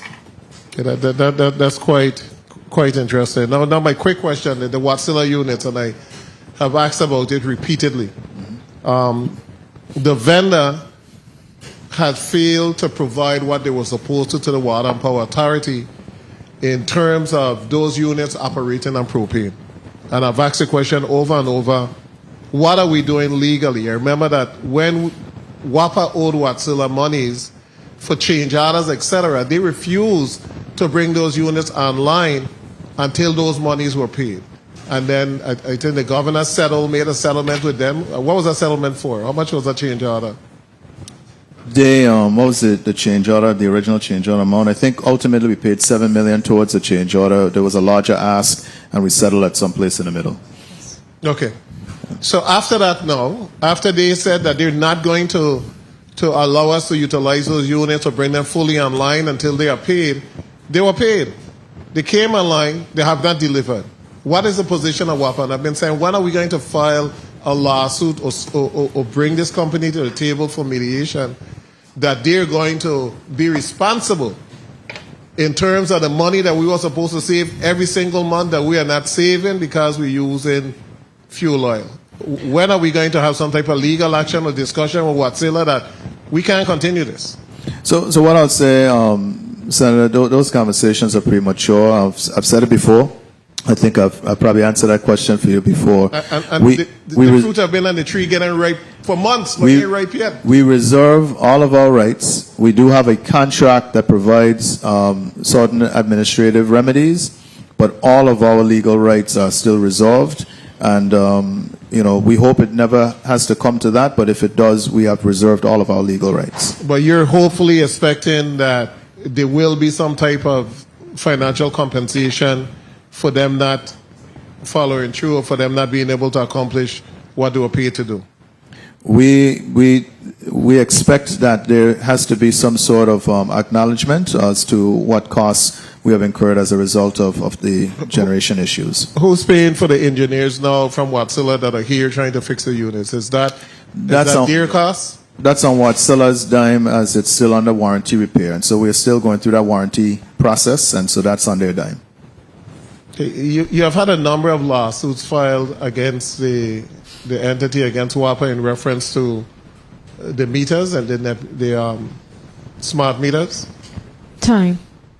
I don't know if it's a number of lawsuits, and I don't have my chief counsel to speak to the volume, but we've had litigation regarding that, or been named in litigation regarding the meters, yes.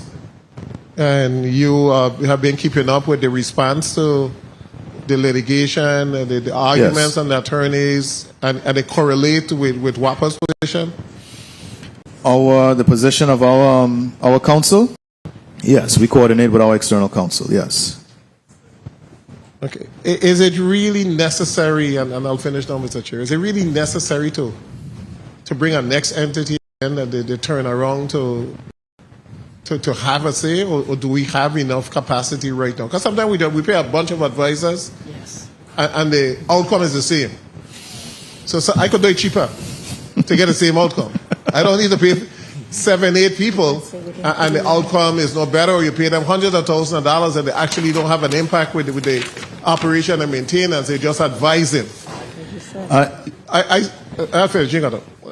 have listened to your team that came before us, your select team that came before us the last time. Were very good in terms of the presentation, etc. And I'm wondering if it's not time for us to really empower the professionals that you have at WAPA to solve the problem. And we give you a time certain to come on, because we were paying hundreds of thousands of dollars. And those are monies that can stay with the entity.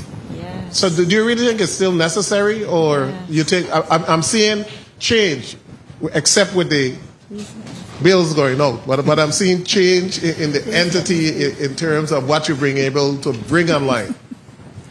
I think we outlined, so we always, if you know me, I always come with data, and we've outlined real hard financial metrics that demonstrates the improvement in the operation. We do have a lot of talented professionals with great experience, and we've been working at these problems for many years with consultants and other interested parties. At the end of the day, whatever the mandates of my governing authorities, we'll follow suit. But until that day, like I said in my testimony, we don't wait for Superman. We roll up our sleeves and get the work done. Mr. Knight, you're answering like an attorney. and I know that was going to be the case, but I got enough. I got enough from that. I wanted to say that we did look at the proposals that you sent to the legislature. So I don't want you to have the idea that this legislature ignored it.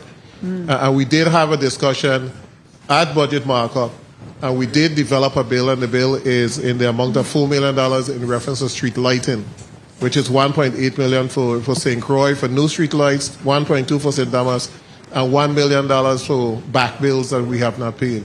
So the legislature, it just got it back on blue today, and the members who are there to mark up did agree that we wanted to utilize this specific fund to make sure that we are doing our part.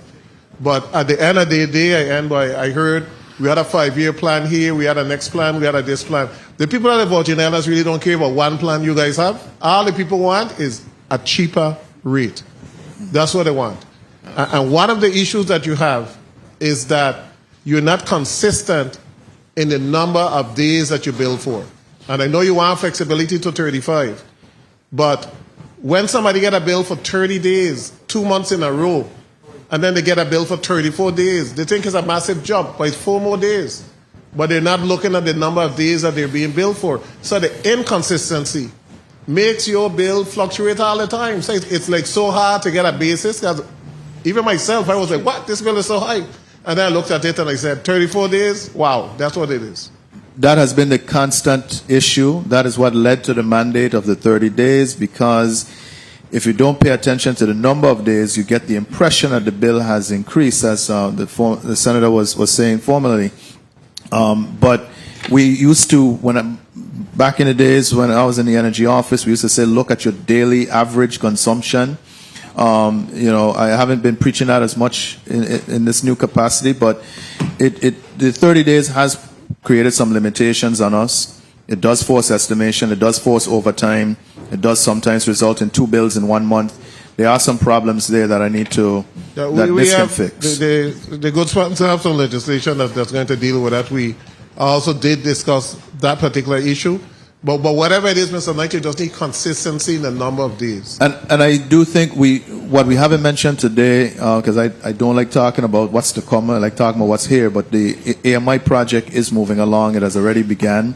By next summer, I imagine St. John is going to be 100% online, and by next fall, St. Thomas will be online. So that will ultimately allow us to bill consistently, same days, every month, based on the fact that we can remotely bill all our customers once again.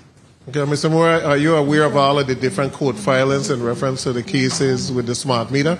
Is that information relayed to you so you can be kept abreast as to what is taking place? Thank you for your question, Senator. I do not have a proper accounting of all those cases against the authority with regard to metering and rates. Okay, thank you so much. The legal counsel need to make sure that the board is aware of everything so that we could be singing from looking at the same. So my legal counsel sent me a note, Senator, saying that all the cases related to the meters have been dismissed. So we don't have any currently before us. Okay, thank you so much. Excellent. Mr. Moyo, how long have you been in your role as chairman of the board? It hasn't been that long. July 1st, 2025. Okay, just a couple of months, a few months. Okay.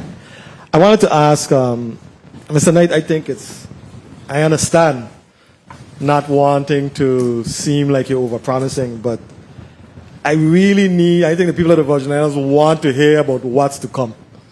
we need a level of hope that things are on the horizon, are going to get better. We kind of know where we are, and we're kind of dealing with the realities day to day, but I think there is a need for us to know that somewhere over the rainbow, things are going to get better. We have plans and strategies in place, to improve our conditions right now. I think that's important. So I understand your philosophy. You don't want to overpromise and underperform, but we kind of need to hear some, encouraging words that things are going to get better.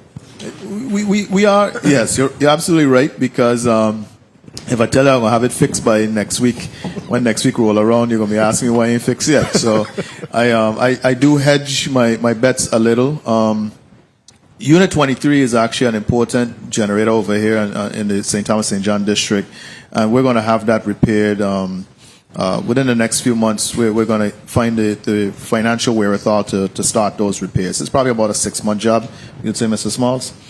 But when we get that back, that gives us some standby capacity that allows us to take down units, repair, do the things that we can't do right now because we're so tight. The solar projects that are coming along, those will be here between now and next summer. Those should be online. The developer has proven that he moves very fast once he starts construction. So I'm very enthusiastic about that and optimistic about that. And that has a big impact, again, on capacity, but it also has an impact on costs. It's actually, I'm really banking on that to really help drive the costs to the point where we can now start to talk realistically about cost reductions. And those projects will play a big role in that. Not to mention all the other benefits, reducing the maintenance on the generation and whatnot. And that's something that's going to be with us before the end of next summer. We do have battery projects that we're trying to move along. Because some of that ultimately is tied up in the hands of my federal partners, I always hesitate to say how quickly we can move on those. But that's happening as well. And of course, we talked about St. John earlier, and we do have generation projects. I don't speak a lot about the generation projects because I know those are 2 to 4 years down the road, and I know folks are looking for something a little bit more immediate than that. What about the temporary power generation? Temporary power we are working on, and we are trying to find a way, as I said in my testimony, to find a way to expedite that. Temporary power, the big hold up there is probably the air permitting. We are, I feel we should be able to get temporary power in quicker than 18 months, but I really need to marshal the troops to make that happen. We are looking at the ODR process to see if we get the kind of results we need out of that process. We are prepared to go at it alone if we can move faster. I look at it as expedient, and I may have to ask my board to give me some emergency powers to be able to forego. Fast track, is there a way to fast track the... Forego the long protracted procurement processes and engage directly with vendors that we know have the ability to deliver temporary power on a quick basis. The funding is there. It's just going through government procurement bureaucracy that's probably going to hold us up, and ultimately the permitting of those projects is going to hold us up. Anything I'm missing? Okay. Thank you very much for your response. I know Mr. Tori has to leave. She already left. No, I know Mr. Tori has to leave at 4:15. She does. She will be leaving very shortly. Yes. Okay, very good. I wanted to had a question, a statement, Mr. Moyer? No. Okay. I wanted to ask about just one thing that troubles Virgin Islanders, like myself, because I'm one of those people too. When appliances are impacted by power surges, by WAPA. I just bought a brand new stove maybe about 6 months ago, and the electronic element just kind of went bad. I ain't gonna go through the detail. I ain't put all the business on the street, but it isn't really working, and it's a result of the power surges. I didn't even.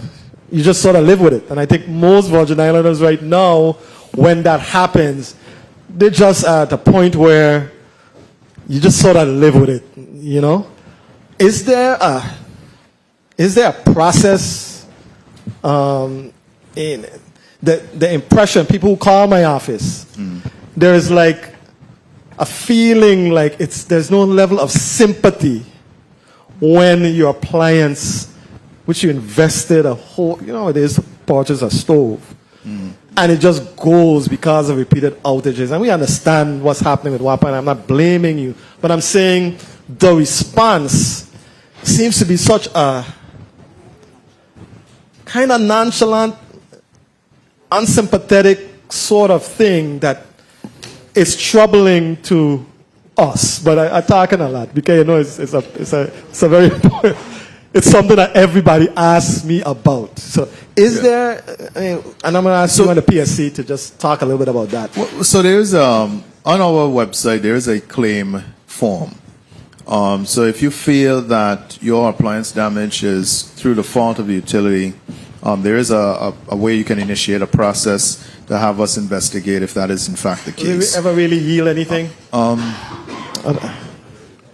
mean, the answer is yes. Yes. I will say that sometimes it's not. So there's a lot I could say here, right? So these issues aren't unique to our utility.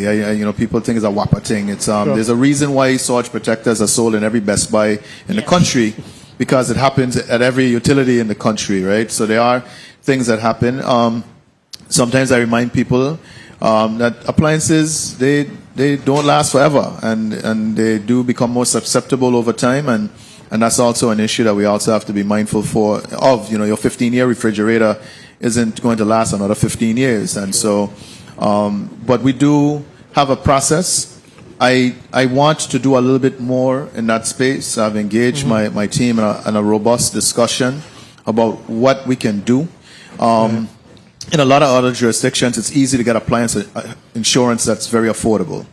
I want to see if maybe there's a way we can seed that market to make that available to our customers. There's some sort of insurance, appliance insurance that we can access. I know some of us, there's some companies, USAA, and some companies that do offer appliance insurance. We want to do more public education on surge protectors, the difference between a power strip, a surge protector, the number of joules that you need to have protection depending on the size of the appliance. We think there's some consumer education that might be able to help.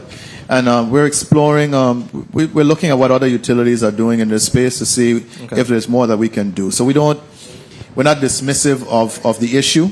Not every appliance damage is our fault. I know. There's a process where we need to kind of make sure, go through and determine, is it really something that we can track back to our actions? But there is a claim form, and hopefully we can do some more proactive things to help consumers in the future. Okay. Appreciate your response. Mr. Tori, Executive Director, Mr. Tori. What's the role of the PSC and, just the whole appliance? I'm not sure that we play a direct role. We make our decisions based on the regulations and the law.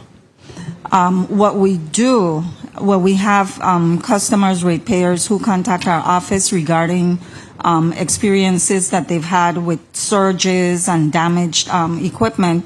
We always recommend that they contact the utility and file a complaint with the utility, because as Director Knight pointed out, they would have to investigate to see exactly what the cause of it is. You wouldn't know what the cause of the damage is unless you file a complaint and it's investigated. If, in fact, the decisions that's made on the part of the utility is not satisfactory to the customers, we will initiate an investigation to make sure, again, that the complaint is sound and that there is some remedy for the customer. However, as I indicated, I'm not sure what role the board plays in that, but as far as the Public Services Commission is concerned, we go according to the regulations and the laws that are on the books regarding damaged equipment. Thank you for your response. I know that you Mr. Tori and Chairman Moye have to leave, so we're going to allow you to depart. Maybe if you can just give us a 30-second, well, if you have a couple seconds, the Vice President would like to ask, I guess, you both a question or two before you leave. Proceed, you're wasting time. Thank you, Mr. Chair. Well, you didn't recognize me, so I didn't say anything. But how are you doing? Good afternoon. Good afternoon, sir. Let's go straight to the PSC. I just wanted to ask you about the complaints. Like, what's the most common or significant issue raised with the PSC? Is it billing errors, service interruptions, other concerns? All of the above. I'm going to allow our Assistant Executive Director to respond to that simply because she is responsible for that operation. I was going to recommend that she come up if you're leaving anyway. So. Good afternoon to Sean Hendricks, Assistant Executive Director for the Public Services Commission. To answer your question regarding the type of complaints that we see most often, yes. Currently they will be related to estimated billing. Estimated bills. I figured that. And of these cases received, estimated, how many have been, like, how many do you really get to resolve? Do you get to resolve it, or the authority would just, once you call them, they resolve it? So there's a process in place. As Mr. Tori indicated, we allow the customer to file the complaint with the authority. They should know what the issue is before the PSC gets involved. They have 30 days to do that. Should they fail to acknowledge or satisfy the customer's concern, they can then come to the Public Services Commission and we file a complaint on behalf of the customer. We must hear back from WAPA within a 15-day period. Within that time frame, the PSC conducts our investigation, and we deal with these complaints on a daily basis. We have a weekly meeting with the Water and Power Authority to actually discuss outstanding complaints that we do not see movement on, and we resolve complaints on a daily basis. Unfortunately, some complaints are more in-depth and may have a longer period of investigation needed, so those will take a more lengthy time than the average complaint. Can I just request of the PSC for you all to do some public service announcements on this so that individuals can know exactly how and when they should be bringing these complaints to your office? All right? Noted. Thank you. For Mr. Moye, oh yeah, lots of questions. He going to? Yeah. What is this? You know, listen, the next time WAPA come here, we need WAPA all day for us alone. Because, I mean, it's just too many things. I wanted to talk to the PSC about consumer protection, the complaints, and the regulatory oversight. I'm going to let them go. And I wanted to talk to the authority about the system reliability, financial transparency, compliance. And for the board, I definitely want to talk to you about governance, compensation, and accountability. So, and I notice I've been hearing a lot of long-winded responses, but I just want you all to just get to the point. WAPA, the authority, what's the status of the audit mandated under Act 8731? How is that going? Is that the Inspector General audit? Yes, sir. Good afternoon, Lorraine Kelly, CFO. We have provided, we've been underway with an audit with them regarding a couple of different items, one of which is what you've referenced.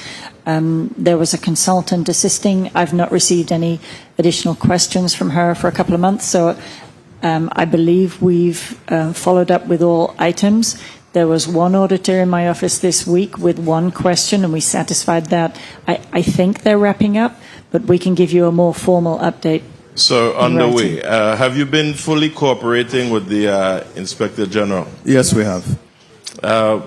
It's my understanding also that WAPA is requiring them to sign a NDA, non-disclosure agreement. I did clarify that with the Inspector General. No, I'm not asking the Inspector General or members of that office to sign an NDA. I'm asking for the private consultant to do so. You're asking who? The private consultant that was hired by the Inspector General. So the private consultant is the investigator working for the Inspector General. So they're that working did not as take an oath of office. I do not know the qualifications or the code of ethics that they operate under, or that they would not release information. They're not bound by the same restrictions as the Inspector General who took an oath of office. Well, they're an arm of the Inspector General office. So I am not comfortable that this matter has been resolved. So, but everything that they need, they've received. So that's moot at this point. I just thought it was inappropriate to have a private contractor who's unknown to the authority and give them full access to all of our information. So we did sit with the Inspector General and we worked out a compromise. Okay, good. Let me move quickly to the board. How often does the board meet? We have a general board meeting once a month, and we have committee meetings once a month as well for two committees that we have on the board: the Finance and Audit Committee, which is chaired by Director Young, and the Economic Development and Planning Committee meeting, which takes place the same day, which is chaired by Director Fleming. Once a month. That's what I tell you about the long-winded thing. Once a month, right?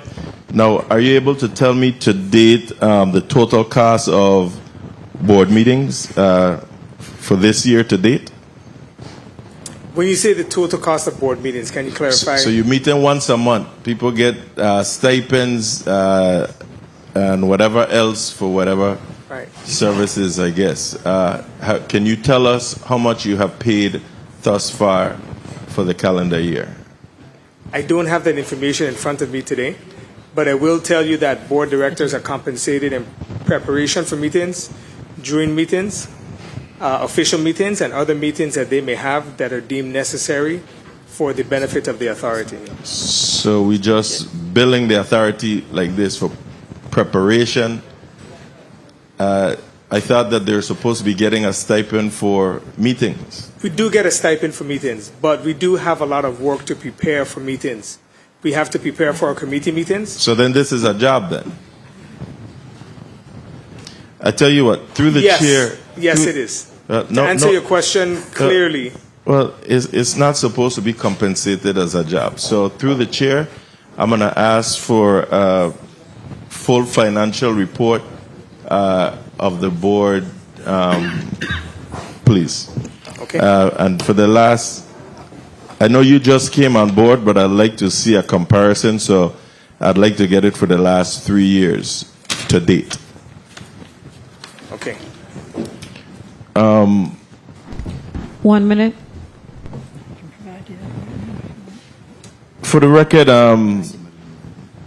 Mr. Executive Director, let me see, where is this? I'm sorry. What about you, ED? Can you tell us what you have paid to the board, because they submit those requests to be paid through the board? I mean, through the authority, correct? Yeah. If you give us just a minute, we could probably dig. And if you don't, I'll ask for that information through the chair, like I said.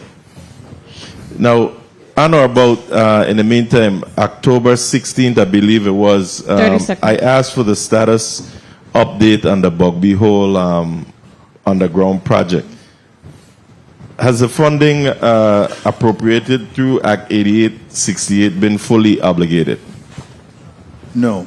What is the current phase of the project I right apologize, now? Senator. I just want to officially excuse E.D. Satori and Chairman Moye. I know they have planes to catch. So you may be excused, ladies and gentlemen. So, one second, E.D. Satori. So there were some refunds due for deposits and disconnections. And there are some people that were waiting in excess of 2 years for these refunds. Are you aware of anything of that nature? I'll let Ms. Hendricks respond to that. That's a bit vague without knowing the specific customers, but we do have some scenarios like that. And as I mentioned before, on a weekly basis, we get responses regarding customer resolutions. Right. So it's possible that some of those customers fall into the resolutions that we have already resolved or that we have pending. Okay, so as they contact my office, again, I'll just refer them directly to the PSC. But the question that I just received from my office was regarding refunds due for deposits and disconnections. So just for clarity, were those complaints filed with the Public Services Commission? Apparently so. Okay, because that's the only reason we would know what Yes. the response is. Okay. Yes. Thank you. So we're back over to the authority. With regards to the Bugby Hole project, Time. the current phase of it, and when can residents expect completion? We are working with the financial team to release the funds to have the contractor finish the work. We did, I don't know if I have it as phases, but we did the temporary repairs. They're not, I gotta be careful what I say. We did temporary repairs that we would want to improve on. And we also have materials that were procured that we need to be able to be reimbursed because those materials will ultimately hold up other projects elsewhere. So we did use materials for other projects that were delayed in their start that I need to replace so that those projects can have a timely start. And I do need compensation to pay the contractor so that they can properly finish the temporary repairs. So you're aware of some fuels that continue to trip there almost on a weekly basis. Besides the regular outages, they've been experiencing a lot of outages there by the junction boxes. No, that has not been brought to my attention. Doesn't mean that the T&D staff isn't aware of it, but it hasn't been brought to my attention. Thank you. And I beg your indulgence if I may just wrap up right here. You spoke to the tree trimming contract being now in-house. I know I've spoken with you and with the Commissioner of Public Works, and I think my office shared Bill number 36 as 0074 with you regarding the Roadside Property Maintenance and Vegetation Act. Yes. So I'm hoping that now that you have put that, bring this contract back in-house, that when you have to send your guys out on people's private property to be cutting back these vegetation out of the public utility lines and, off the road will be public works, that if you were to give them notice that if they don't address it on their own, that you're going to be billing them. We would love to have that authority. There's in areas where we might use our discretion, but we'd love to have the authority to give a notice and to be able to bill if necessary. So have you had an opportunity to review that bill yet? Because it's going to be coming up shortly. I did, but in fairness to my team, I have not shared it with them and gotten their feedback as yet. So my legal counsel hasn't had a chance to review it. I also just want to correct the record real quick. We bring in the tree trimming in-house, but I'm going to supplement that with a contractor as well. So we're going to attack it from both angles. Okay. I'll ask you to review that with your team, and that bill should be coming up to the floor shortly. Thank you, Mr. Chair. Thank you very much, Senator Gittins. Colleagues, we have pretty much exhausted our round of questioning for the Water and Power Authority. I just wanted to ask the Executive Director one last question regarding your undergrounding and composite pole initiative. I know you've been making significant progress, particularly with the composite pole initiative. I asked the team the last time, the team of professionals that you had, I don't know if this is the A team and that was the B team. They did an excellent job of presenting on your behalf.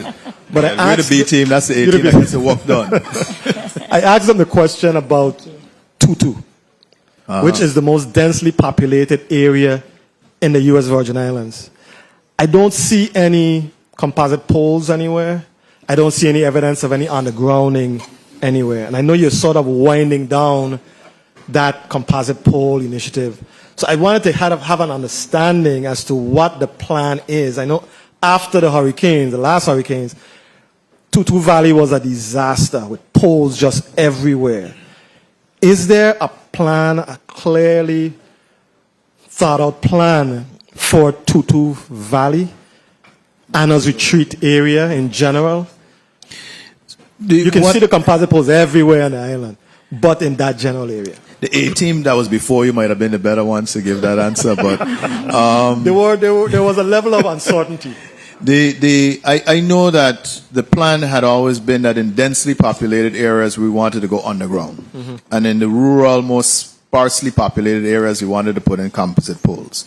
So that would have said Tutu would have been one of the undergrounding projects. I am not aware currently of a project for the Tutu area. Give me a chance to circle back with the T&D team so that I can understand exactly what the plan is for Tutu. Yeah, absolutely. Okay. Next time I see you, I'll ask you about it. And finally, net metering. Where are you with regards to net metering? Is that still something that the authority is involved in with folks who are... As one of the original architects of the net metering bill, I'm very much still involved with it.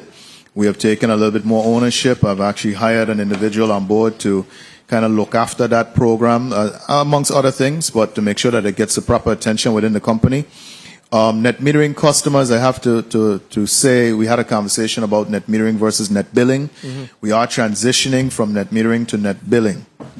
Everyone that's under 10 kilowatt hours, a 10 kilowatt system, you will be able to continue to net meter. But if you sell your house, close the account, new property owner, new account holder, you'll be put into the new net billing program. That is just a fairer program for the rest of our customers. So our customers kind of subsidize the early pioneers of the net metering era. So we want to make it fair and only pay you for the actual costs or the avoided costs of that energy that you're producing for us. So we're fixing that program. We worked with the Energy Office and DPNR to fix that. There is a sunset that was mandated at some point by the Senate for systems that are larger than 10 kilowatts.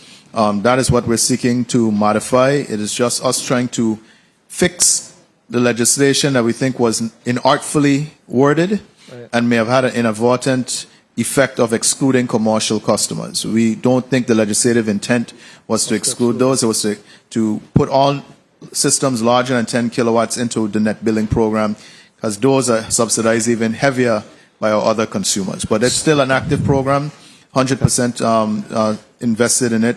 We're working through the backlog of applications, and I'm going to clean up. The other notice is for all the illegal solar connections, get it right with us, because we're coming to clean it up. I can't have illegal solar connections connected to our grid. Absolutely. Okay. You recognize for your point of information, Senator Gittins. Thank you, Mr. Chair. Again, on October 16th, I asked for a Bugby Hole status update. I haven't received it yet. I'm asking if I can get that at least by next Wednesday, please. Certainly, we make a note of that. We'll get that to you by next Wednesday. And don't forget the financial report of everything paid to the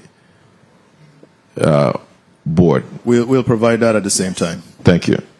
Thank you, Mr. Chair. Thank you. Thank you very much, colleagues. We're going to conclude our session today with the Water and Power, our meeting today with the Water and Power Authority. I'm going to ask Mr. Knight, given the courtesy of giving us a 30-minute wrap-up. Yeah. 30-second, I apologize. 30-second wrap-up. Y'all had 30 minutes. You're going to give me 30 minutes too. But no, I just, again, I want to reiterate that I do appreciate this exercise. I feel fortunate that I was able to go as long as I was able to go without having to have a reckoning with this body, but I knew the day was coming, and so I do appreciate the oversight and being able to give some responses to the general public that's probably wondering what's going on.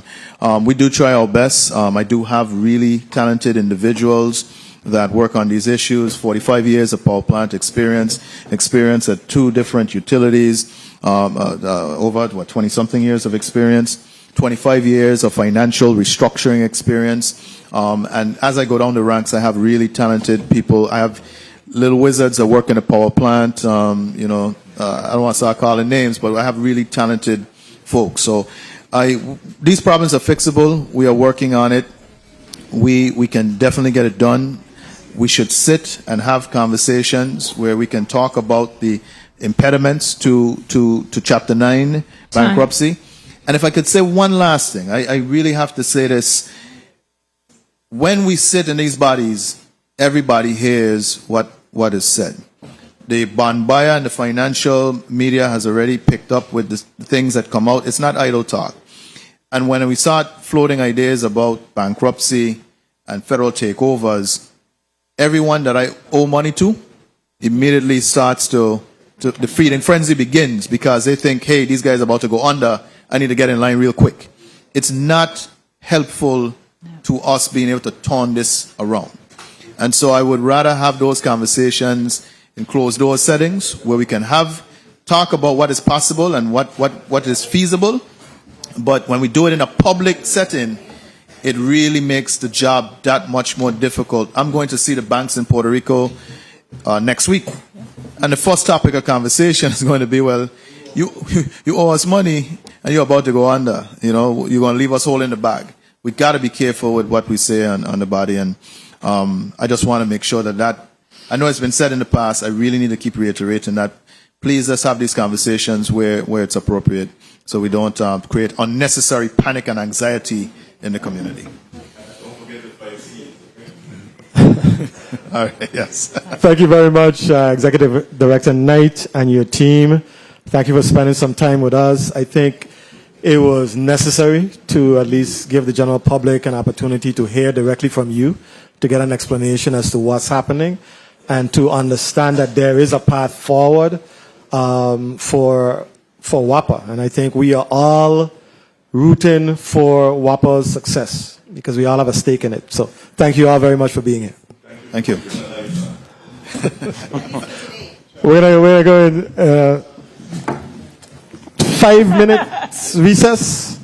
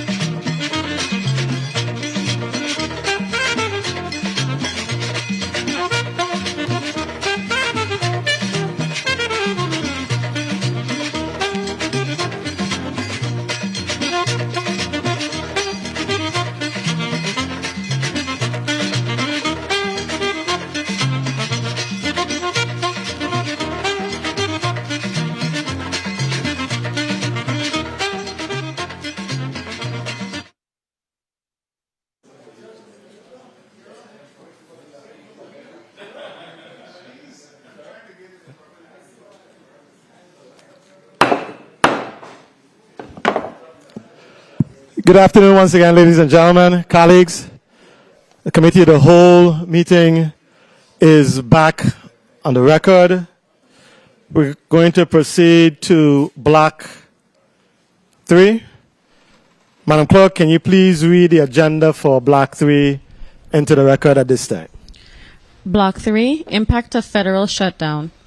The committee will discuss the impact of the federal government's current shutdown on the delivery of essential services and programs to the people of the U.S. Virgin Islands. Invited testifiers, Mr. Julio Reimer, Director, Office of Management and Budget, Honorable Kevin McCurdy, Commissioner, VI Department of Finance, Honorable Avril George, Commissioner, VI Department of Human Services. This concludes the reading of Block 3, Mr. Chair. Thank you very much, Madam Clerk. We're going to proceed, testifiers, with a mic check. First of all, welcome. Thank you for being here for this very important Committee of the Whole meeting. So beginning from my right, I'd like you to just speak into the mic, tell us your name and your position, who you represent. Good afternoon. Nestra Lawrence, Assistant Administrator of the Division of Family Assistance. Okay. Natalie Bailey, Administrator, Division of Family Assistance. Ms. Bailey. Avril George, Commissioner, Department of Human Services. Commissioner. Julia Reimer, Office of Management and Budget Director. Good afternoon. Kevin McCurdy, Commissioner of the Department of Finance. Thank you very much, ladies and gentlemen. We are going to proceed with a testimony. I think you have the one testimony? Two testimonies. Yeah. So we'll start with Commissioner George, and then we'll go to the financial folks. Commissioner George, you may proceed with your testimony. Good afternoon, Senate President Milton Potter, honorable senators of the 36th Legislature and its staff, members of the Governor's financial team, the listening and viewing audience, and people of the Virgin Islands. My name is Avril George, and I serve as the Commissioner of the U.S. Virgin Islands Department of Human Services. I am joined today by Ms. Natalie Bailey, Administrator of the Division of Family Assistance, and by Ms. Nestra Lawrence, Assistant Administrator of the Division of Family Assistance, whose team oversees the administration of the Supplemental Nutrition Assistance Program, SNAP, throughout the territory. We thank you for convening this important discussion on the impact of SNAP during the ongoing federal government shutdown.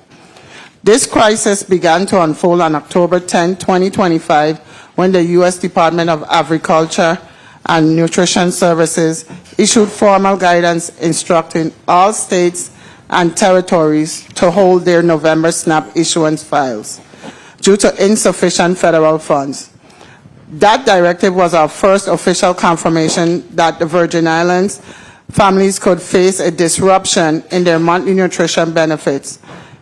It prompted immediate internal coordination and public outreach to warn our clients and prepare for contingency action. SNAP is more than a program. It is a lifeline for thousands of Virgin Islands families. It ensures that children wake up to breakfast before school, that seniors can put groceries on their tables without choosing between food and medicine, and that hardworking parents can stretch every dollar to provide their families with nutritious meals. While some critics may unfairly characterize recipients as lazy or undeserving, the reality is that the vast majority are actually hardworking individuals facing economic challenges beyond their control. Senators, the federal shutdown threatens this stability. These are not abstract numbers or statistics. They are real people facing real hardship. When federal payments halt, it is the empty lunchbox of a child, the bare refrigerator in a senior's home, or a parent forced to make impossible trade-offs between paying for food or other essentials. Every delayed benefit ripples through homes and neighborhoods, touching the lives of our most vulnerable citizens. While Governor Bryan has advanced a local relief plan to bridge the gap in federal funding, it is important to underscore that this intervention requires legislative approval to proceed fully and lawfully. The executive branch has acted swiftly to protect our residents, but the authority to sustain or expand this relief ultimately rests with this body. Your deliberation and support are essential to ensuring that no Virgin Islander is left behind during this shutdown. Please allow me the opportunity at this time to thank the many nonprofit organizations across the territory that have stepped up to assist during the time of uncertainty. Your compassion and responsiveness are helping to fill critical gaps and ensure that no one is left hungry while we work through this crisis. However, we must still respectfully advise the public that Department of Human Services is not responsible for the operations, policies, or practices of non-Department of Human Services philanthropic efforts. While we deeply appreciate their contributions, we urge community members to exercise a bit of caution when engaging with organizations that request personal or sensitive information in exchange for assistance. Protecting your privacy is paramount, and we encourage all residents to verify the legitimacy of any outreach or support services offered outside of the official government channels. When the federal shutdown was announced, the Department of Human Services moved swiftly under the direction of Governor Albert Bryan Jr. to implement a local SNAP relief plan to bridge the gap in federal funding. The Brian Roach administration has approved the use of local funds to help SNAP families during the shutdown. Each household will receive a paper check that covers half of the amount they normally get for the month of November. This is not a full replacement of SNAP benefits, but it's a short-term measure to help families get through the month while federal funding is paused. The check distribution method was chosen after discussions and consultation with Fidelity Information Systems, FIS, the federal contractor DHS utilizes to manage the EBT system. FIS advised DHS, the Department of Finance, and the governor that reprogramming the entire system to issue partial benefits for the recipients in the territory would take a minimum of 1 month. After careful consideration, all parties agreed that mailing checks was the fastest, most efficient, and compliant way to provide relief at scale. DHS, working with support and assistance from the Department of Finance, has already processed and validated the files for issuance. As of this week, 10,603 households across the Virgin Islands will receive checks totaling $2,767,797.50. The distribution breakdown is as follows. St. Thomas, 4,780 households, totaling $1,189,196. St. John, 258 households, totaling $66,598. St. Croix, Christiansted, and Frederiksted, 5,537 households, totaling $1,506,003.50. Records have been sorted by zip code, and distribution at the post office is scheduled to ensure timely delivery. Checks returned to the Department of Finance by the Postal Service due to invalid addresses will be collected in coordination with DOF. DHS will make every effort to reach out to customers so they can retrieve their checks. DHS is also establishing territory-wide hotline numbers and a dedicated email address. The email address is as follows: USVI SNAP Relief, which is USVI SNAP RELIEF @dhs.vi.gov. USVI SNAP Relief @dhs.vi.gov. For clients who have not received the checks within 7 days of mailing, returned or undeliverable checks will be held securely at DHS district offices, and staff will reach out directly to client to facilitate pickup. Clients may contact DHS or the Division of Family Assistance using the following hotline numbers. St. Thomas St. John hotline is 340-772-7110. St. Croix hotline is 340-715-6909. I'll repeat. St. Thomas St. John hotline 340-772-7110, and St. Croix hotline 340 715-6909. To understand the scope of this intervention, it is helpful to review participation trends across the territory. During fiscal year 2025, October 2024 through August 2025, DHS served an average of 10,500 households per month, representing approximately 20,700 individuals. The program issued an average of 5.5 million in benefits monthly, totaling 60.5 million for the fiscal year to date. In St. Thomas, participation averaged 4,817 households and 9,228 persons monthly, with total FY25 issuance reaching $26,058,119. Utilization has remained stable, reflecting ongoing need among working families and seniors as food and import costs remain elevated. And St. John, DHS supported an average of 224 households and 420 individuals each month, with total issuance of $1,200,305. While the overall number of participants is smaller, the impact is significant due to higher living costs and limited retail access for food purchasing. On St. Croix, participation accounts for more than half of all SNAP households territory-wide. Christiansted remains the largest district receiving SNAP, reflecting both the size of its population and the ongoing economic challenges many residents face. In Christiansted, DHS served an average of 4,841 households and 9,481 persons monthly, issuing $27,565,792. In Frederiksted, the department supported an average of 790 households and 1,944 individuals, totaling $5,731,268. Together, SNAP benefits on St. Croix reach approximately $33.3 million during FY25, illustrating continued economic vulnerability and the importance of this support to household stability.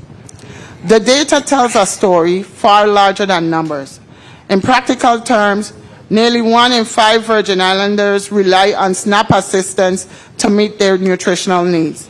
Among seniors, approximately 3,400 to 4,100 individuals aged 65 and older, and roughly 1 in 4 to 1 in 6 seniors depend on this support each month. The federal shutdown jeopardizes that stability, particularly for children, seniors, and persons with disabilities. In housing communities on St. Thomas, St. Croix, and St. John, SNAP is often the difference between hunger and stability. Retailers and small grocery stores across the territory also heavily rely on SNAP transactions to sustain business volume. When benefits are delayed, it affects not only households, but also the local economy, from corner markets to food vendors. The federal shutdown, therefore, has a cascading effect.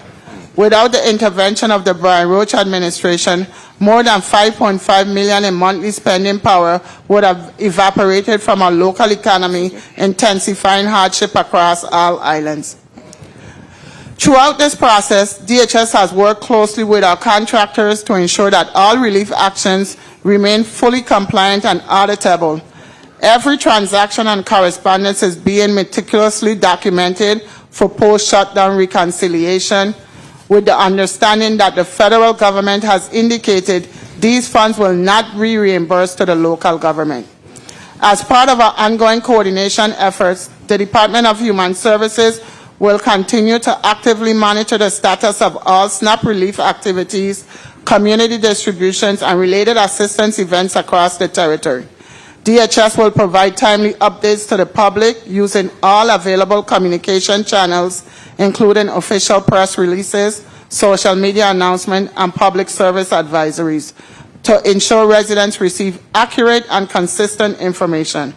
Our goal is to maintain transparency, prevent misinformation, and reassure families that we are tracking developments in real time as the situation evolves.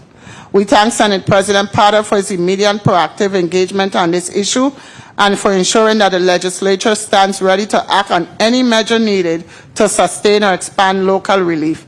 Should the shutdown persist, the department is prepared to present additional recommendations for legislative consideration. In closing, Mr. President and members of the legislature, this is not a crisis of numbers. It's a crisis of nourishment and dignity. The Department of Human Services, in close coordination with the Department of Finance, has prepared a temporary plan to prevent food insecurity amongst our most vulnerable residents. This relief is intended only for the month of November and is a stopgap measure. We do not know when the federal government will reopen, but with the legislature's approval, we can act decisively to deliver this lifeline and protect our people. We extend our deepest gratitude to Governor Albert Bryan, whose leadership throughout this crisis has been personal, hands-on, and unwavering. The governor personally reached out to our EBT vendors, participated in planning meetings with administrators and staff, and worked closely with our team to shape a plan rooted in urgency, compassion, and accountability. He asked the right questions, sought the necessary answers, and remained in constant communication with the Division of Family Assistance. His commitment to the people of the Virgin Islands has been evident in every step of this process. We respectfully ask the honorable members of the 36th Legislature to consider this measure with the urgency and empathy it demands. Your support is essential to ensuring that no Virgin Islander is left behind during this federal shutdown. The decisions made in this chamber will ripple through homes, families, and futures. We must not hesitate to do what is right, even when it is difficult. Once this measure is passed by the legislature, the DHS and DOF teams will move immediately to issue and mail the relief checks so that the families can receive assistance as soon as possible. Every day matters in this effort, and we stand ready to act the moment this authorization is granted. Thank you for the opportunity to testify. My team and I stand prepared to answer any questions you may have. Thank you. Thank you very much, Commissioner George. Director Reimer, or Commissioner? Director Reimer, you may proceed with your...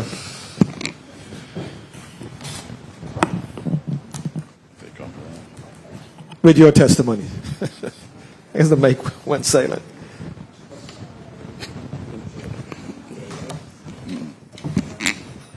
Please recognize Senate Director Reimer's microphone. Good. Good afternoon.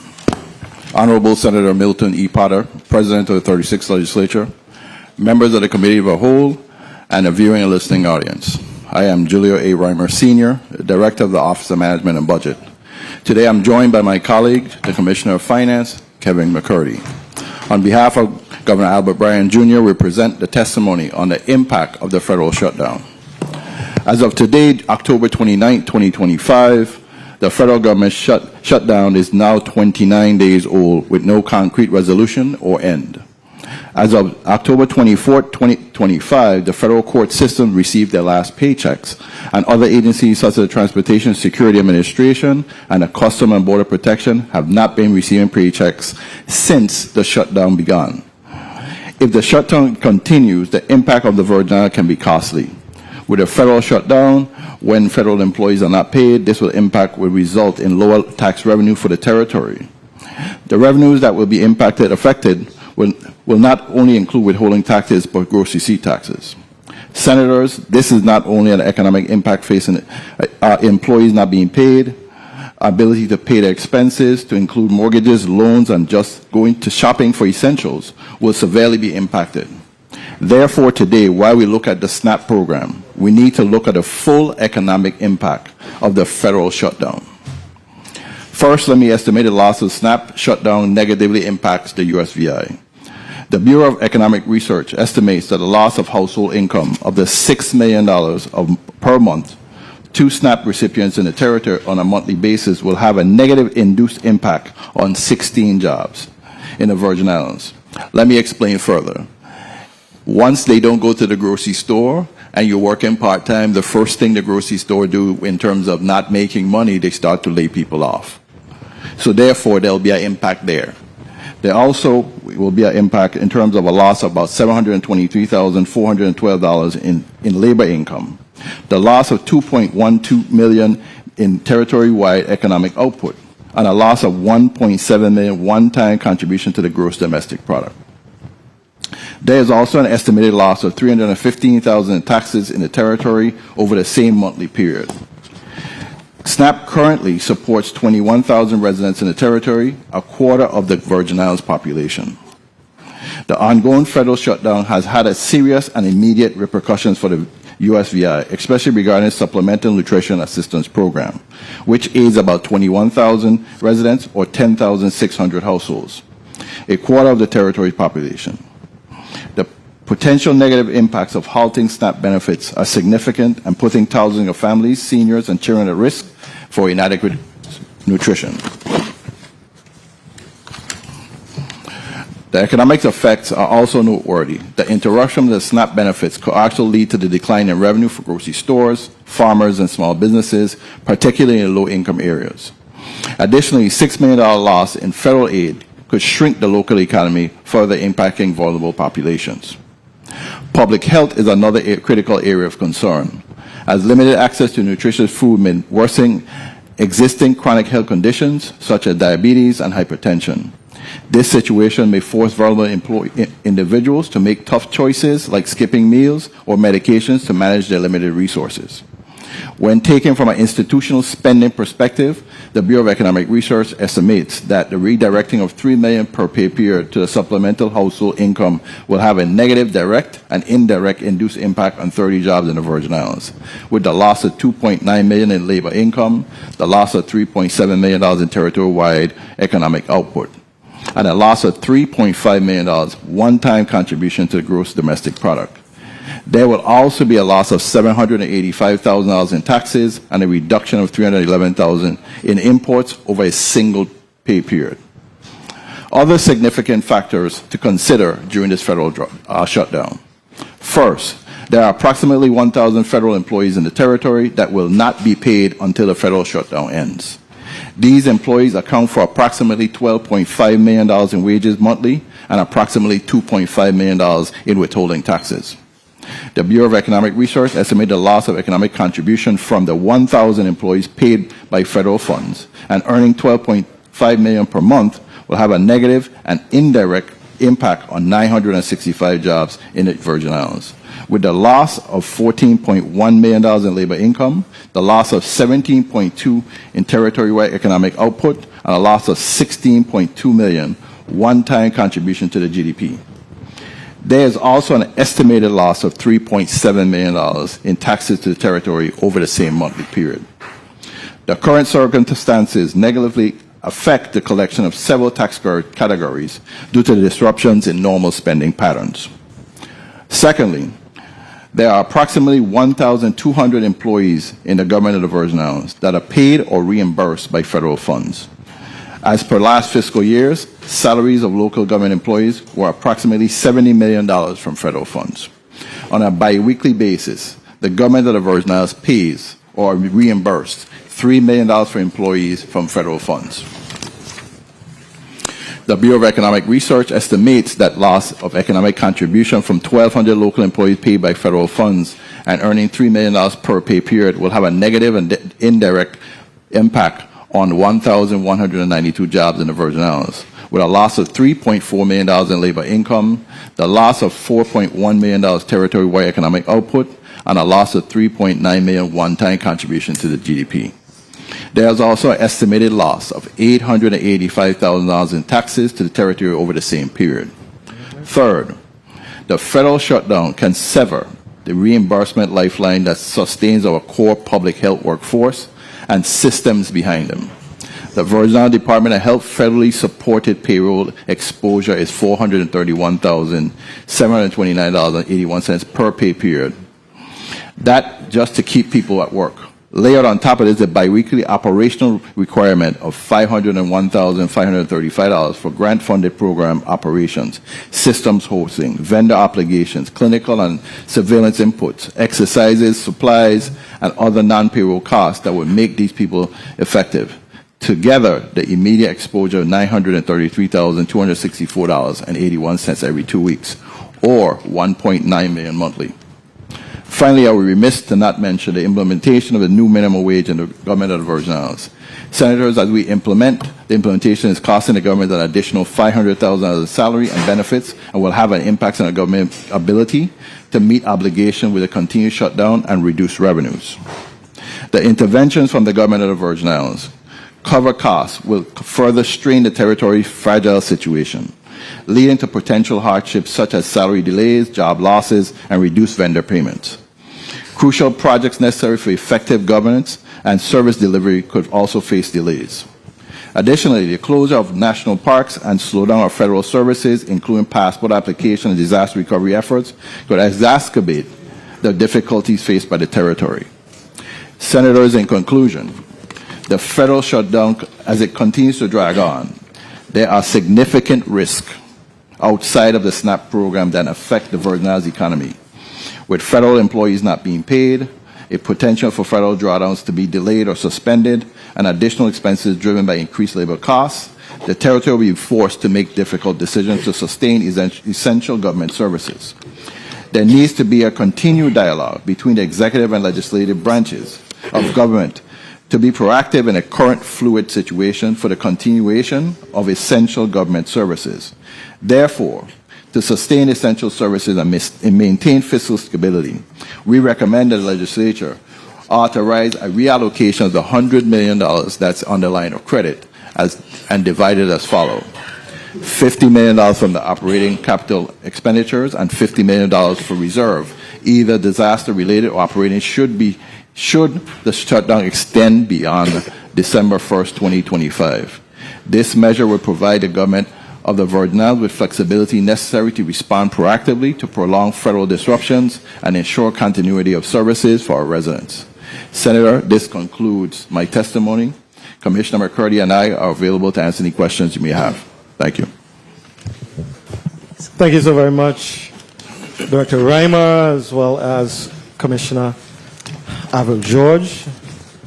And I just want to also thank the executive branch for your quick response. As you know, once we initially got word of the potential crisis that we would be facing with regards to SNAP in the month of November, the legislature immediately submitted legislation to tap into the Budget Stabilization Fund or the Rainy Day Fund to provide a funding gap for those most vulnerable citizens here in our community. And Commissioner, you're correct. I know sometimes the tendency is to look at SNAP recipients as people who are taking advantage of the system or something to that extent.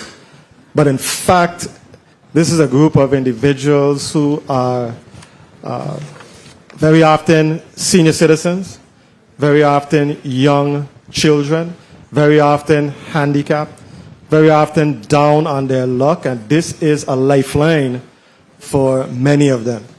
So once we got wind of the realities that we were facing with SNAP, this body immediately submitted legislation in that regard to provide gap funding. Now the mechanics of it, obviously the executive branch, we are definitely pleased that you were very efficient in mobilizing, I think Commissioner McCurdy, Commissioner George, mobilizing the forces so that once the funding is immediately approved, you will be in a position to execute, to get the checks in the hands of needy folks as quickly as possible. So I want to thank you for that. I wanted to ask you, though, just about when exactly do you envision checks being mailed out? What is the timeline for families to receive these checks? Good afternoon, Senator. Kevin McCurdy, Commissioner of Finance. Once this body approves the movement of the money, finance is ready to have those checks printed almost immediately. Okay. I mean, we have a session tomorrow, so we're going to pass it tomorrow. So we'll have it printed by tomorrow. Awesome. I'm glad to hear that. Commissioner George, I was a little alarmed when you said that the process through the EBT system, if they were to do the reprogramming, it could take a minimum of 1 full month. Why in this day and age would something like that take so long to program? Commissioner George, due to the fact we're only paying half of the benefits, we'll have to reprogram the system because we'll be doing something outside of our regular process. We can't mess with the system we have current now because once the federal government opens back up, that system automatically gets turned on and individual will get a full month allotment. So we'll have to reprogram outside of that regular system that we have set up for our normal SNAP benefits to go through. And when we met with PSI, who is our contractor for the program, they said in order for them to reprogram and put that half amount that we're using, it's going to take approximately a month. Yeah, I definitely hear what you're saying, but in my mind, in this age of technology, advanced technology, AI, I don't know how it should, and I know this is outside of your wheelhouse. You're not the technician, but it would seem to me as though this would just be a matter of going on the system and doing the programming. That this entity, this software and company should be able to do that. And if not, might not it be time for us to examine other vendors who may have a more flexible system so that in circumstances like this, we would be able to more quickly make some of the changes with regards to the system. That's just my thoughts. Point taken. I am not a technology person, but it just seems to me that it shouldn't take a month for an experienced software programming company, whatever it is, to reprogram the system to produce checks for 50% as opposed to the normal 100%. That's just my thoughts. Senator Alma Francis Heiliger, you're recognized for your 3 minutes. 30? 3. Oh! 3. 1, 2, 3. Thank you so much. Not 30. Good day to my colleagues. Good day to the people of the territory. Good day to the testifiers. I know that this is very important when it comes to making sure that the people of this territory, especially those in need, are fed. My biggest concern is with the check thing. I'm going to be honest with you. There's going to be situations where some people aren't going to eat. Because when you one of the reasons why I remember the government had stepped away from even giving away the food stamp, the actual book, because people were trading them off for cash. And children weren't eating. It was a debacle. And we got to the point where we ended up with the EBT card because that way it was a way to streamline directly to force them to actually purchase food as opposed to using them booklets for something else. So I'm trying to figure out why couldn't we have figured out a way to put that 50% balance either on a gift card where you guys had maybe partnered. We live in a small community. There's only X amount of grocery stores in the territory. So why wasn't the effort put in more to say partner with the grocery stores to say, well, okay, are you willing to accept these gift cards as opposed to giving out cash? Because to me, we're going down a realm that's potentially dangerous. And I actually want our people to actually eat as opposed to using that cash for other things. Some of that money is going to get used for everything else but food. And that's what I'm worried about, if that's where we are putting the money towards. What are your thoughts on that? Commissioner Avril George, I'll start with your first statement. I want to say this diplomatically. I want to say it right. Go ahead. Even with the EBT cards, we have fraud. Yes. Okay? That's the bottom line. That's it. Second thing is, we have tried gift cards in this community before in various different sectors, and it'll be a disaster. Okay? Number one, I don't have the staff for somebody to stand up by the office and give out thousands of gift cards. We don't have the staff level for that. Number two, it's the onus of the individual to do what is right. We can't dictate what somebody, if you choose to spend the cash and do something else, not feed your children, that's upon you. Your children can stay hungry. But we gotta develop a system where we put the onus on the individuals that we're dependent to do the right thing by the services that they get from Department of Human 30 Services. seconds. I can't be responsible for that, Senator. All That's of that, it. I understand. And I understand your Yeah. point.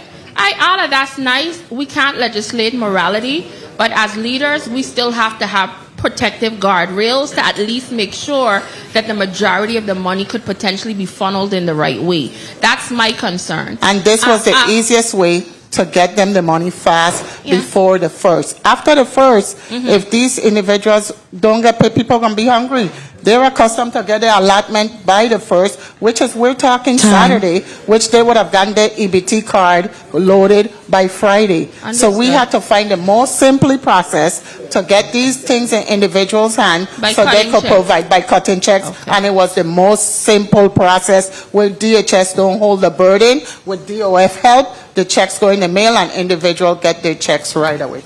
Well, Mr. Chair, I heard time. Could I just ask one other question? You may wrap up, Senator. Thank you so much. The other thing I wanted to ask had to do with the statement about the $100 million line of credit. I'm not sold on that either.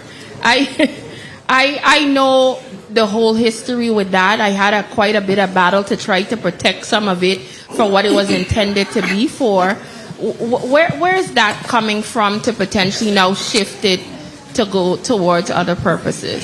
So, Senator, at this point, based on the information we're getting, especially speaking with the U.S. sector of the federal government, especially the Treasury Secretary, if this shutdown goes past November 15th, the U.S. government has $0 to spend.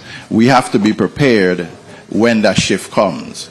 $3 million a pay period for federal employees. No federal employees being paid locally. We have to be ready for that shift to be proactive. We might not need it, but at least we'll have the authorization if we need it to move forward.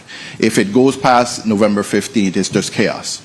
Remember, on Saturday, not outside of SNAP, WIC now stops. So you have a whole nother segment of individuals being stopped in terms of benefits. So we have to look at it proactively across the board. I'm not looking at it from a SNAP point of view or WIC point of view. I'm looking at a community-wide point of view. And your ultimate what's gonna happen. calculation to this $100 million, if we had to release some funds, would you be amenable to a quarter of it? And if anything happens, if something doesn't happen to that extent, we shut it down? Because I will never feel easy. So that's why I put the caveat in there. Releasing a whole 100 million. The caveat is $50 million initially. If it goes past December 1st, then we'll basically take the process and say, hey, we now have another $50 million available, but we not want the whole $100 million up front. We're talking about $50 million being available so that we can actually go and say, well, hey, we have this $50 million to say that we can continue the operations of government until the federal government opens. We might not need even $50 million, but we're not sure because we don't know how long it's going to last and how bad it's going to be. We don't know. Well, the last thing I want to say is I want to thank the governor of the Virgin Islands for really coming around and working with the legislature on this project. Because when we initially put it out to the public that we had attempted to tap into the rainy day fund, I thought it was something was very positive for us as a legislature. And I'm very happy that he chose to come on board with the legislature, that we could collectively work together to do what is right on behalf of the people of this territory. Thank you so much. Thank you very much, Senator Alma Francis Heiliger. Senator Franklin D. Johnson, you're recognized for your 3 minutes. Good afternoon. Thank you very much, Mr. Chair. I'm so glad that my colleague finished off with that, because the record needs to be placed that this body did arrange meeting with Human Service to come to these same type of arrangements. We didn't have that meeting. However, Government House did have that meeting, and we're glad that they're on board, and the legislature is on board. So there's no question about which way we're going with this. But the record needs to be on the record that this body made that attempt to reach out to see what we can do to make sure that our people are taken care of. Commissioner, you got some numbers here that I had to go over by my colleague from the eastern end of the island. These numbers are accurate? Yes, they are. Commissioner Avril George, yes, they are, Senator. How I know you were coming with that? Because, you know, Frederick said. I come in from the west, so I was getting tough, but now it looked like the people from the west are very hard-working people. So let that record be shown too. What I want to ask to you, Commissioner, and probably the finance too. If this go beyond December, what will be our next plan, or what's the contingency plan? Commissioner Avril George, and then Commissioner McCurdy can answer. I'm being optimistic. I always go with my glass full. I hope it don't go past December and that something is done. But if it's not done, I guess we have to come back to the table with the legislature and the executive branch and come up with our next steps. Commissioner McCurdy? I echo the same sentiment. I think at this point, you know, it's not perfect, but we can't let the perfect be the enemy of the good. And now, and with the WIC, tell me a little bit more information about the WIC. When does they go into effect as far as they're not receiving theirs? What's 1 minute. The same November 1st. That stops too. November 1st. So in this charge of fund that we're trying to allocate, are we included the WIC? No, this is only SNAP, Senator. But you tell me they're going to stop November 1st too? Senator, there's a broad picture where expectations here is as such. There's 42 million Americans that are going to stop with SNAP on Saturday. 30 we seconds. Expect that pressure to create some kind of crack in one side or the next, either Democratic or Republican. Because when you have 42 million people saying they don't have food, you're going to have chaos. So our expectations is somebody's going to crack at some point, pretty shortly. My expectation is it's not going to make it to Thanksgiving. If it passes Thanksgiving, it's a whole other ballgame. And that's why you see me putting the caveat of, here it is. If you make you have to change. We already have authorization for the $100 million to actually go and get a line of credit. We just want to change the language to say, here it is. If we need the operating date for operating cash, it's available to us to say, hey, this thing is dragging out. We need the cash to operate government functions. Remember, we have the two hospitals. You have waste management that has strained financials at this point. And we have to be very clear that you have to keep those organizations functioning. Otherwise, you don't have a society that's going to run properly. You don't have a hospital, and then you have garbage or sewage in your streets. So we really have to understand that we're not just saying, well, just give me $50 million, I could just start spending. I'm giving you you gave me $50 million to be proactive. If that the government don't open and the federal government doesn't have any money, we have the money to sustain ourselves until they actually open back. Right, I says we all share this sentiment and understand that there's always fraud once things are being given out. So that's something that we have to just right now bite this bullet, because, as you know, there are children that will definitely go without food in the house. So we all share the same sentiments, and as the chair said, this is going to be passed tomorrow, without a doubt. Thank you very much, Mr. Chair. Thank you very much, Senator Johnson. How does the SNAP recipients and the WIC recipients intersect? Is there some intersection? Do we have SNAP WIC recipients who are also SNAP beneficiaries who are eligible for Possibly, SNAP? but we have different guidelines based on DOH guidelines for WIC and DHS guidelines for SNAP. So we do have SNAP recipients that get WIC, and we do have WIC recipients that get SNAP. That's based on your child age and the availability and your approval through Department of Health, not through Department of DHS. Okay, fair enough. Senator Hubert L. Frederick, you're recognized for your 3 minutes. Thank you, Mr. Chair. Pleasant good evening, everyone, colleagues, testifiers, listening and viewing audience. The people of the Virgin Islands, I wanted to start by talking about the possibility or the alleged cases of price gouging that's been supposedly going on right now by some food providers. If that's the case, I'm asking all the food providers to please have a conscience. This is a national emergency. This is not the time to raise prices. As much as I am a businessman, I can tell you this is not the time. You know, we're all suffering. This is a plea of compassion. Just hold steady on the price so we could get through this. Secondly, I want to talk about the recipients too. Please be very judicious with this money you're going to get, because as you can see, we're struggling to figure out how we're going to sustain this program. So although it's half of what you usually get, spend it as if it's the full allotment. That means be very careful how you use it. Don't just buy the normal nonsense you would buy. Buy things that you need. This is going to be very important that you help yourself in a case like this. And then last, I'm asking the faith-based and the nonprofits to definitely step up. Whatever you could do, maybe we could do a lot of partnerships with the government in terms of food prep. Maybe we could work with the Department of Education and Human Services with getting food preparation. Whatever we need to do, we need to come together as a community to get this situation taken care of. I think it's critical that people understand this may last for an undeterminable period of time, and because of this, we all have a responsibility.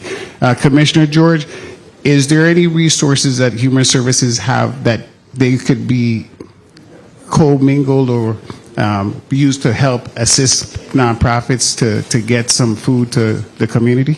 At this time, all we're doing is making sure that our nonprofits get their quarterly funding through Department of Human Services. And this is the time for nonprofits to step up. We have nonprofits that's not nonprofits. And this is the time to see who has the funding to go out and do what they need to do to assist the people of this community. But there's nothing else for us to give out other than our not normal funding that they receive to a quarterly allotment when they have met all the applicable guidelines and submitted all the information through Department of Human Services. So I'm thinking about a food kitchen that the government, a worst case scenario, I don't know if it's going to get to that case, but we should be thinking stuff like this too. Could we possibly work with the Department of Education to set up something, Commissioner? Or have to ask the Department of Education a question. I can't answer. You've not had any discussion with the Commissioner of Education? No, we have not had no discussion with Department of Education. All right. Commissioner McCurdy, is that possible for us to come up with some money that's going to be able to fund a food kitchen? Raymond? I get my authorization for money use. Director Raymond. Is it possible? It all depends on the number of people, how much it's going to cost. Right now, you're tapping into the actual rainy day fund at this point at $2.7 million. But you always depend on what your plan is. A food kitchen is a whole other thing. That's not me reserved for nonprofits.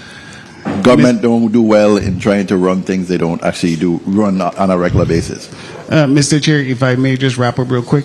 You may wrap up, Senator. I just want the public to also know that there's only 4 states that have a contingency plan to pay out. Of all 50 states, only 4, and the Virgin Islands would be a territory that's stepping up. The other 36 states, all they're doing is sending out notifications. So I commend our government, our community for this effort. So guys, we're proactive and we're doing what we have to do. Thank you so much, Commissioner and Director and Commissioner of Finance. Thank you all so much for everything you do. Appreciate it, Mr. Chair. Thanks for the time. Thank you very much, Senator Frederick. Senator Johnson, you're recognized for your point of information. Thank you very much, Mr. Chair. It's to Director Raima. You showed a lot of numbers of a lot of losses with all the federal employees that are not working. Correct. And my question to you is, once the government open back up, the federal government, these people will be getting a back pay, would they? Well, that's the hope. Currently, based on the rhetoric that's going back and forth, the president really don't want to give any back pay. That's a whole other story. But by law, they have to be paid because they're currently working. And then that will put us back pretty much in line. Because it should, correct. Okay. All right. Thank you very much, Mr. Chair. Thank you very much. Senator Johnson, Senator Viola, you're recognized for your point of information. Thank you, Mr. Chair. I just wanted to remind my colleagues that this body is the appropriating body. We don't ask OMB if they have any additional monies that they can give. We appropriate through legislation. It's the will of this body. Thank you so much, Mr. Chair. Thank you very much, Senator Viola. Senator Carla Joseph, you're recognized for your 3 minutes. Thank you so much, Mr. Chairman. A pleasant good day to everyone.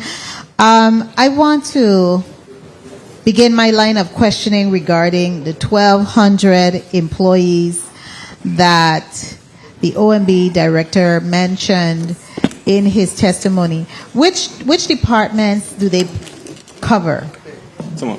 Outside of Department of Human Services. We know Human Services has a lot of federally funded employees. So, Senator, you have Department of Education, you have Human Services, you have Department of Health, you have DPNR, you have VITEMA, you have LEPC, you have a litany of departments might have 100 or they might have 10. So it depends on, even in my office, there's employees that are federally funded.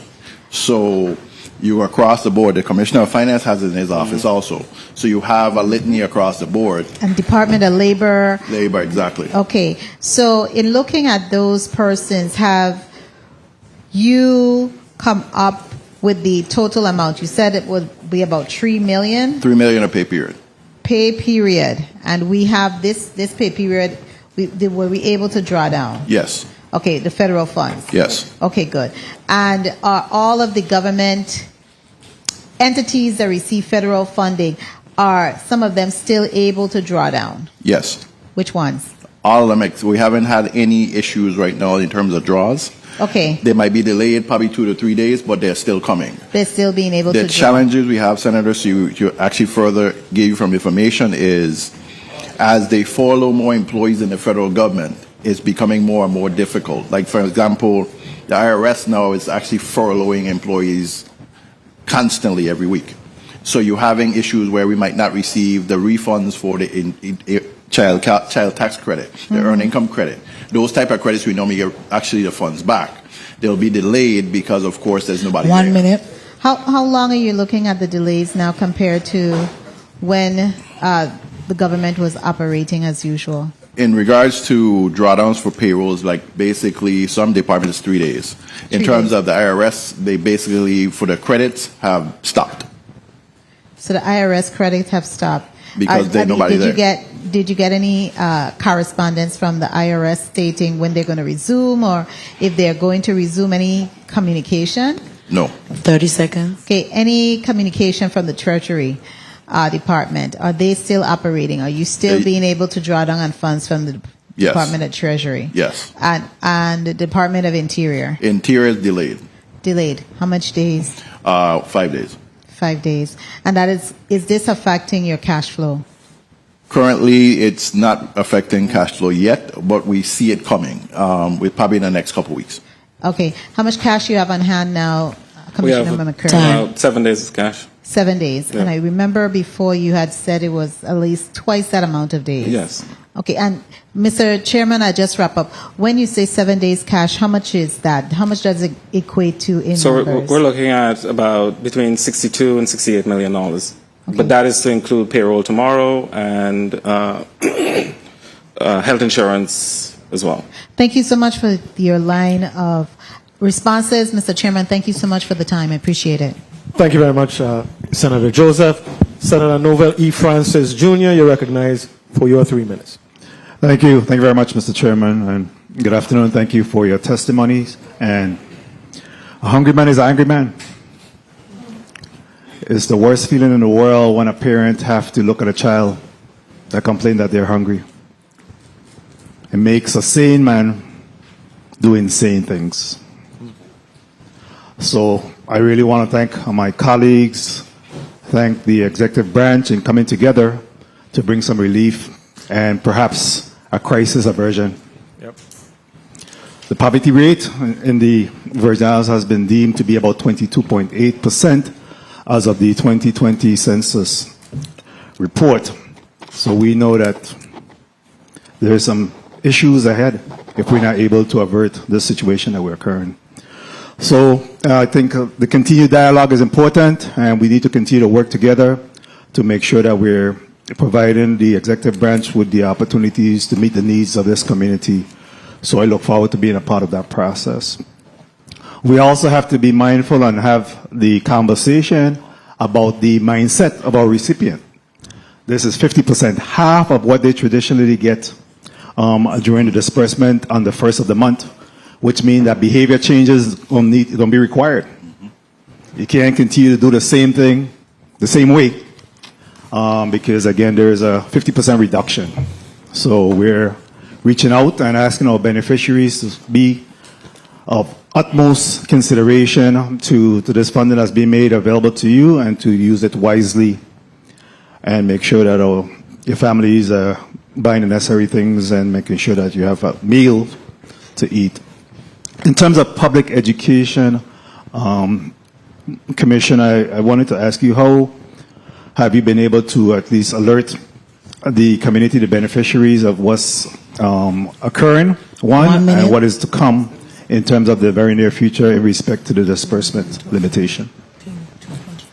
Commissioner Avril George, we have sent out notices of what we use through our system to each recipient. We have also did flyers as they come in. We provide them the flyers. The communication team has also went on the radio stations throughout the territory.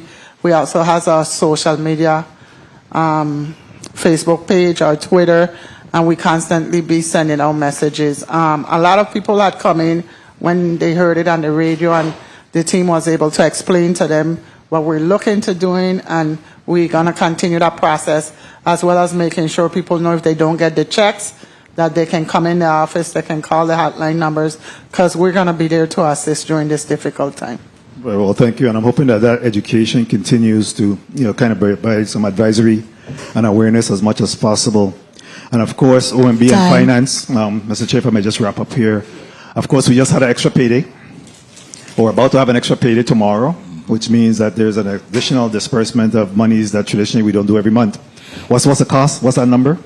For payroll? Yes. Payroll is between 21 and 25 million. 21 to 25 million dollars that will be dispersed tomorrow. Again, so that already put us at a disadvantage going into November. That is right. So certainly we got to be mindful of that as well. So we have a work cut out for us. We all got to be cautious as we proceed. But again, the legislative body is here to support the executive branch in being able to move whatever is necessary for us to meet the needs of this community. My commendation again onto my colleagues, and thank you to the executive branch. Thank you, Mr. Chair. Mr. Chair. Thank you very much, Senator Novell Francis. Maybe about a week ago, I had the opportunity to speak to the commissioner of, I guess, what's equivalent to the commissioner of human services for the state of Colorado. And they were experiencing the same struggles like everybody else as far as finding a solution for this potential crisis. And what she told me was that they took a three-pronged approach. They tapped into Colorado philanthropic organizations, supermarkets, as well as tapping into their rainy day fund. So they had a big involvement. So it was a coordinated effort. But they had a big involvement from the supermarkets, who really are the beneficiaries of literally millions of dollars from, SNAP, the SNAP program. So they were more than amenable to putting something on the line in this difficult, unique situation. So I take it, Commissioner, that that's not something that we are.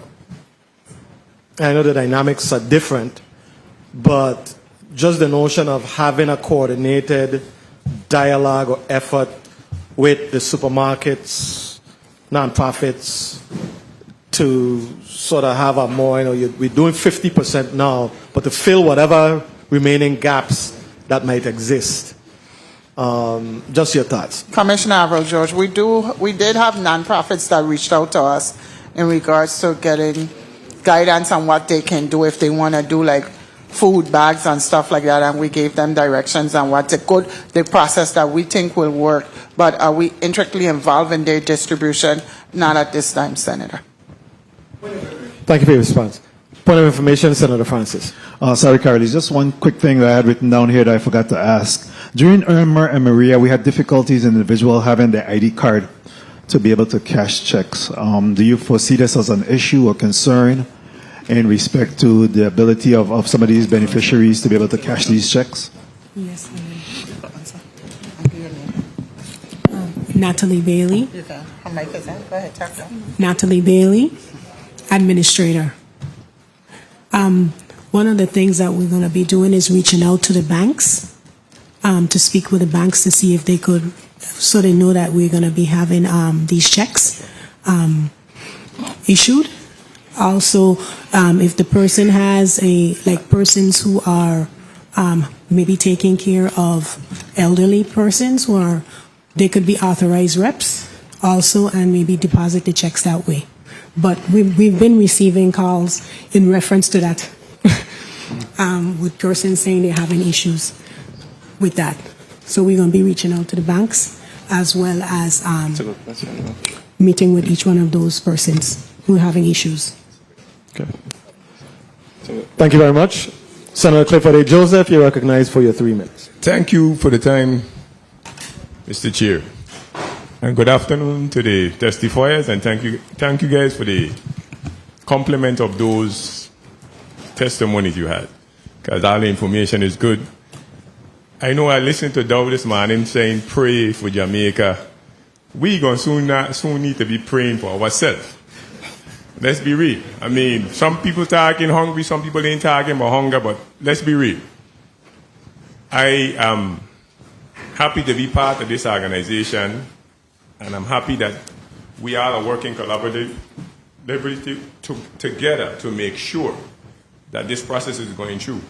I'm encouraging everybody, I would say, who is in the territory that collects SNAP. At 50%, this is a different monitoring you have to do on your money. So I'm pleased to hear that you guys are already reaching out to explain that as well, because people take this for granted, but this is real. So I hope in the same way how we came together to get it done for us, I hoping that on the mainland, the Republicans and the Democrats get together and let's get the show back on the road. Let's get the federal government paying back folks who are not working for weeks and get going. So I would just say again, for everybody in the board now who are a recipient of SNAP, to take your time and choose wisely how you're going to spend this money. Because I'm hoping that we are out of this very soon. I ain't got nothing else. I don't need 3 minutes. It's just clear we want this bar to keep rolling so we could take on the next folks that's here. But thank you guys for what you're doing as well. But don't forget, we are going to be praying. I ain't telling you to go on your knees. I myself don't use knees. I just stay in my bed and pray. I don't go on my knees. So I just tell everybody to pray, that this goes away. Thank you, Mr. Chair, for the time. Thank you very much, Senator Clifford A. Joseph. Senator Mary C. James, you are recognized for your 3 minutes. Mr. Chair, Mr. President, Mr. Chair, I was correct. Chair today. A hungry woman. Is an angry woman. Is an angry woman. That's for you personally. All right.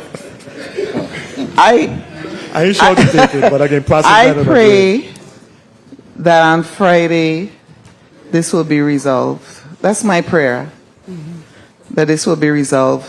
I do want to say, though, that every state is in fact assisting its citizens. Some are doing it through food banks. For example, California is giving $80 million to its food banks, and some are giving food banks every week. Do we have food banks in the Virgin Islands? No. We have nonprofits like Catholic charities and stuff like that, but food bank, no, not of my knowledge. No food banks. Okay. And I also want to say this to people in the community who are not affected by this. I hope that you will be neighborly and help those who are less fortunate. Thank you, Mr. Chair. Thank you very much, Senator Mary C. James. Senator Ray Fonseca, you're recognized for your 3 minutes. Yes, thank you, Mr. Chair. So I just wanted to understand clearly. So the 36th legislature required the new salary increases, those below up to 35. That's going to be implemented tomorrow for the government employees. Oh, it's already been implemented. Senator, it's actual work in process. We're going through the process now of actually implementing. So it won't be in place for tomorrow's PHX. We're hoping for the next one. Okay, so you hear that. So the hotline, I want to repeat the numbers. So everybody get your pens and pencils out. I want you to write this important number down because the checks are going to be coming in the mail, and if you have any problems, cashing them, etc., we're going to have you call 340 on St. Thomas, St. John, 340-772-7110. That's 340-772-7110. And the St. Croix hotline. Both Christian said, Frederick said. 340-715-6909. And there's an email. You can email here. They got USVISNAP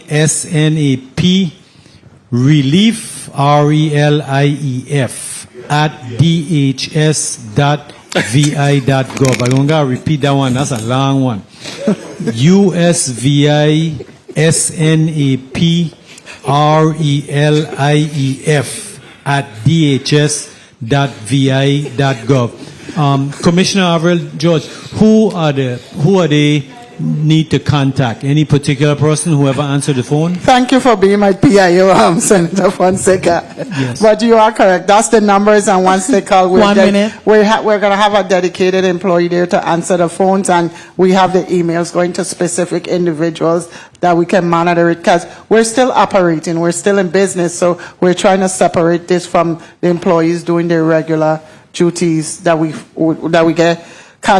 All hands on deck with this one. Thank you, Mr. Chair, for the time. Thank you very much, Senator Fonseca. Senator Marvin A. Blyden, you're recognized for your 3 minutes. Thank you so much, Mr. Chair, and good afternoon to my colleagues again, and good afternoon to the testifiers, and thank you so much for your testimony. Some real good information came forth. I just want to really state in respect to the situation we find ourselves in with SNAP and WIC recipients, and many of them that basically needs assistance in terms of not only receiving a fund but knowing how to spend the funds wisely, because bad habits are hard to break. And I know I grew up with 13 siblings. It was very difficult for my young boy growing up. And one of the things my mom did usually, when she cooked one meal. If you're not allowed to do anything, everybody have to eat from the same pot. You got to do things differently in order to survive. Period. It's half of the money that they're getting. They're not getting the same amount. So you got to be creative with your family and make sure and assure you that your kids eat. You don't buy something for everybody. You don't go out and do different stuff. That never existed in my family. We had no choice. So you got to change some bad habits. And I believe part of that from the Department of Human Services, you really need to educate your recipients. I mean, it's not part of the job, but it comes with the territory. And just assisting others and reaching back and giving good information to assist them moving forward. I know in respect to many of the non-profit organizations around here, they also hopefully can assist. I know as for me and my office, since the hurricane, every 3 months we've been doing distribution, and I will be doing one next week, and I'm going to have some of my colleagues assist me in passing on those supplies, because I've been doing it on a regular basis, because it's important to see how we can give back and work with others. And I usually deal with the elders and the disabled on a regular basis. They look forward to that because it's difficult. Many times, many of them actually, Carl, when you bring the next one, so we understand the difficulties we're facing in the territory. Food is very expensive. For any of us, it's very expensive to eat a good meal. Only junk food, cheap, which is ridiculous. So nonetheless, I want to thank my colleagues for actually working with the administration in terms of assuring that we can do something for our people in respect to assuring that they have a meal and they can actually do what needs to be done to move forward. Again, thank you so much, Mr. Chair, for the time. I don't need 3 minutes. Thank you. Thank you very much, Senator Blyden. 13 siblings, Senator. It was 8 of us, so you beat me by 4. Wow, by 5. Excellent. Senator Corville, you're recognized for your 3 minutes. Thank you so much. Between the two of you guys, that's 21. More than this whole legislative body. That's just like, made me lose focus. I didn't believe anybody could have beat you, Mr. Chair. I'm shocked. Really make me lose myself. We're in a bad situation. I just want people to really, really understand that we are in a horrible situation. So you're hearing all the numbers being called here. But the reality is this government can't sustain this for too long. Right. I don't even know if we could sustain this until December. Right. Because as this shutdown proceeds and individuals aren't getting paid, collections are going to decrease. So we already have projected certain numbers to fund departments. And if we're not collecting those monies, then vendors aren't going to be paid because the first payment is going to be payroll and then health insurance. So we're in a bad place.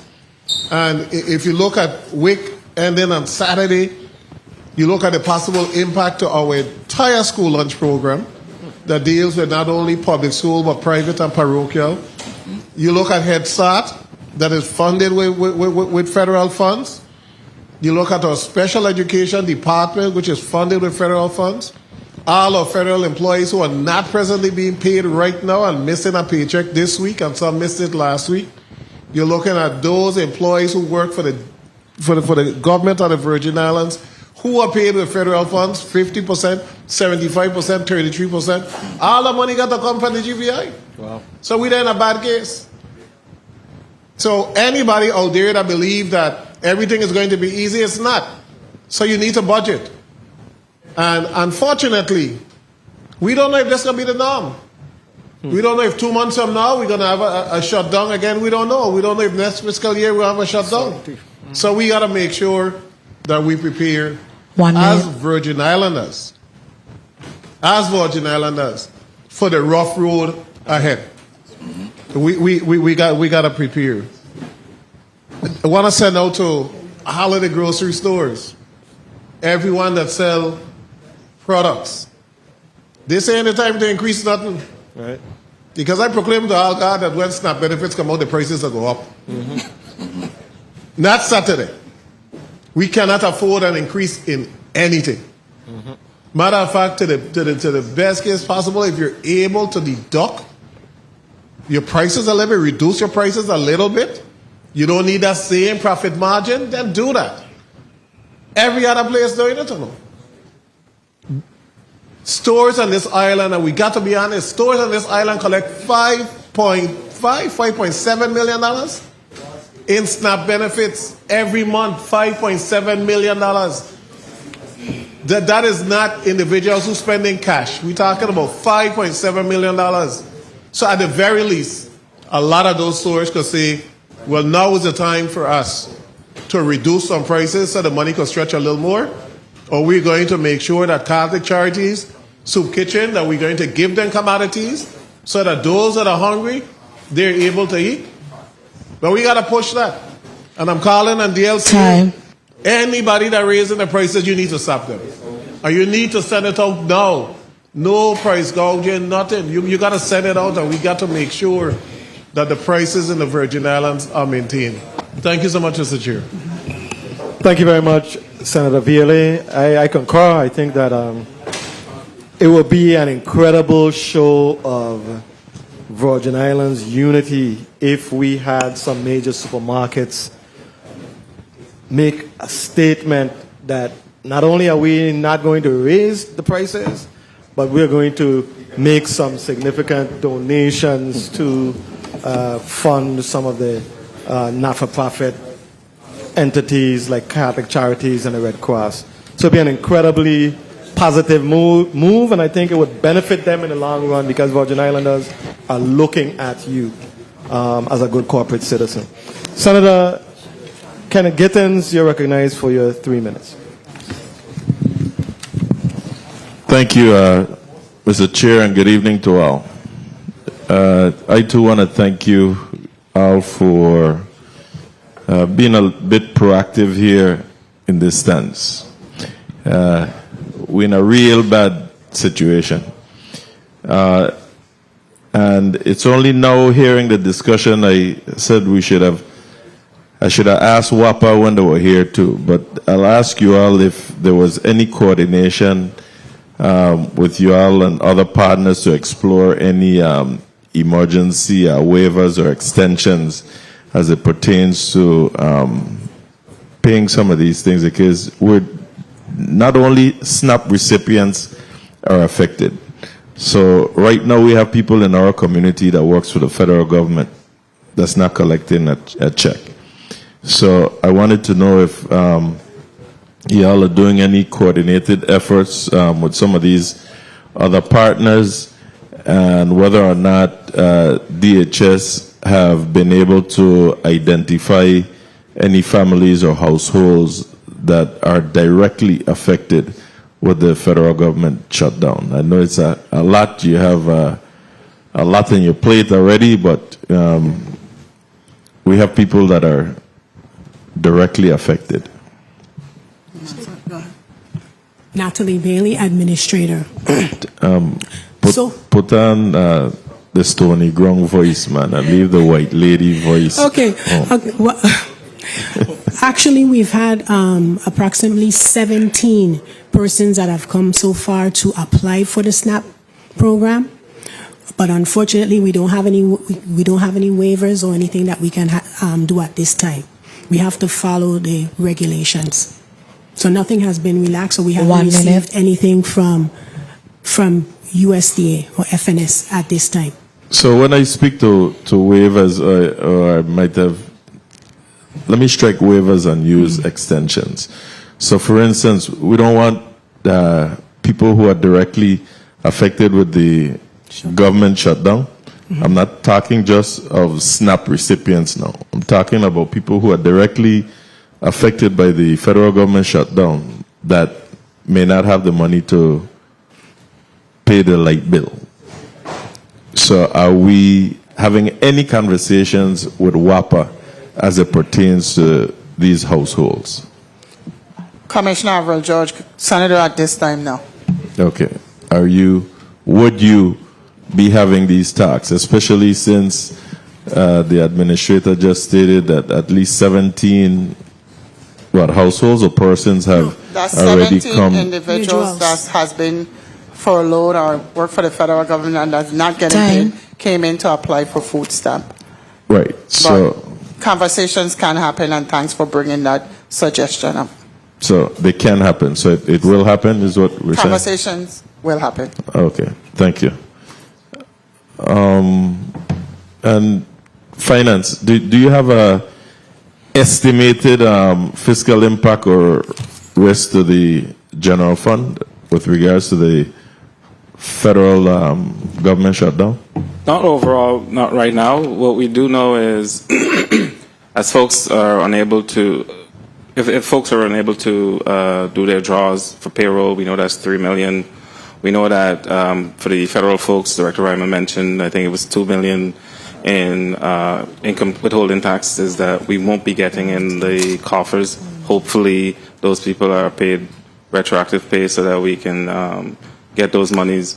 But not just our expenditure will decrease. We are anticipating that but increase our revenues also. Collections will be impacted. So the overall impact not yet. Still haven't been determined. Okay, and lastly, for DHS, what was that? The stimulus monies. That was one headache back then. So you are comfortable that you will get the information out and get these checks in the hands of these individuals. Persons are up to date. Are we putting out PSAs asking them to make sure that they contact your office to ensure that you have correct mailing addresses, etc., for them? We did a review of mailing addresses. We have approximately 30 individuals. Our addresses are 80% to 90% correct. Those individuals that we know their address are not correct, we have put them in a different batch that DHS is gonna pick up the check from finance and contact those clients so they can come to the office for it. But we are ready to go. The data has been reviewed, and we're just waiting for the passage to print those checks. And we are already in conversation with the post office, so they're expecting the checks for those on St. Croix. We're not mailing it through St. Thomas. They're going to be delivered to the post office on St. Croix, that it can go directly in clients' post office box, and there won't be any delay. That's why we gave the hotlines and the email. If you don't receive your check after we say the checks are distributed within a certain time, we're asking you to come into the office or call us. That means if the check was returned, DOF is going to turn it over to us, and we'll have those checks. And we have looked at every angle to make sure that this is a smooth process. And lastly, is there any segment of our community that you are concerned about with regards to this situation? Our top priorities are seniors and our individuals with disabled children and special needs children. That is our concern right now. And the homeless. So meaning, but how are you addressing those concerns? The only person that we gotta go with the batches. We can disseminate by special need, disabled, or seniors. It's how the batches was created. The only thing we did was make sure that our homeless population, we know our homeless individual that comes in the office, so they have authorized representatives that we're going to be able to get the checks to them because we're picking those checks up. Okay. Thank you. You're welcome. Thank you for your responses, and let's go for it. Thank you, Mr. Chair. Thank you very much, Senator Gittins. Colleagues, we have exhausted this final round of questioning. It's been a long day. We still have the Constitutional Convention to come on board. So, Commissioner George, I'd like to give you an opportunity to provide us with a 30-second wrap-up, as well as Director Julia Reimer. I'll conclude by saying this is trying times. Not only the SNAP recipients going to feel it, our whole community going to feel this the effects of this federal shutdown. All I can say is pray for us. I thank my Department of Human Services team for all the work that they have been doing. We're not looking at only our SNAP employees. We have made this federal shutdown all hands on deck because it's going to affect each and every one of us. I'll also like to thank Director Reimer and Commissioner McCurdy for assisting us, having the team assist us. This was great collaboration in these trying times. Meetings at night, phone calls, the many emails I've been sending them. I'll give them a break after this pass, but the team has really stepped up in this hard time. I'd like to thank the executive branch, Governor Bryan and his entire team that stood with us through every process, because we wanted to make sure that they understand what is needed by the Department of Human Services to get through this challenging time, and they did step up. So I want to thank them. I also want to thank the legislature, you and all the senators here for collaborating with us and stepping up to the plate to make sure that the community know that we can work cohesively in times of need. So I really appreciate each and every one of you. And as we just say, DHS on the rise. DHS on the rise. Thank you very much, Commissioner George. Director Reimer? As indicated previously, we really need to be proactive going forward. We can't sit here and wait till the federal government does what it wants to do. We need to be in front of it, which means we have to be ready and able to act timely and efficiently to actually move this ball forward. It's not just a SNAP impact, guys. This is a bigger picture that we're looking at, and it's going to affect everybody, not some people, but everyone. So therefore, I implore that here it is, we need to continue the dialogue between the executive branch and the legislative branch, and a spirit of cooperation, and really to make sure our people actually don't suffer through this process, but strive through this process. Thank you. Thank you very much, Director Reimer. Spoke on your behalf. Ladies and gentlemen. Can I ask that the community also have patience with us as we go through this process? And if there's any questions, just reach out to us. don't bash us. Don't go on the radio and bash us. We're going to try to make sure that everybody get their checks, and we're going to make some hiccups, but we still want them to know that it's an open door access. If you have any issues, feel free to visit any office territory-wide, and the team will be there to assist you. So we ask for your patience. Absolutely. Thank you very much, Commissioner, and your team. You always have a team that does a lot of the heavy lifting behind the scenes. So thank you and your team, as well as you, Commissioner McCarty, and your team, as well as you, Director Reimer, and your team. The committee on the whole stands in recess for 5 minutes while we transition the Casino Commission, not Casino Commission, the 6th Constitutional Convention into the chairs before us.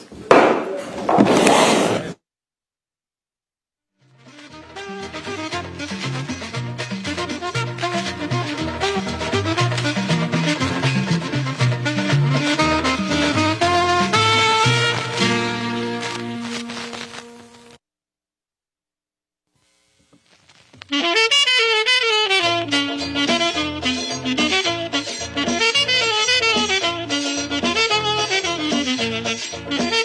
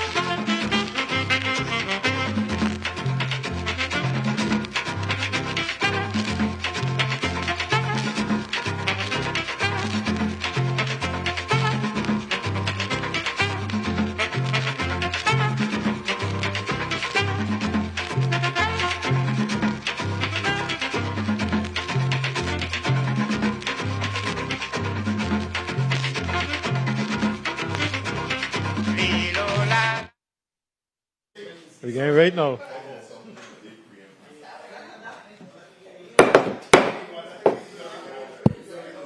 Good evening, colleagues. Good evening to the people of the Virgin Islands. Special good evening to our testifiers. We will resume a committee of the whole meeting. Madam Clerk, can you please read the final block into the record? Block number 4, Virgin Islands 6 Constitutional Convention. Bill number 36-0201, an act extending the deadlines for the 6th Constitutional Convention of the Virgin Islands and appropriating funding for the convention. Invited testifier, Mr. Uzi Richards, Chairman, Virgin Islands 6 Constitutional Convention. This concludes the reading of block number 4, Mr. Chairman. Thank you very much. We're going to ask the testifiers to just check their mics and just tell us your name and your position, beginning from my right.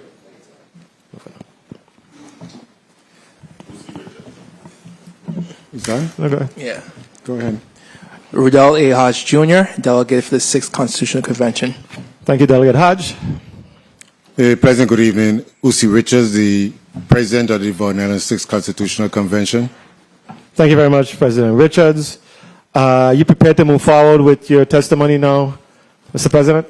Yes, I am, and I do expect that we should be joined virtually, hopefully by the Delegate and Secretary Manny Daniel. Okay. And the Vice President of the 6th Constitutional Convention, Mr. Stedman Hodge Jr. Excellent. Yeah, he was here, but he had to actually leave. So hopefully he'll join us. Okay. And if it's okay with you, Mr. President, allow me to begin my testimony by saying a pleasant good evening. I had initially planned to offer a pleasant good afternoon. But since we are now in the evening, a pleasant good evening to all. The members of the 36th Legislature, your staff, and those who are viewing and listening. My name is Uzi Richards, and I appear before you today in my capacity as President of the Virgin Islands 6th Constitutional Convention. In August of 2025, the delegates of the convention had respectfully requested the consideration of this body to amend the existing laws governing the mandated timelines for the development and submittal of the document to the required statutory authorities. In accordance with the mandates of Act number 8681, as amended by Act numbers 8734, 8788, 8814, and 8979, the delegates of the convention initiated the assessment process by establishing 3 working groups, namely Finance and Public Services, Government Structure, and Human Rights. These groups were intended to review and report back to the body on the articles of the 5th Constitutional Draft. This task commenced in February of 2025 and resulted in the establishment of the following standing committees: the Executive Committee, Committee on Culture and Heritage, the Committee on Education and Public Information, Finance and Public Services, Government Structure, and Human Rights. As per the mandates of the existing laws, the standing committees began the task of utilizing, revising, modifying, substituting, or deleting parts of both the revised Organic Act of 1954 and the 5th Constitutional Convention draft document in March of 2025. These tasks are being executed in a manner that ensures that the U.S. Department of Justice memorandum dated February 23, 2010, and Public Law 94-584, Section 2B1 are fully considered and executed. During our continued execution of the above referenced laws, the delegates of the Virgin Islands Convention determined that it was necessary to respectfully request amendments to the existing timelines regarding the completion and submission of the draft document to the Governor of the Virgin Islands and the date for the people of the Virgin Islands to vote on the proposed draft. Specifically, the delegates requested the Legislature's consideration to amend the timelines established in Act number 8734, Section 4, that amended the initial Act number 8681.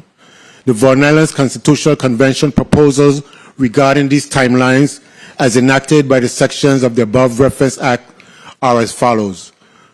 Firstly, in Section 6, the Convention requested a change to the submission date of the Constitution draft to the Governor of the Virgin Islands from October 31st, 2025 to February 28, 2027. Secondly, in Section 7, subsection B, we requested a change from May 1st, 2026, the date of launching the timely notice of the referendum, to April of 2027, and to establish July 3rd, 2027 as the date for the referendum. Thirdly, in Section 7, subsection C, we requested a change to the effective date of the Constitution from March 31st, 2027 to January 31st, 2028. And lastly, or fourthly, in Section 7, subsection D3, we requested a change to the date of enactment and the effective date of the Constitution of the Virgin Islands from March 31st, 2027 to January 31st, 2028. These proposed changes are intended to ensure an appropriate and thorough engagement of the public prior to submitting a draft constitution to the Governor of the Virgin Islands, while ensuring the delegates of the Convention not only digest the recommendations or concerns shared by the community during the public engagement process, but more importantly, have an opportunity to act upon the community's contributions. The delegates of the Convention are of the opinion that a separate and standalone referendum, one that's not mingled with the general elections, provides the opportunity for focusing solely on the draft constitution while providing a true yardstick that measures the public's interest in a constitution.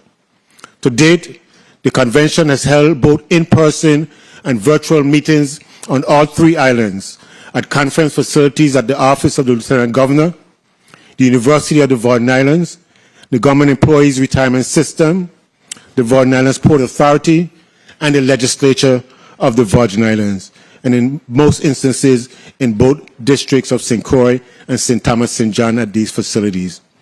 A process that resulted in 81 drafting committee meetings with an average length of 3.5 hours per meeting, logging over 3,220 drafting hours from individual delegates.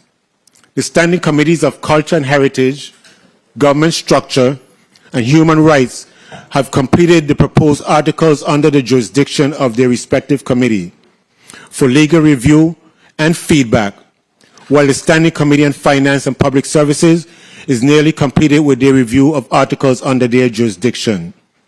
The Standing Committee on Education and Public Information has completed and submitted a branding and public education plan that was reviewed and approved by the Executive Committee and will begin their public engagement by year's end.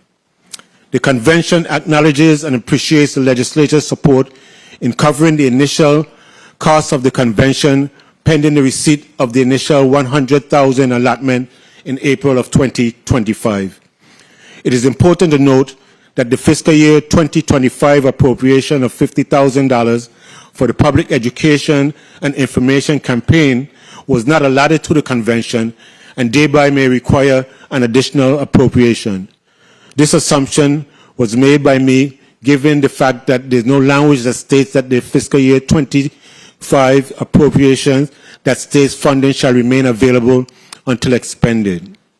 Specifically in Act number 8734, the amended Act of 8681 merely appropriated a sum of $50,000 for the fiscal year ending September 30th, 2025. Unfortunately, at least for those of us who are delegates to the Convention and had to wait until this late hour to be here, I was able to personally confront the Commissioner of Finance, who stated that this $50,000 will be released, given the fact that OMB had already authorized the release prior to the completion of the fiscal year 2025 date of September 30th. And we have, in fact, been promised that that money will be released within the coming week. I move on to say that the Convention needs this additional funding to adequately implement the adopted branding and public education plan. We acknowledge that these proposed changes do come with a cost and submitted our proposed budget for fiscal year 2026.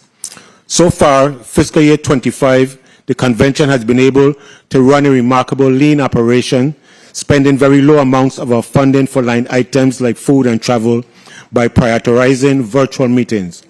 We have also managed almost all administrative tasks internally, pro bono, if I may say, with efforts from our own delegates.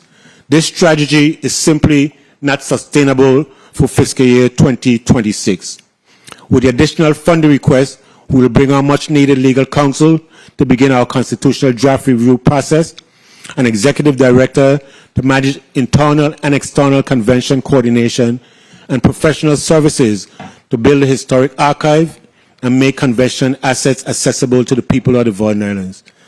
Based on last week's conversation with members of this body, we did share what turns out to be a 20% reduction in our request, what it would entail. This reduction would severely hamper the planned implementation of engaging the public regarding the proposed draft document and hampers the delegates' opportunity to properly digest and consider the viability of all suggestions, concerns, and ideas.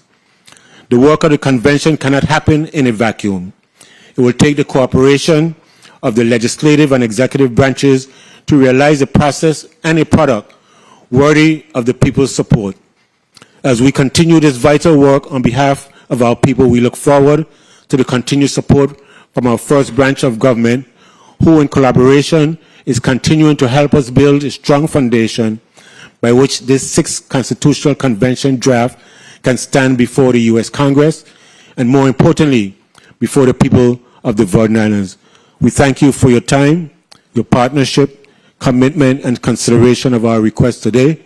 And I will mention that I was grateful to ask one of our delegates who is present here to join me in addition to those that may have an opportunity to tune in virtually to this meeting, and specifically our delegate Rudel Hodge, who is a member of at least 3 of our standing committees and has worked tirelessly with us to accomplish the goals of the convention.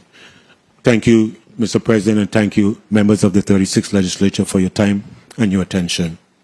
Thank you very much, President Usi Richards. I was very impressed by the span of generations on the Constitutional Convention. I mean, it's great to see youthful persons here as well as seasoned professionals. You will be in a seasoned professional category. I was wondering who I thought you was making a reference to our principal teacher and senior delegate Rupert Ross Senior. So I mean Junior. I didn't realize you were speaking of me. You know. But that's another category. Okay. But I appreciate the work that you have been doing, and this is important work that you've been quietly doing, I would say. How will the additional $200,000 be allocated between administrative, legal, and public education functions? We did submit to the chairman of the finance committee and to copy to all senators the breakdown in regards to our proposed budget. Okay. And I will basically share that with you. So we are looking for the accommodations in regards to the stipends that are required by law for the delegates, the need for inter-island travel, since we are moving into a process of town hall meetings separately on each one of the articles by committees. We spoke of the need for bringing on the executive director, professional staff, facilities and supplies, and on legal services. And I may note for the record, although the legislation authorizes us to utilize any available government space as an office place, you can know that the availability of that is very limited. So much of the space we've been utilizing for meetings, particularly for plenary session, was on a fee basis. And all of the other spaces were gratuity shared with the Constitutional Convention. Gotcha. Is there any risk of breaking the momentum that you've established by projecting this process out further? I mean, I think you have a momentum going right now. is there any risk of the momentum being lost somewhat by extending this period out for another year or so, which we're proposing now?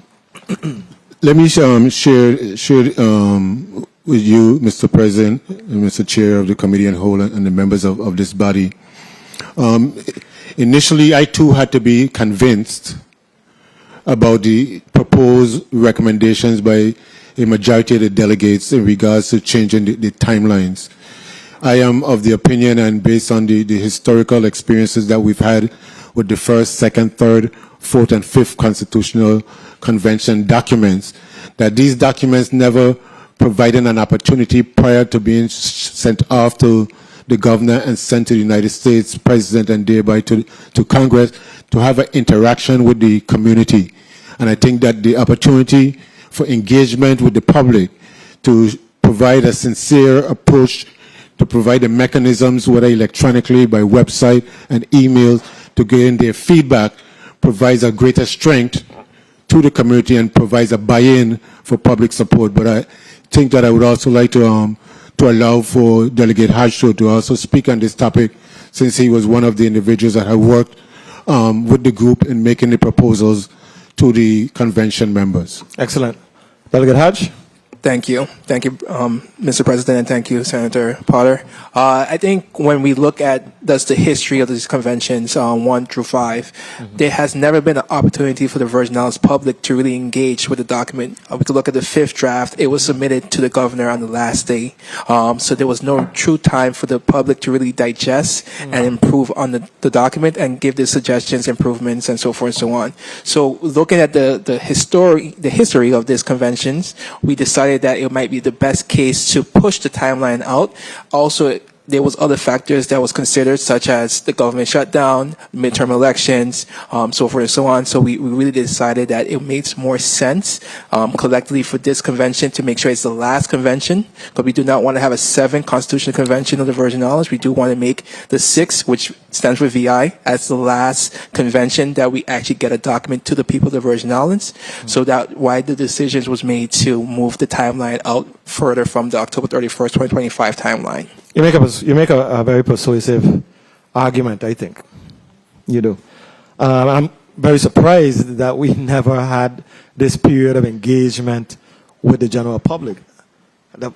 Those 5 conventions, we never had that period of engagement with the final document. And that was never done, and I think the lack of engagement with the public in general created the opportunity, particularly with the 5th Constitutional Convention, for individuals to share their own personal opinion and create the confusion in the community. And as you can see with the 5th Constitutional Convention document, individuals got tied up and locked into subject matters like the definition of a Virgin Islander, a native Virgin Islander, without having opportunity to yourself read on their own or being presented to them the context in which it was being used. Absolutely. Very valid point. Senator Alma Francis Heiliger, you're recognized for your 2 minutes. 2? Okay. Thank you so much. Good afternoon, good evening to my colleagues, the people of the territory, to the testifiers. I have been following the Constitution for quite a long time. As a matter of fact, my first introduction to politics, I ran when I think over 100 plus delegates ran. That was my first time I ever ran for anything for the public office. But what I am still very much concerned. I support us potentially shifting days for turning it in and stuff like that, but I'm a little bit concerned about changing the deadline, which is roughly a year and a week from now, for it to be on the general election. And the reason why I still have a concern, I am very much worried about low voter turnout. I have participated in 2 special elections, 2 of them. And the voter turnout was so ridiculously low. We marketed them, they put them out there, they knew what they was for. People just don't seem to have the same enthusiasm to turn out and vote when it's not either a general election or trying to the off year for senators. Even when you pay attention, you would have more people turn out during a gubernatorial election and the senators versus just the senators alone. So imagine when it's just a special election. And that's where my worry is, because the Constitution is so important to the people. I really am looking forward to as many people participating in the process. And that was part of the strategy of why it was to fall on that specific general election, because the concern was to make sure as many people was there participating as possible. Now, if we take that away and extend this another possible 6-7 months for marketing and other things, I think you might end up getting it one way where more people might know, but you might still lose another where you might not have as many people participate. So that's where I am kind of struggling as to why this might be the best way. So my only question I'm going to ask you, if for some reason this body only changes the specific submission times and you have a smaller window to market and really get it out to the public for doing town halls, really pushing it on the radio, getting the people to understand, versus 7 months, maybe you might only have 3 or 4 months, is that something that we could utilize and it's doable so we could make that November deadline versus potentially sending it off to the following year, have to spend an additional $700,000 roughly, and still run the risk of low voter turnout? That's where I need a little bit of understanding to see if this is in the best interest of the people at the end of the day. Thank you. Thank you very much, Senator Francis Heiliger. Yeah, thank you. I want to begin by saying that the voters' records do not, in fact, underscore the point that you're making. I would use that example for general election where there are gubernatorial elections. And I've been a candidate on, of 3 occasions to the Virgin Islands Board of Elections. The number of individuals that vote in and cast a vote in the gubernatorial election and the Senate race, the Board of Education and the Board of Election race varies and diminishes as you go down the ballot. The same goes true when you have a referendum issue on the general election ballot. We are recommending and strongly requesting of the legislature to provide a different approach in information, in education, in making it pertinent, relevant to the people in the community. The last referendum issue that I am aware of was the one of reapportionment of the legislature. The subject matter of reapportionment of the legislature outside of the discussion of soliciting sufficient signatures to get that subject matter on the ballot does not provide any comparison for the amount of information and education to the general public that probably don't have understand what the word reapportionment meant in regards to the context of reapportioning the legislature, the vote. And I think that we are convinced and want to emphasize that as we speak today, very rarely it exists today throughout the world that in a democratic society, making changes to a constitution is not an easy task that one should expect to accomplish overnight. Now, the most recent changes to constitution that are taking place throughout the world are in autocratic ruling entities and government who are able to put forth the authority based on the structure of their government to make changes to the constitution. So democratically, it requires a little more time. I do want to not breeze off on the subject matter that's been raised by Senator Francis, but I do want to provide also an opportunity for one of the advocates in the group for bringing on the subject matter of expanding informing, public engagement and information, to provide an opportunity for the Secretary, Delegate Daniel, to also weigh in on it. Because as I mentioned earlier, Senator Francis, you were not the only, Senator Francis Halligan, you were not the only one, you were not the only one in that boat. They had to convince me too, to adopt and to consider the argument. And today I appear before you because I'm convinced that this is a worthy path that we could travel. Let me officially welcome you, Delegate Daniels, Madam Secretary. I failed to acknowledge you when I saw your face appear on the screens, but do you care to offer any remarks on that other question? Good evening, yes, Delegate here. Good evening, everyone in the Virgin Islands. Thank you so much for the question, Senator Francis Heiliger, and thank you, President Richards, for allowing me to answer here. To directly answer your question, Senator, the method by which we reach the people of the Virgin Islands doesn't change given our timeline, right? You know, we're going to do the traditional community town halls, youth engagement, educational events, accessible materials, podcasts, media partnerships, using schools and social organizations, churches, faith-based leaders, things of that nature. You know, we have an enclosed network. We have a really tight-knit community. Getting to the people of the Virgin Islands, meeting them where they are, getting accessible messaging is something that the Virgin Islands actually does really well. I think the question is how do we make this relevant and timely for the people of the Virgin Islands, especially given all of the political turmoil, all of the economic turmoil, all of the very real things that people are dealing with? How do we make a constitution something that they care about? And that, I think, is why the request for time is so important. As President Richards was stating, self-determination and, you know, building governance is a long process. And Virgin Islanders have been embarking on this endeavor for at least 50 years. And so my question is, why rush the process?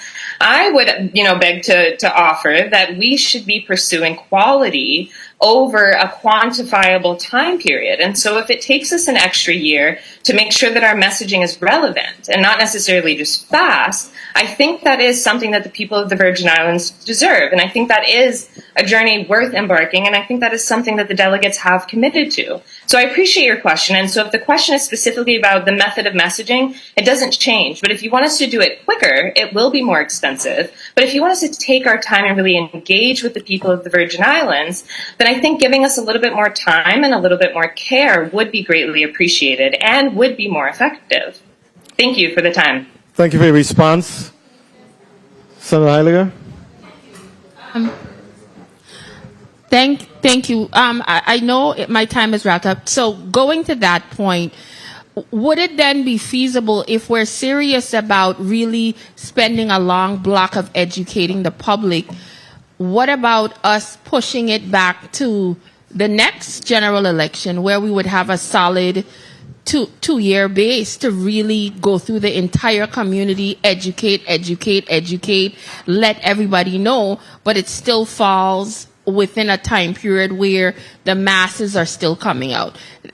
What are your thoughts on that? Thank you, and I appreciate the additional time. Thank you, Senator Francis Heiliger. And if I may speak in some brevity and straight to the point, the distinct difference is that the constitutional draft document, in our opinion, we're trying to remove it from being politicized and being weighed.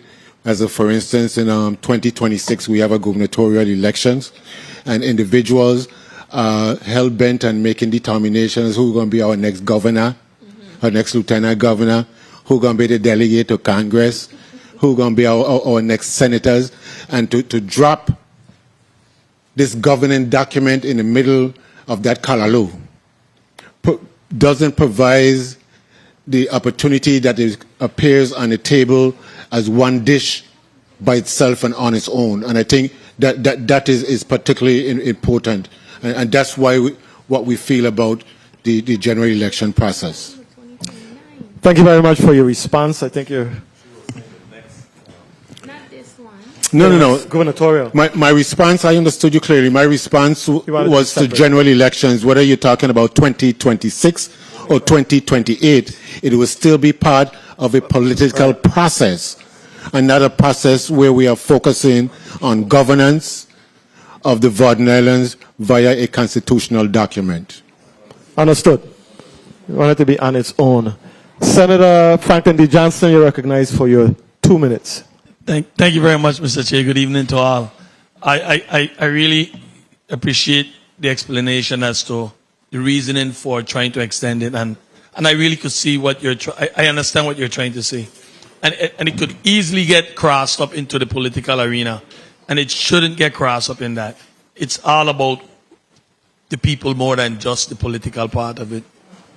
But what I want to ask, because I thought the 5th Constitutional Convention got a lot of work done. They didn't finish the race, but they got a lot done.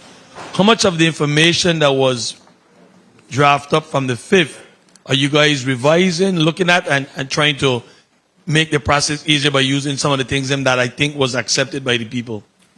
Thank you. And let me say for the record, in case many of you may not recollect or probably did not know, the 5th constitutional draft was before a subcommittee in the U.S. House of Congress, I believe, in 2010. I testified in the House of Congress on the 5th constitutional draft document as the minority leader of the legislature. And the only member from the legislature to attend. There was no Senate president, no majority leader, no one had a position on it except the minority caucus.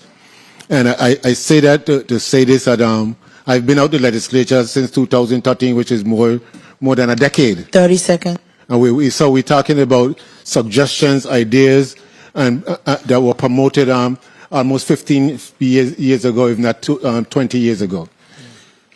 The use of the 5th constitutional language was something that I was prepared to when I decided to run for public office, to go in there, to touch up, to revise, or whatever.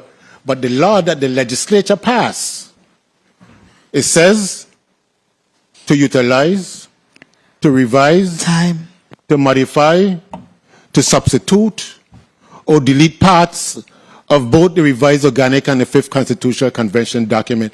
And that language in and of itself gave a majority of the delegates an open door for the creation of new language, not just because of the time frame, but because of the new experiences that we've had with constitutions that were being drafted and developed throughout the world. And so that was the experience that we've engaged in over these past months.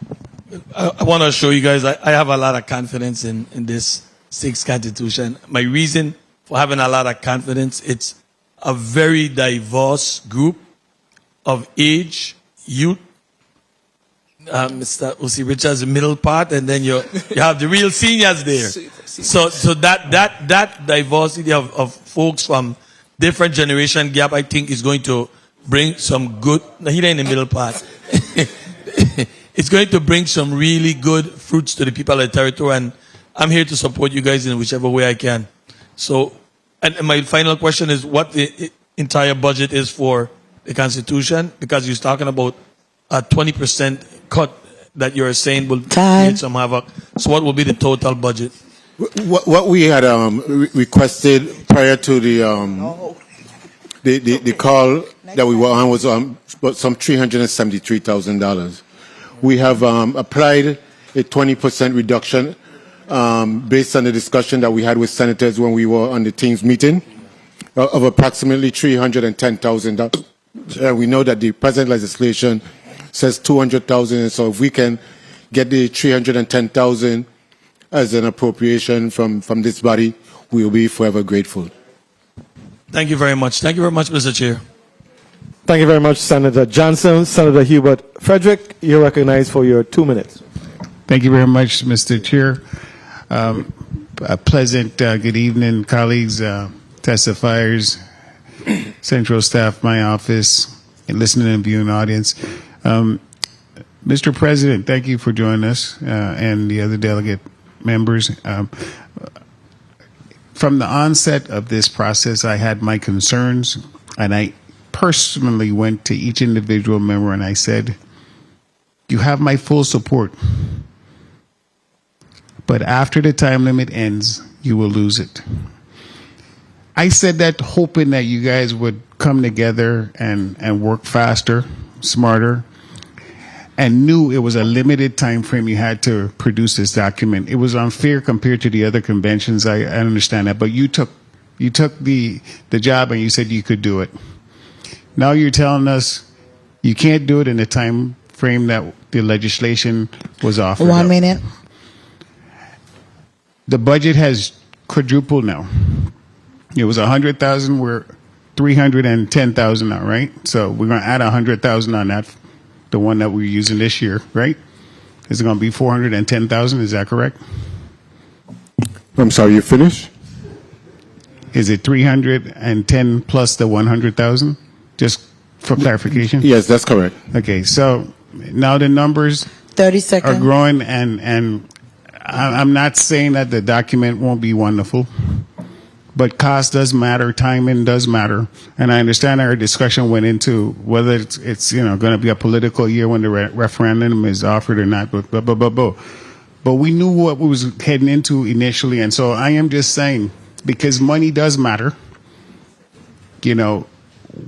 what was the thinking to start increasing the time frame and the monies this new budget when we knew that it was limited funded with a limited time? Who didn't know that? Which delegate wasn't familiar with what they were facing when they took on this job?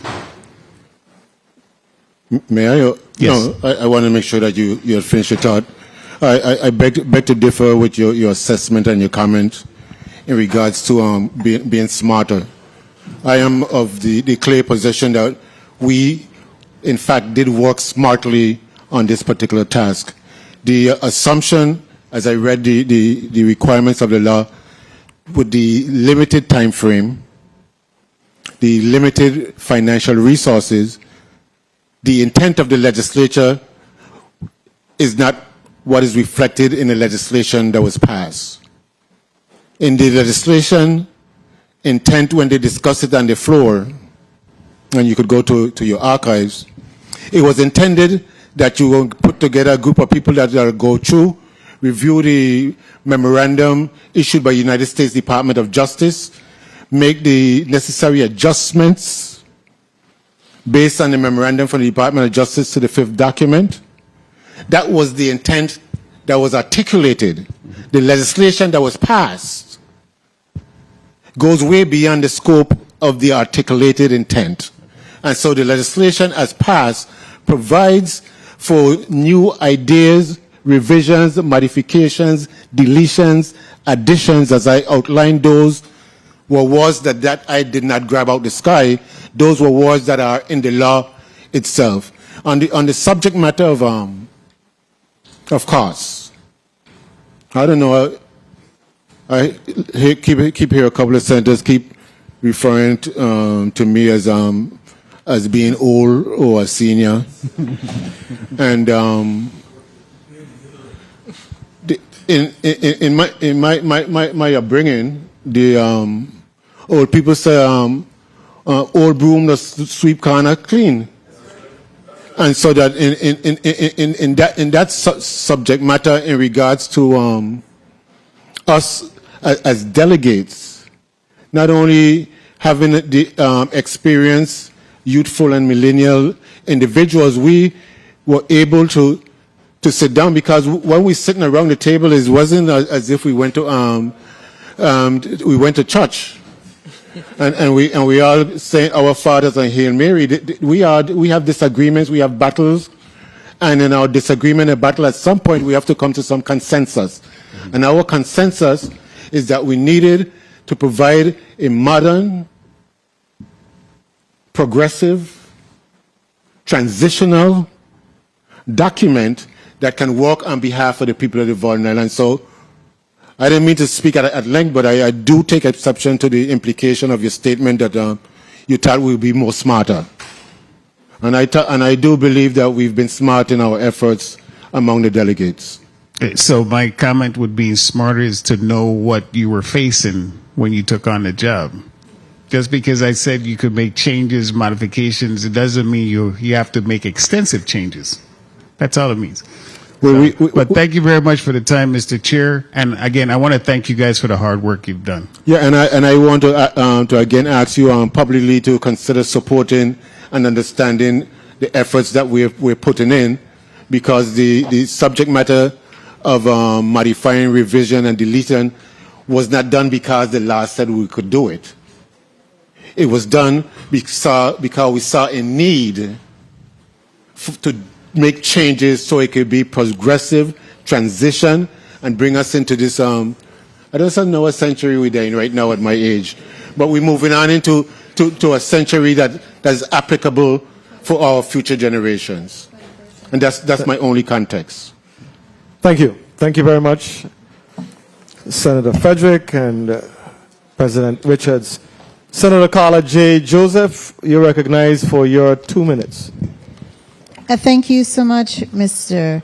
President, Mr. Chairman. My questions are surrounding, of course, looking at the shift in the dates.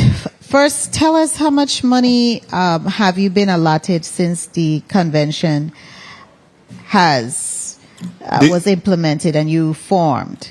No problem. Last year. Thank you. It was last year or this year? We were only here the fourth Tuesday of January. I know. It seemed like a long time ago. Yes. Yes, especially with the amount of work you've been doing. The initial legislation appropriated $100,000 for the operation of the conventions in fiscal year 2025 and $50,000 for the public education and engagement campaign. And so to date, we have received $100,000, and that money didn't arrive in the coffers of our custodian until in April of 2025. Mm-hmm. And so we still have an outstanding balance of $50,000 for fiscal year 2025. Have you expended all of the $100,000 that you have received, or are you? We have a balance in regards to funds of some $8,000. $8,000. And we are over that amount of close to at least 40 to 30 seconds. $50,000. Your accounting for this is in a separate checking account once you receive your allotment. The Constitutional Convention does not have a checking account, a bank account, or a savings account.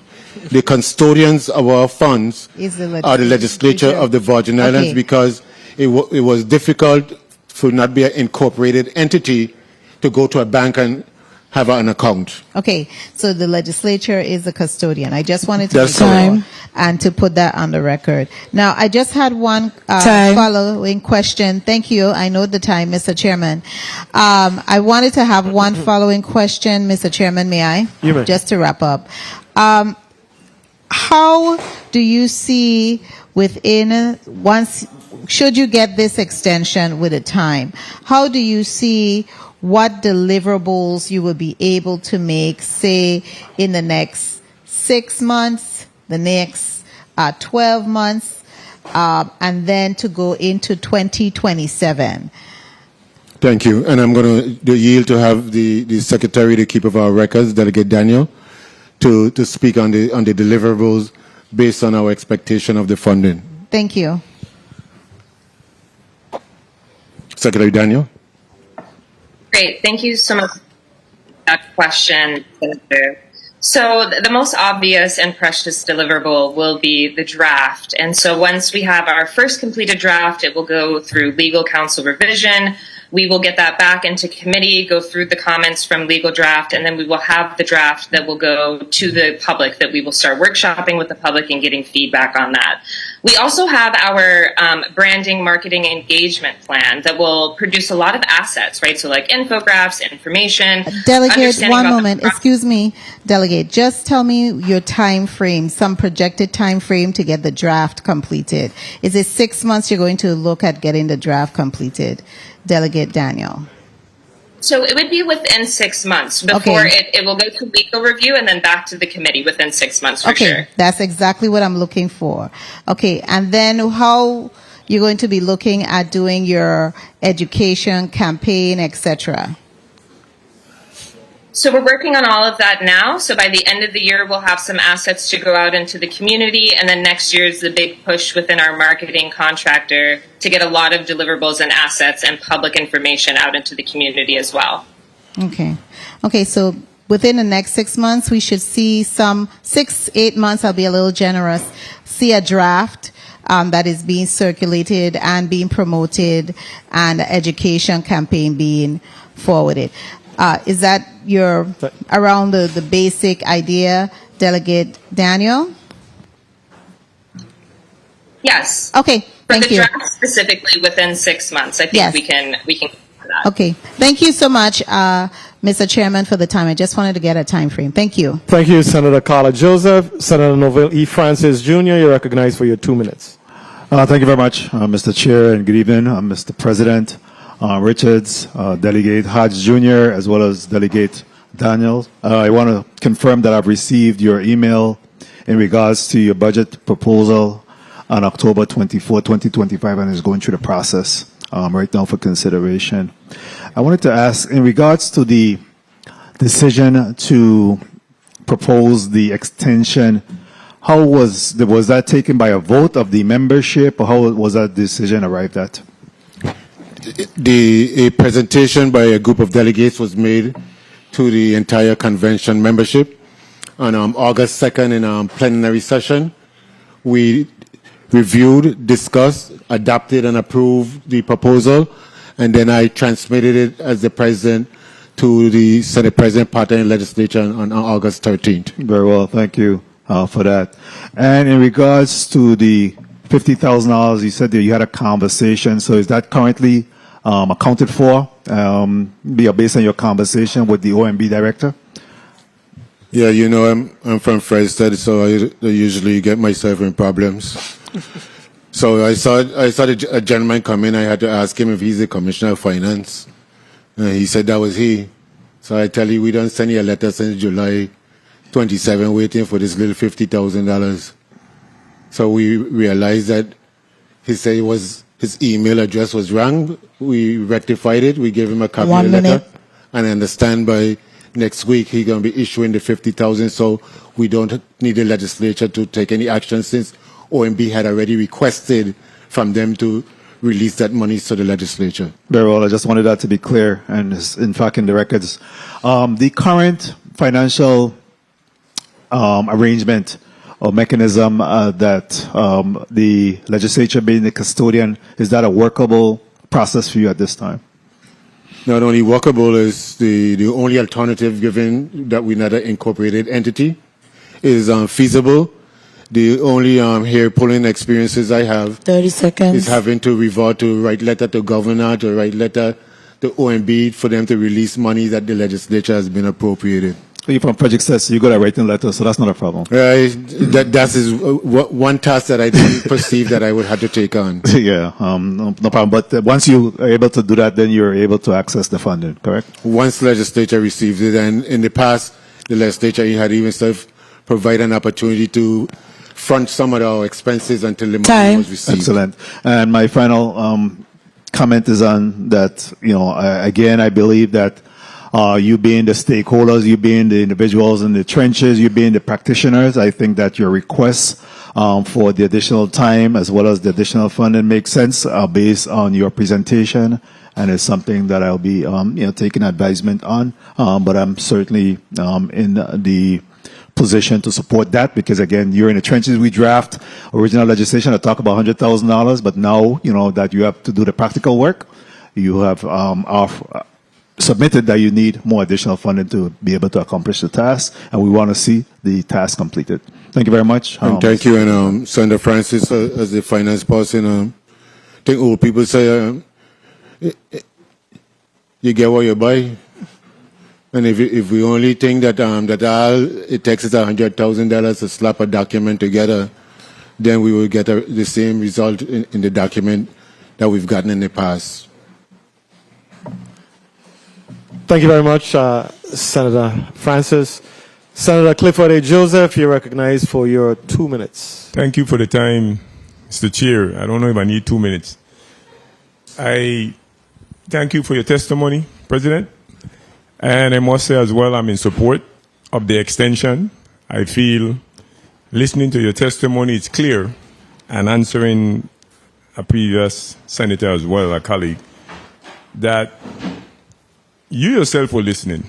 You've been part of other constitutional convention before, and put precipitously between all of you guys, you came to agreement as well to see that more time is needed to make sure you bring the product back to the public.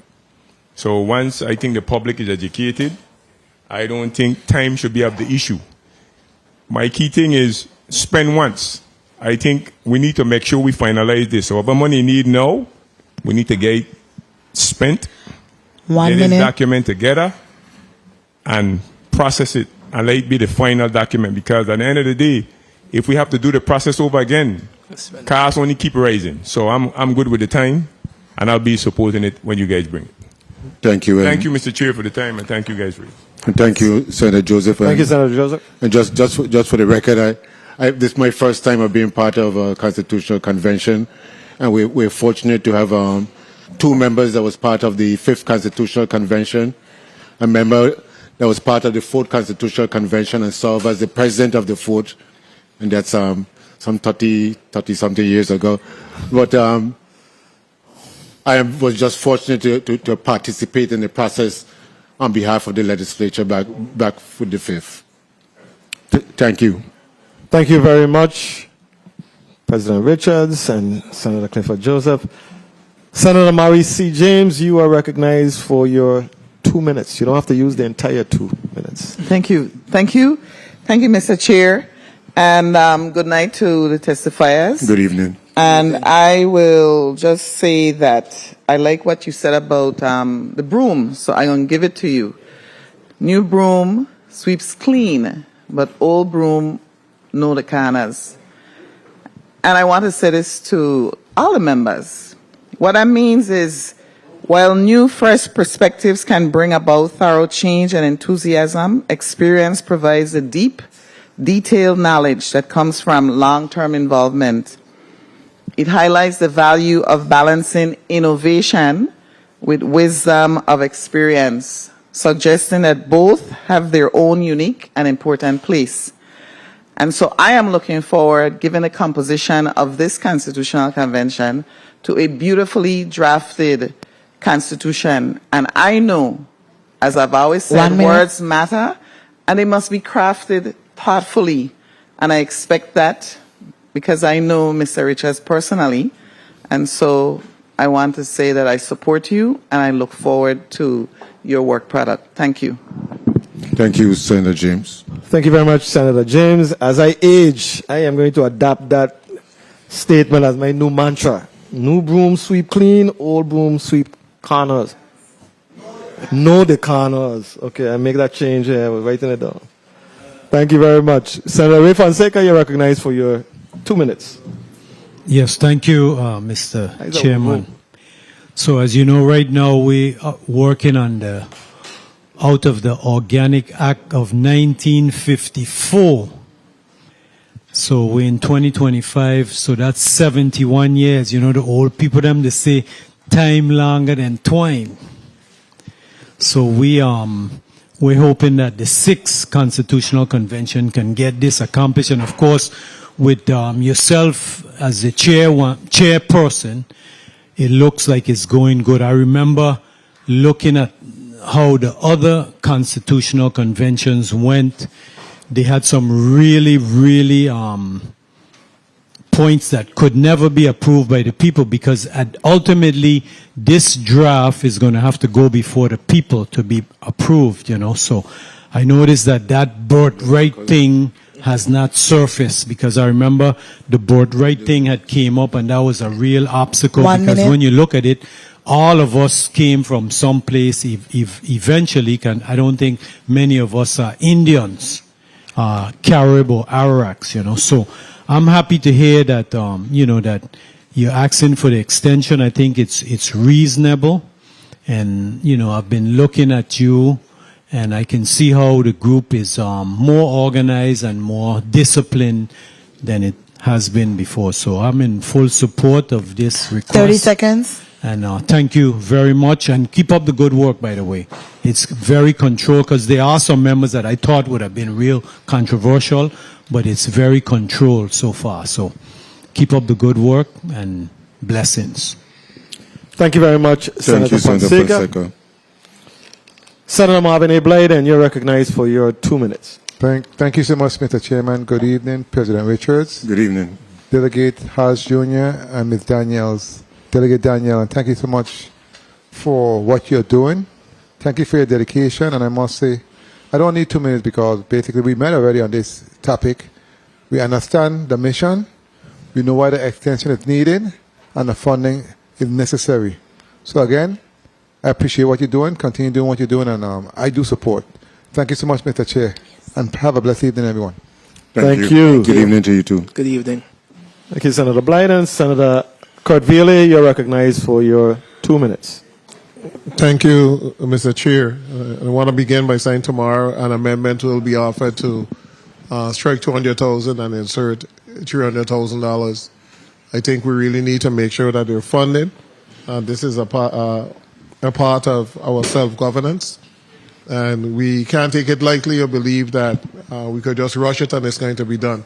But in looking at it quickly, I looked at the last Constitution, the 5th Constitution, 2009. The 6th Constitution was not passed until 2022. So right there, it took 13 years before legislation was passed to convene again. So I don't understand why some individuals are saying we need to rush the process, because it took 13 years just to begin again. And we want this one to be successful. And we need a different campaign in reference to marketing and getting a message out and engaging individuals. We need to make sure that is done. I went back to the 5th Constitution. 1 minute. The legislation for the 5th Constitution was passed in 2003. And the document was not submitted until 2009.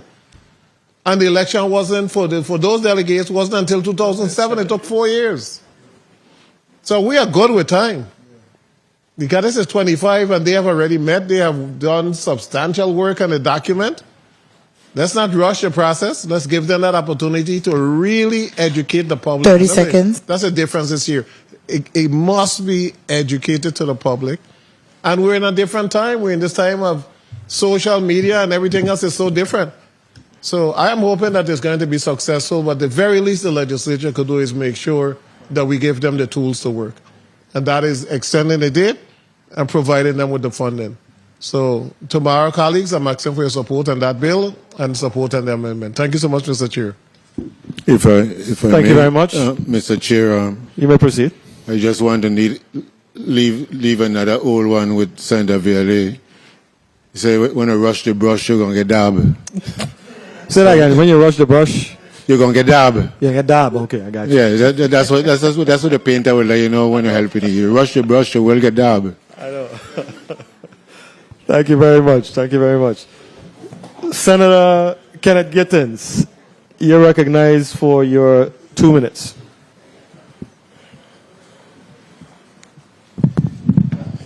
Thank you, Mr. Chair. Well, I've heard some real good young talk and old talk there about the old broom and the new broom.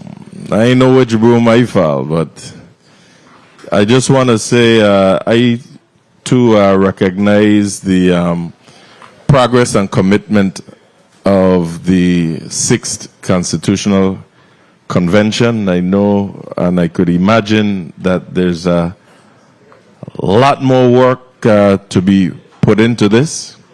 I had a good conversation with Madam Secretary when she was here in the chamber some time back, and she was doing her lobbying, and she got me convinced as to the reasons to support 1 minute. the extension and the resources. So me sitting here, I want to commit to you too that I will support Bill 36-0201 with regards to the extension and appropriating the funding for the resources. We know that we have our backs up against the wall as it pertains to funding. 30 seconds. But this is something equally important that we need to get done, especially for the future of these islands.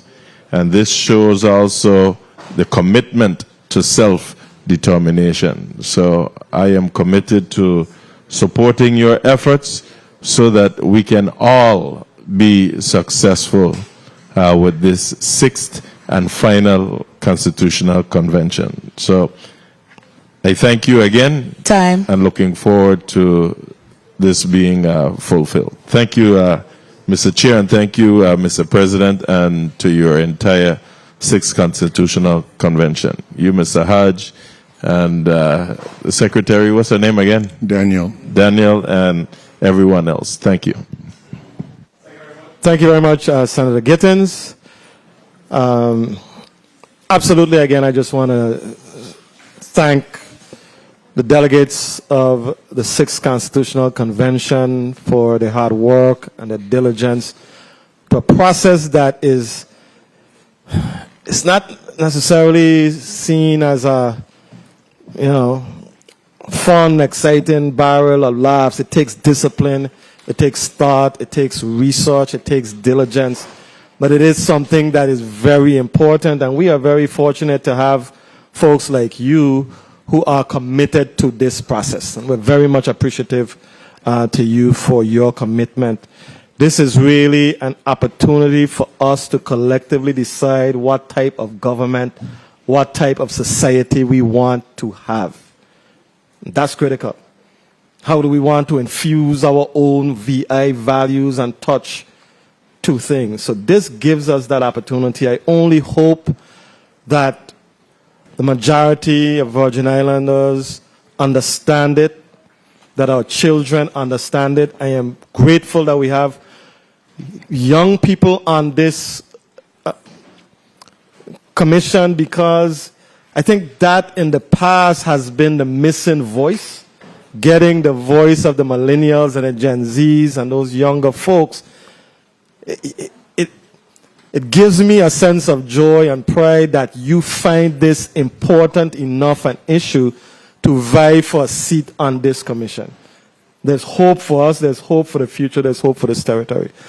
So on that note, we've had a very long day. I want to thank you all for being here, sticking it out with us. And I'm going to give you three an opportunity to just give us a 30-second wrap-up statement. Thank you, Mr. President. Delegate Daniel, you want to go first, and then we have Delegate Hodge with me, and I'll be brief.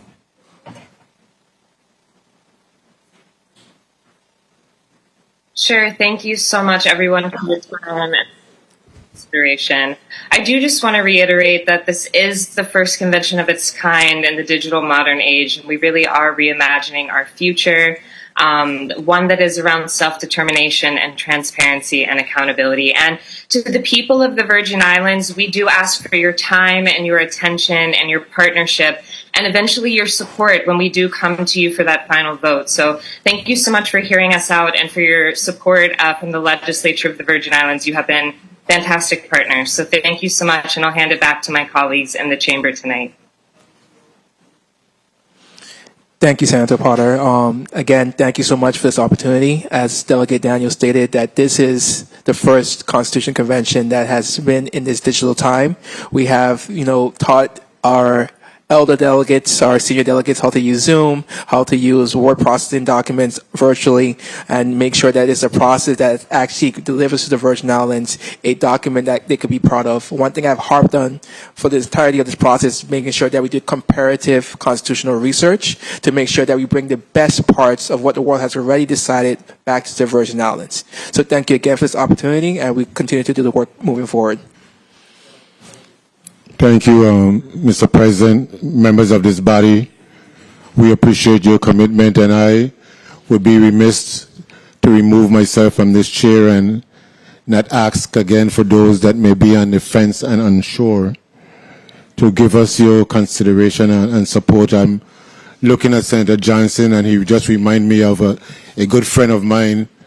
He's called the Dean of the House of Representatives in the state of Georgia.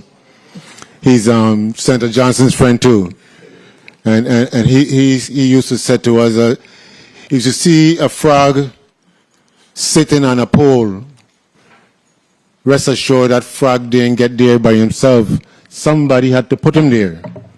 We need those who are unsure to put us on that poll, put the Constitutional Convention on the poll, and be the support that we need to bring this bacon home. We thank you, and we thank you for the opportunity to speak on this subject matter. And have a pleasant evening. Thank you very much to one and all. The Committee of the Whole is now adjourned.